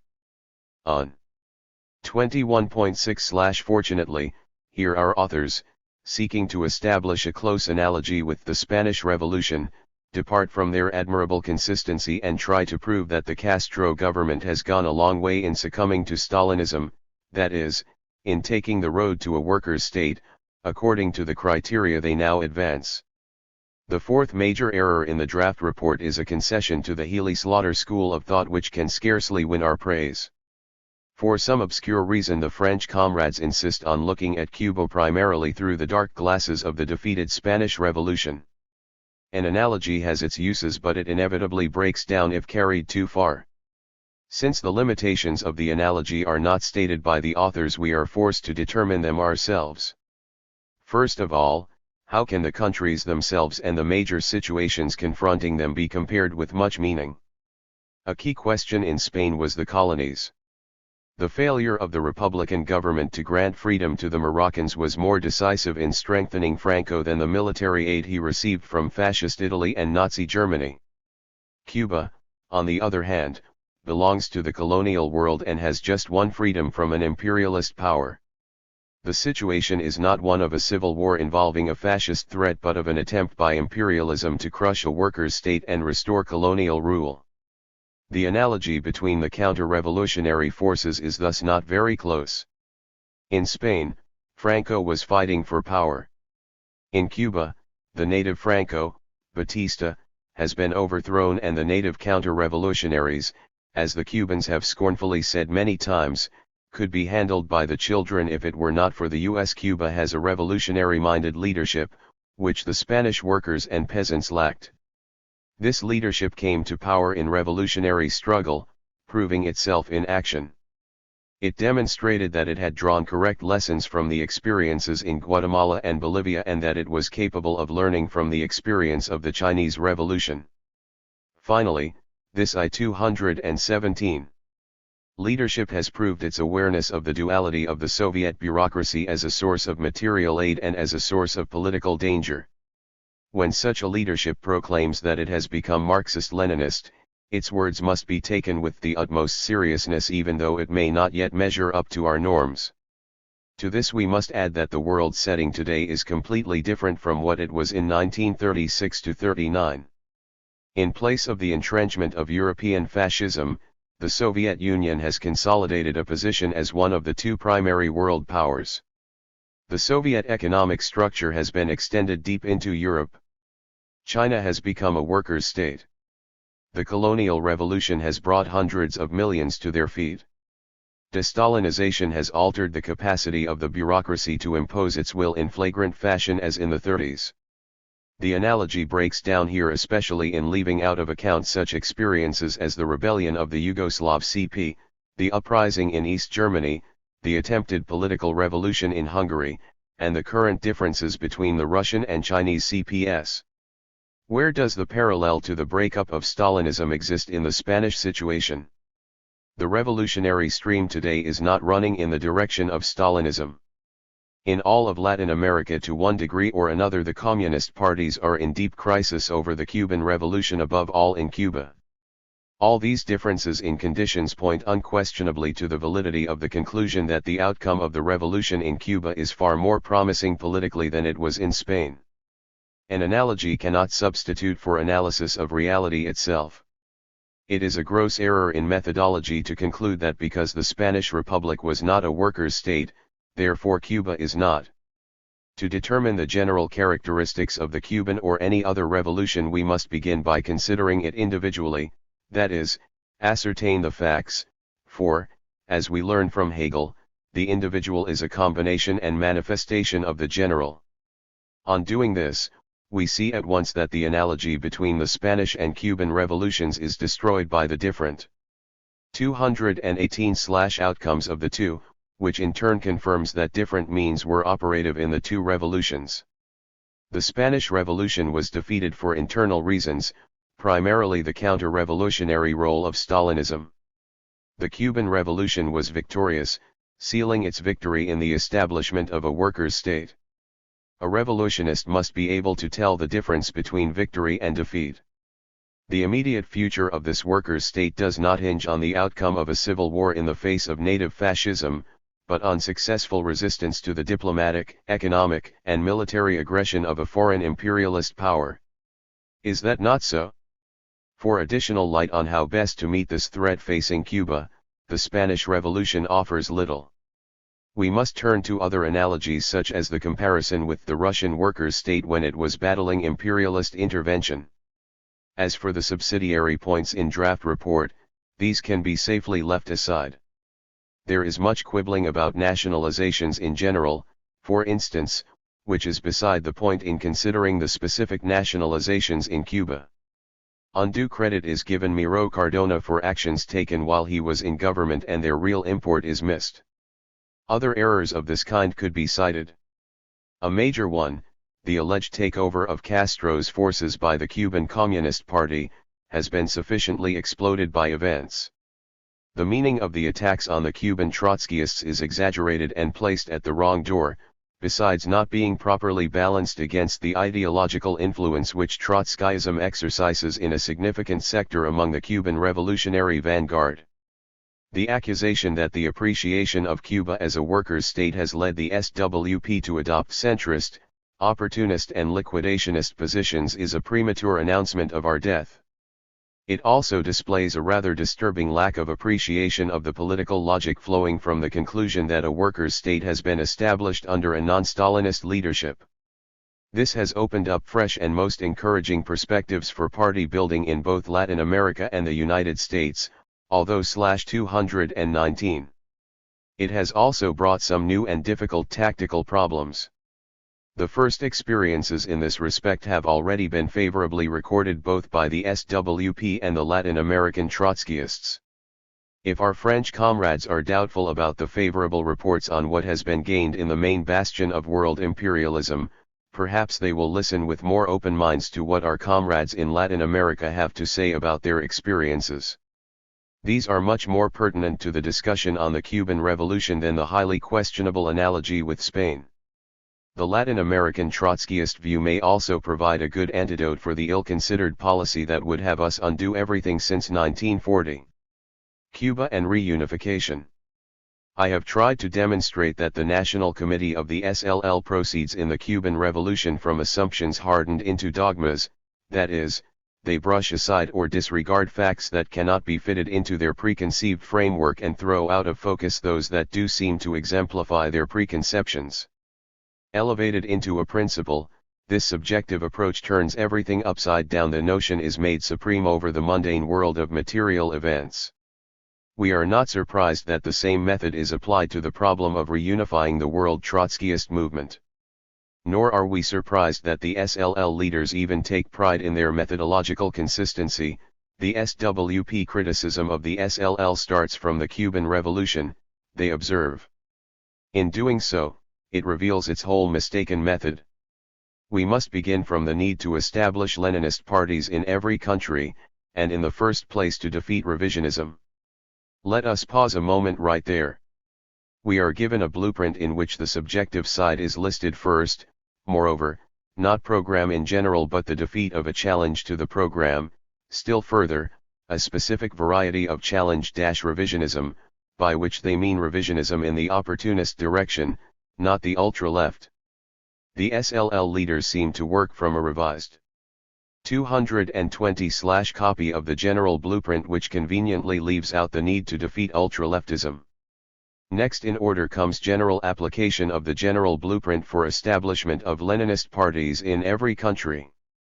Granting them the benefit of the doubt, we assume that they mean concretely by this the construction of the World Party of the Socialist Revolution, the Fourth International. Only after descending this ladder do we come to the need to establish the concrete development of the revolution, which in reality must constitute the foundation for everything else in Cuba. This methodology is rigorously applied even in the structure of the SLL manifesto, Trotskyism Betrayed.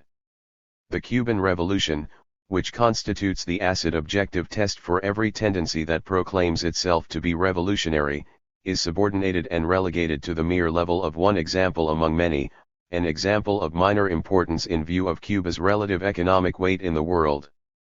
On the other hand, the struggle against revisionism, as interpreted by the leaders of the SLL, is given first place in the document both qualitatively and quantitatively. To justify putting the real problems that face the world Trotskyist movement upside down in this way, it is necessary to magnify the danger of revisionism in direct proportion to the reduction of the importance of the Cuban Revolution. In turn, this necessitates construction of a kind of demonology inside the world Trotskyist movement symmetrical to the holy scripture they make of Leninism. Disregarding or misinterpreting facts in perfect parallel to their approach to Cuba, the SLL leaders picture the relationship between the IS and the IC as if absolutely nothing had changed since 1953. Well, not absolutely. The SLL leaders acknowledge that some change has occurred. As they see it, the differences have deepened. To prove this they would have to demonstrate that the IS, instead of satisfactorily clearing up the political differences that appeared to us to lie behind the organizational dispute of 1953-54, had developed them into a system or at least gone far down /221. That road. It is promised that this will be done in the course of the projected discussion, but as yet little has been forthcoming beyond repetition of the points of difference of almost a decade ago.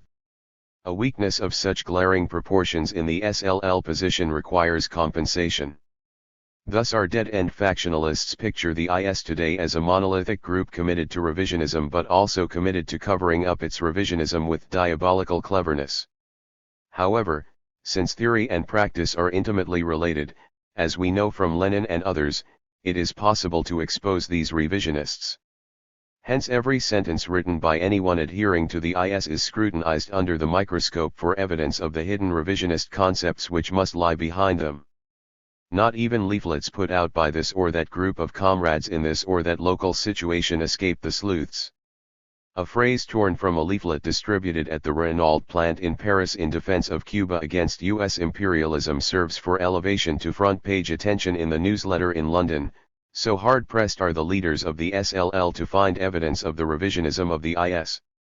In this fantasia of ultra-left sectarianism, the course of the SWP takes on sinister meaning. The plain truth is that the SWP noted the facts concerning the declared positions of the IS on the important issues of the day. It noted its stand on the Hungarian uprising, on political revolution in the USSR, on de-Stalinization. It noted especially that the IS had assessed the main stages of the Cuban Revolution in the same way as the SWP, the Canadians, and the Latin American Trotskyists, that is, by utilizing the basic conclusions made in the particular cases of the buffer countries, Yugoslavia, and China. Thus the real situation in the world Trotskyist movement was that the political differences had been narrowing for some time and new grounds for common action had appeared.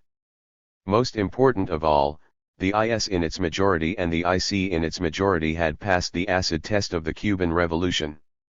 This opened a highly encouraging possibility for healing old wounds and reuniting the 222 World Trotskyist movement on the most solid basis in its history. Whatever differences remained could surely be contained in a common organization under normal rules of democratic centralism. It was impossible to escape the conclusion that objectively the correct course was to press for reunification. The dispute over who was right in 1953-54 should not be permitted to stand in the way of joining forces in common assault on the problems of today. To proceed in a less responsible way would constitute a default in leadership. These simple, elementary considerations, which are ABC to Leninists, are given a different explanation by the leaders of the SLL.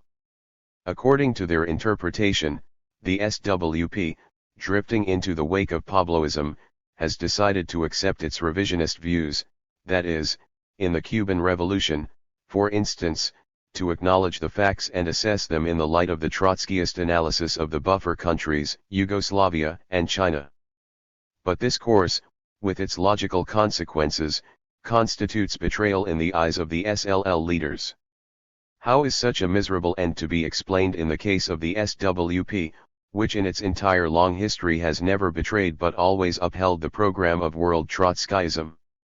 The explanation can only be that the SWP has degenerated, otherwise the SLL leaders are proved to be in error, and how can that be, since they begin with the need to defeat revisionism? Thus the SWP is crossed off, or virtually crossed off.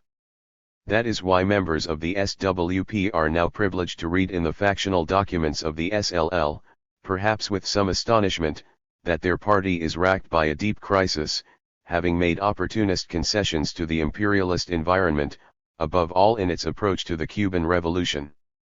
Not by accident, consequently, the SWP wants to unite with Pabloism, and that, as the SLL leaders see it, is the real explanation for the present efforts of reunification.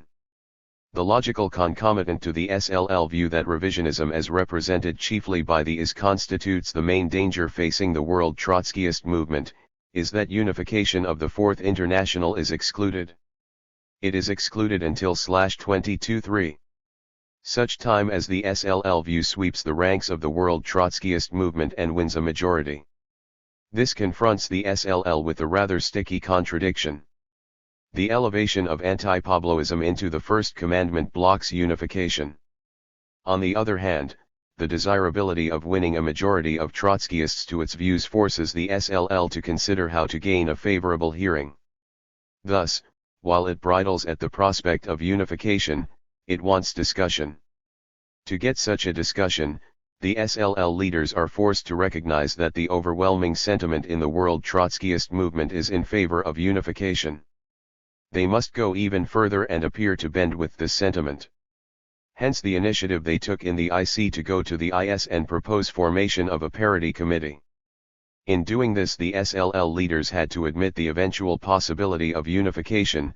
More concretely, they had to recognize the need and advisability of engaging in common actions with the IS, whatever may be the views of unification, early, delayed, or never at all. In the process of reunifying the world Trotskyist movement, the proposal for a parity committee was objectively called for. The SWP did not look into what subjective motives the SLL leaders might have had in making this proposal, but weighed it on its objective merits, attempting in this case as in all others, to utilize the Marxist method of beginning with the reality of the situation. The IS responded in similar fashion to the initiative of the SLL leaders. Thus the Parity Committee was born.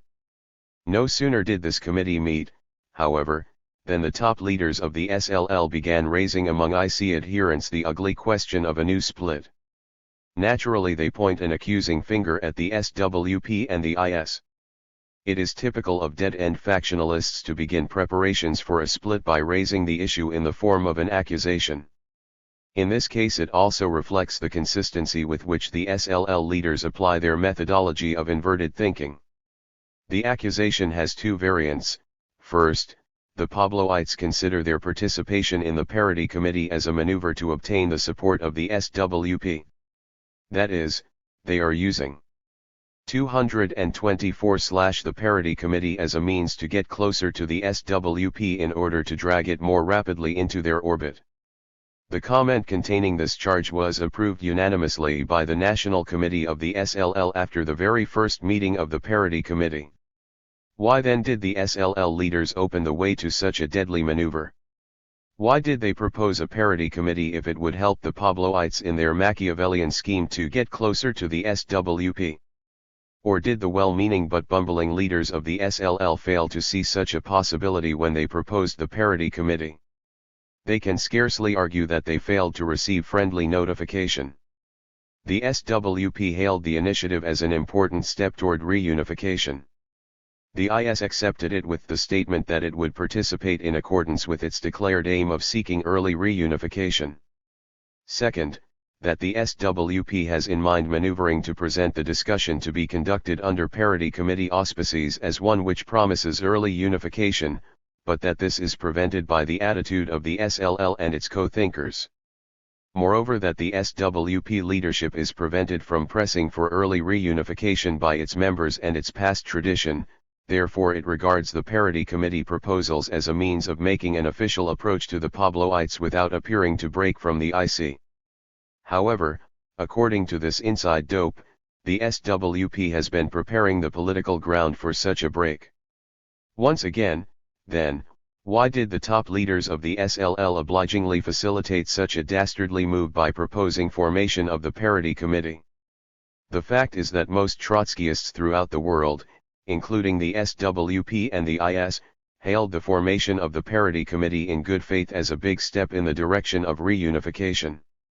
Why the initiators of the Parity Committee should suddenly present it at its very launching as the vehicle of splitting maneuvers cooked up by the SWP and the IS is difficult to conceive, unless we are again being presented with an example of inverted thinking. I-225. What is most ridiculous and unbecoming in this pose is that the SLL top leadership has been developing political positions which in the key case of the Cuban Revolution are completely at variance with the rest of the world Trotskyist movement, including their closest allies in France. It is quite doubtful that they would seriously contend, in the light of the evidence, that their position on Cuba represents that of the majority of the IC. They are thus preparing the political ground for anything but an attempt to bring harmony among the adherents of the IC.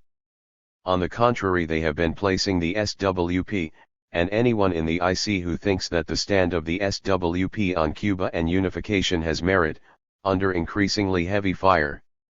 They have proclaimed that the SLL represents a separate tendency, one even that has declared war on all opponents to its positions.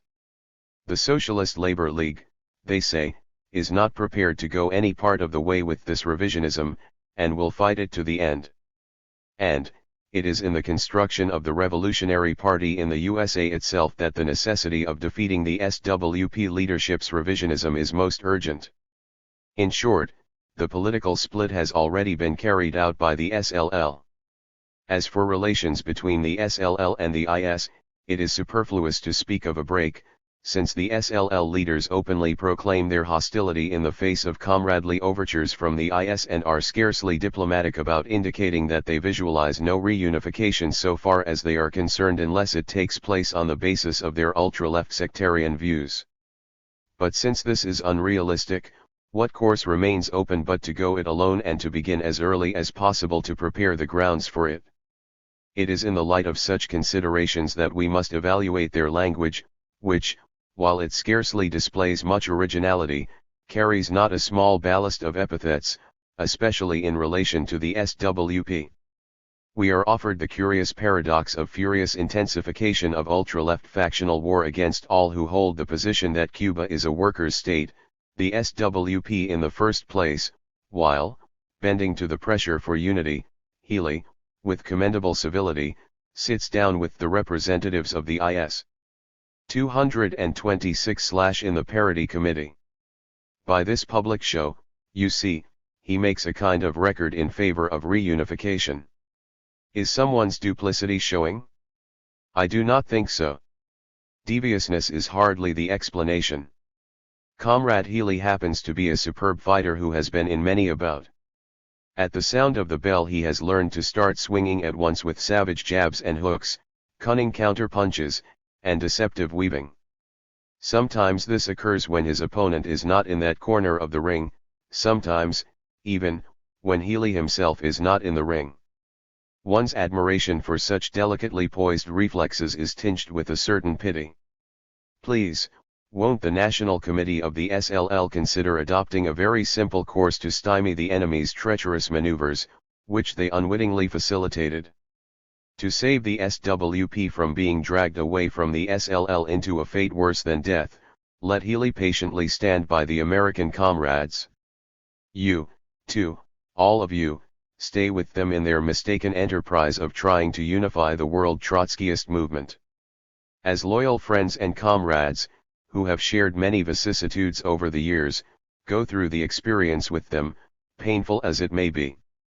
Block the splitters by the easy, sound tactic of accepting their offer to unify.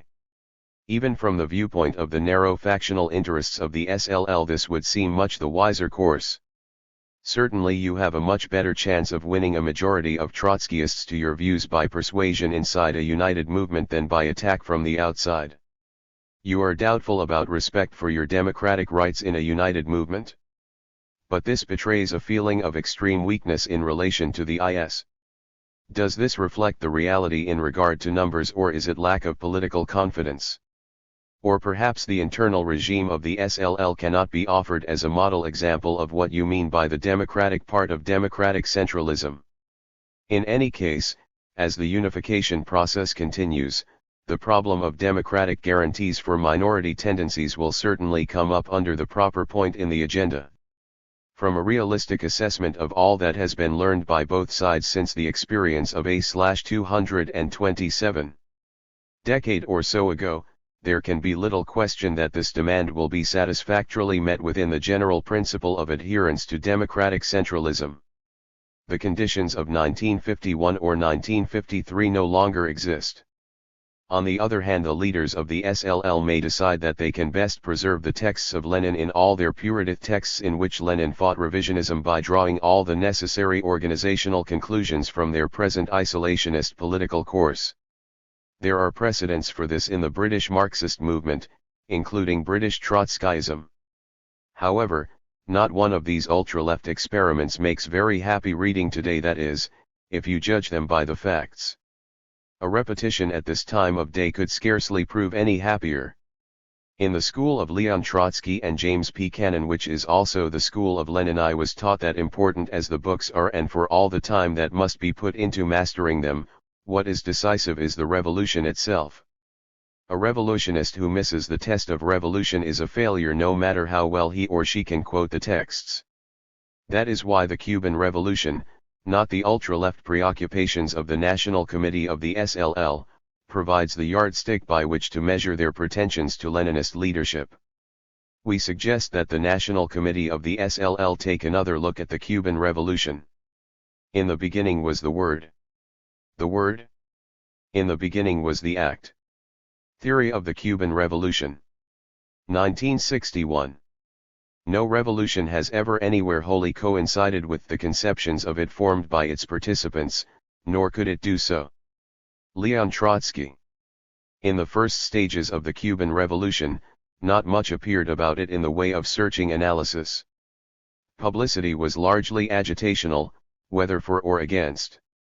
Consequently, the worth of most early writings hinges largely on the accuracy of the reporting and the extent to which documentary material is included. This is especially true of some items, highly laudatory of the revolution and its leaders, by authors who have since gone over to the counter-revolution.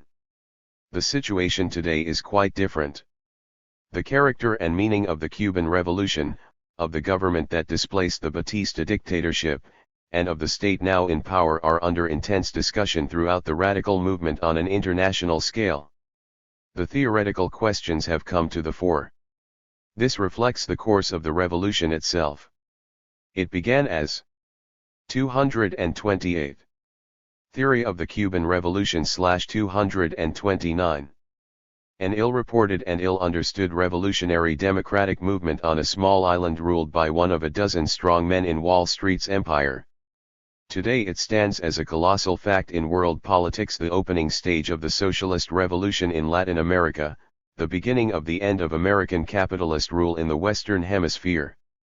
The two books under review are among the best in a new literature appearing about the Cuban Revolution, a literature written by serious thinkers accustomed to probing for the deeplying forces and trends in modern society. These thinkers are fascinated by what this revolution has revealed, for they feel that perhaps here may be found clues to titanic revolutionary events now drawing near. As Huberman and Sweezy express it, in Cuba they are actually doing what young people all over the world are dreaming about and would like to do. Emphasis in original. Let's begin with Listen, Yankee. In writing this book, C. Wright Mills displayed considerable courage. The author of The Power Elite and White Collar, to mention his best-known books, staked a big reputation and high standing in academic circles when he decided to support the Cuban Revolution with such forthrightness. That he weighed the issues is evident from the following statement. Like most Cubans, I too believe that this revolution is a moment of truth, and like some Cuban revolutionaries, I too believe that such truth, like all revolutionary truth, is perilous. Any moment of such military and economic truth might become an epoch of political and cultural lies. It might harden into any one of several kinds of dictatorial tyranny. But I do not believe that this is at all inevitable in Cuba. And I do believe that should it happen it would be due, in very large part, to the role the government of the United States has been and is continuing to play in Cuban affairs. The policies the United States has pursued and is pursuing against Cuba are based upon a profound ignorance, and are too shot through with hysteria. I believe that if they are continued they will result in more disgrace and more disaster for the image of my country before Cuba, before Latin America, and before the world. Emphasis in original. To help enlighten his fellow Americans and as a service in countering the hysteria, Mills presents the Cuban revolutionary case. As a succinct presentation of the main facts that led to the revolutionary explosion, of the achievements since then, and of the aims, attitude, and outlook of the main rebel forces, the book is a remarkable accomplishment. I cannot recommend it too highly to anyone seeking a quick briefing, particularly as a knowledgeable Cuban revolutionist, leaving aside diplomatic considerations, might give it to you on a visit to the island. The salient feature of Listen, Yankee is the clarity with which it presents the anti-Stalinist aspect of the Cuban Revolution.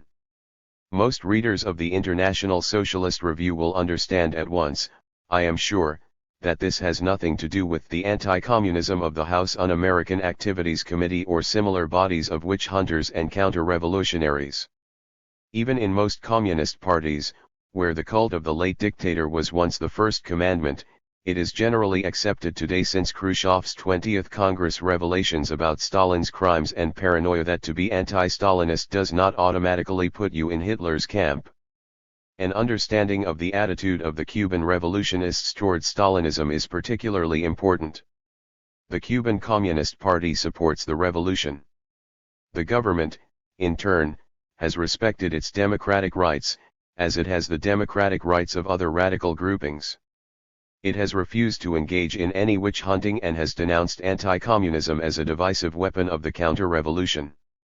This, plus the aid solicited from the Soviet bloc countries, which undoubtedly saved the Cuban Revolution from going down, has been utilized to falsely picture the Cuban government as having succumbed to Stalinism. The issue happens to be crucial in the United States for Win. Theory of the Cuban Revolution /231. Ning support for the Cuban Revolution in sectors of the trade union movement, among intellectuals, and on the campus. It is not just a matter of attempting to overcome hysterical Stalinophobia. In these circles the truth is widely known about Stalin's suppression of proletarian democracy, his ups of working-class political opponents, mass deportations, and assassinations of socialist leaders. Many rebel-minded people in the United States who offered their support to the Soviet Union felt betrayed on learning the facts about Stalinism. Consequently, out of fear of being burned again, they are cautious. On the other hand, the appearance of a genuinely democratic socialist revolution could reanimate them. Besides constituting the only sectors of the population ready at present to give a fair hearing to the Cubans, they are an essential link in rebuilding a mass socialist movement in America. Mills gives the question the importance it warrants, citing many facts to indicate the profoundly anti-Stalinist nature of the revolution. Among these he notes the stress placed on immediate benefits for the people, the readiness to listen and learn in all fields, the freedom that makes Cuba so exhilarating to radicals, above all those on vacation from the stifling atmosphere of McCarthy land. On the decisive political fact of leadership, Mills has his Cuban protagonist write an entire letter, number 5, explaining why the Communist Party is not in power in Cuba and why it is highly unlikely even to seek power. The plain fact is, our revolution has outdone the communists on every score. From the beginning up till today, always at every turn of event and policy, the revolution is always faster than the Cuban Communist Party, or individual communists.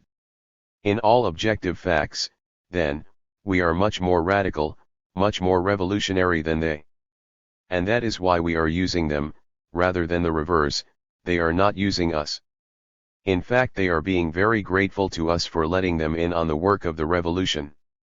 232. In fact, this is the case generally with local communist parties in Latin America. In a real revolution today, in Latin America at least, the local communists are to the right of the revolution. Here in Cuba, certainly the revolution has outpaced them and does on every front. They always arrive too late and with too little. This has been the case in Cuba and it still is the case, they lag behind our revolution.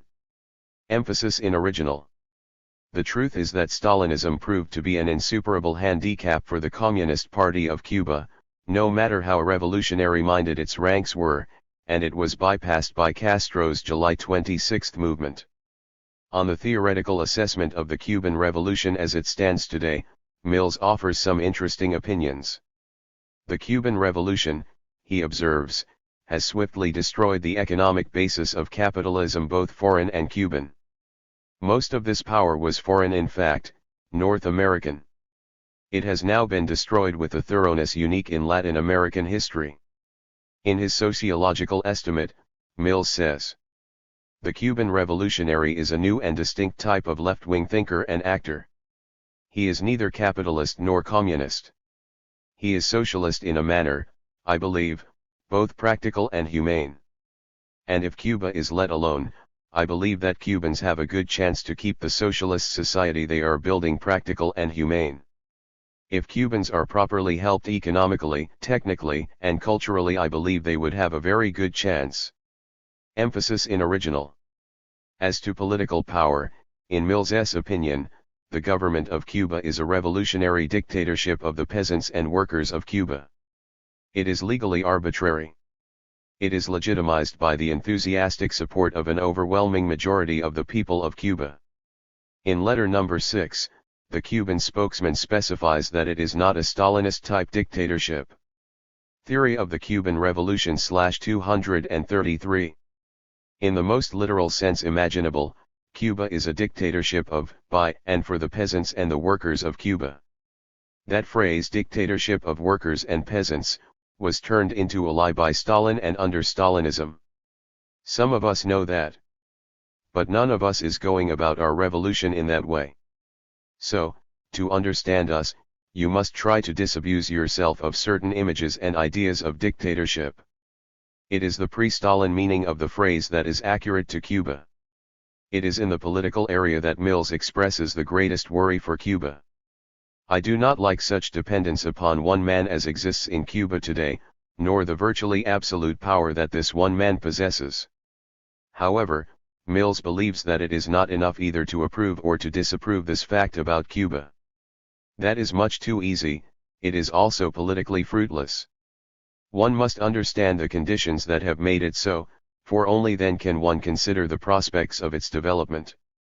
The conditions include the form of struggle needed to overthrow Batista, the enormous counter-revolutionary pressure of the United States, and the fluidity of the present situation, in which democratic forms have not yet been worked out in the living experience of the revolution.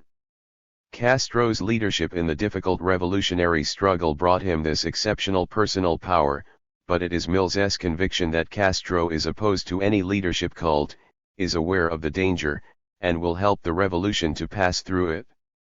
In my judgment, says Mills, one must take seriously this man's own attempts to shift roles, even in the middle of his necessary action, and his own astute awareness of the need to develop a more systematic relation between a government of law and the people of Cuba. Let us turn now to the book by Leo Huberman and Paul M. Sweezy, the editors of the Monthly Review. They wrote this. 2.34/ After a 3-week visit to Cuba in March 1960, publishing it as a special edition of their magazine. Events soon dated parts of it.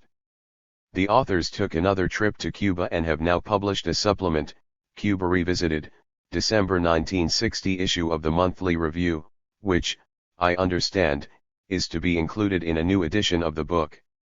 The strong side of Cuba Anatomy of a Revolution is its emphasis on economics. The authors do a good job of summarizing the main facts about Cuba under Batista, available in such books as Lowry Nelson's Rural Cuba, then turn to current problems, where they offer the results of their own investigations on the scene. The facts they have assembled are encouraging indeed. Instead of collapsing, as the capitalist press has been predicting, the Cuban economy has grown stronger.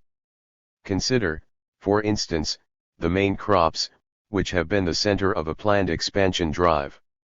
Their total volume increased by almost 1/3 in the first year of the revolution, and there is no doubt that a comparable rate of expansion is being maintained this year. China, it seems, is not the only country capable of big leaps forward. But what other country has ever staged such a leap forward in the very first year of a revolution and in the midst of a far-reaching agrarian reform? It can be said without exaggeration, in the Cuban Revolution the world is witnessing a process of socio-economic transformation and vitalization that is in many important respects without any precedent. Let the world look hard and draw the appropriate conclusions. Emphasis in original. When the agrarian reform was put through, predictions were freely made in the big press that the Cubans, with their lack of know-how, would speedily bring the cattle industry to ruin by slaughtering the breeding stock, some of it of top quality. The spiteful forecasts of the dispossessed cattle barons were not borne out. Huberman and Sweezy cite a representative of Theory of the Cuban Revolution /235. The United Nations Food and Agriculture Organization, who said that while no figures were available for the island as a whole, Havana was eating 60 to 70% more beef in March 1960 than the previous year, while the supply of beef cattle had also been sharply stepped up, chiefly owing to better feeding methods. The authors conclude, there could be no better evidence than this that, 1. The revolution has already transformed the standard of living of the Cuban masses, and, 2. This new and higher standard of living has come to stay. In political matters, Huberman and Sweezy in general leave much to be desired, in my opinion. A few indications: they managed to credit the administration of Franklin D. Roosevelt with having abrogated the Platt Amendment. They also criticize the same administration for withholding recognition of the Grau government and granting it to Batista, but the political necessity of tipping their hats to the FDR myth blocks them from seeing Roosevelt's role in establishing the foul Cuban dictator and maintaining his brutal rule. In lauding the readiness of the Cuban peasantry to go directly to agricultural cooperatives, Huberman and Sweezy refer to the views of bourgeois land reformers who have aimed at breaking up large landed estates into small peasant holdings. More radical thought, at least from the time of Marx, has generally rejected this aim on the dual ground that small-scale peasant cultivation of the soil is hopelessly inefficient and that a small peasantry is inevitably a reactionary, counter-revolutionary force. However, the Russian Revolution showed the difficulties which confronted any attempt to go directly from a system of latifundia to some form of collective agriculture. In spite of themselves, the Russian Bolsheviks were forced to distribute the land to millions of small peasants, and it was only much later, after fierce and bloody social struggles and frightful agricultural losses, that they succeeded in establishing the system of collective and state farms. 236. Thus they amalgamate Lenin's adherence to the political position of Engels with its direct opposite, that of Stalin. Engels held that collectivization in agriculture, despite its obvious economic advantages, could proceed only in accordance with the will of the peasants themselves. A revolutionary government could seek to convince them by argument and examples, but in no case force them. That was how Lenin proceeded. Stalin, after first pandering to the rich peasants, collectivized Soviet agriculture by force. The catastrophic consequences still plague the Soviet Union. If a real lesson is to be drawn from the Cuban experience, it is the advantages to be gained by following the method worked out in theory by Engels and put into practice by Lenin, in contrast to the brutal method used by Stalin. Huberman and Sweezy credit Cuba's success to Castro's knowledge of the peasantry and sensitivity to their deepest wishes. If Castro is not aware of the theoretical and historical background, the confirmation of the Marxist view is all the more notable. A serious political error which Huberman and Sweezy themselves admit in their postscript to the book was the estimate that Washington would not slash the Cuban sugar quota. We remain uncertain as to why they made the error. Did they calculate that it was not in the best interests of capitalism to do this and that the powers that be would recognize this? Or did they underestimate the deeply reactionary character of both the Democratic and Republican machines? Fortunately, the politically astute Cuban leaders were not caught by surprise. As Castro indicated in his speech at the United Nations, they are well aware of the true relationship between the shark and the sardine. I mention these items with no thought of disqualifying Cuba's anatomy of a revolution. They are minor, if annoying, flaws in an excellent report and strong defense of the Cuban Revolution. My intent is to suggest that if the authors have any predilection, it is in the direction of the Communist Party. This gives certain of the things they say about Cuban politics. Theory of the Cuban Revolution /237. Much greater weight than they would otherwise have, for, representing a break with their predilection, these views were undoubtedly pondered many times over before being expressed. From the origin of the July 26 movement in 1953 until the rebel army was well on the way to victory, Huberman and Sweezy declare, the Cuban CP was cool to and sometimes critical of Castro's organization. The leadership of the revolution owed absolutely nothing to the communists. Only Castro, if he should join the Communist Party, could persuade any of the others to follow him. Since no responsible observer, to the best of our knowledge, has ever suggested that Fidel has done any such thing, we conclude that the hypothesis of communist infiltration of the leadership is a pure figment of the anti-communist imagination. Can the communists get into position to wrest the leadership of the masses, of the revolutionary movement itself, out of the hands of Fidel and his colleagues in the army and government? Huberman and Sweezy ridicule the possibility, pointing to the smallness of the Communist Party and its lack of standing as against the size of Castro's following and their revolutionary record. The authors go even further. In our judgment, for what it is worth, the Communists could make no bigger mistake, now or in the foreseeable future, than to challenge Fidel and his close associates for the leadership of the revolution. They would lose, and in losing they might easily do irreparable damage to the cause of the revolution, which of course is also their cause. On the other hand, if they continue to pursue their present course, they may play an important, and in some respects perhaps an indispensable, even if subordinate, role in the building of socialism in Cuba. To make their meaning still clearer, they compare the Cuban communists with the American communists in the New Deal period. 238 They worked hard and often effectively, trying of course always to push matters somewhat further to the left than they would otherwise tend to go. While they won control in some unions, they were never in a position to make a bid for political leadership in the country and never caused any serious problems except in the minds of the right-wing lunatic fringe. In short, although the authors do not say it, since the 30s neither the Cuban nor the American communists have played the role of revolutionists. All the charges and accusations concerning the alleged communist character of the Cuban government and/or revolution tend to hide what may turn out to be historically one of the most important facts about the Cuban Revolution. This is the first time ever, anywhere, that a genuine socialist revolution has been made by non-communists. Emphasis in original. Castro and the rebel army, calling themselves neither socialists nor communists, in fact without any clearly formulated ideology, seized power in Cuba after 2 years of bloody civil war and proceeded with élan and dispatch to do what needed to be done. No one can now foretell the full implications of this startling fact, Huberman and Sweezy believe, but no one need doubt that it will open up new vistas not only in the realm of social thought but also in the realm of revolutionary action. Although there is considerable difference in the angle of view, in emphasis, in political inclination, and in the way they express what they observed, it is clear that the impressions which the revolution made on C. Wright Mills on the one hand and Huberman and Sweezy on the other were not greatly different. The similarity extends to other fields. What kind of social order does Cuba have?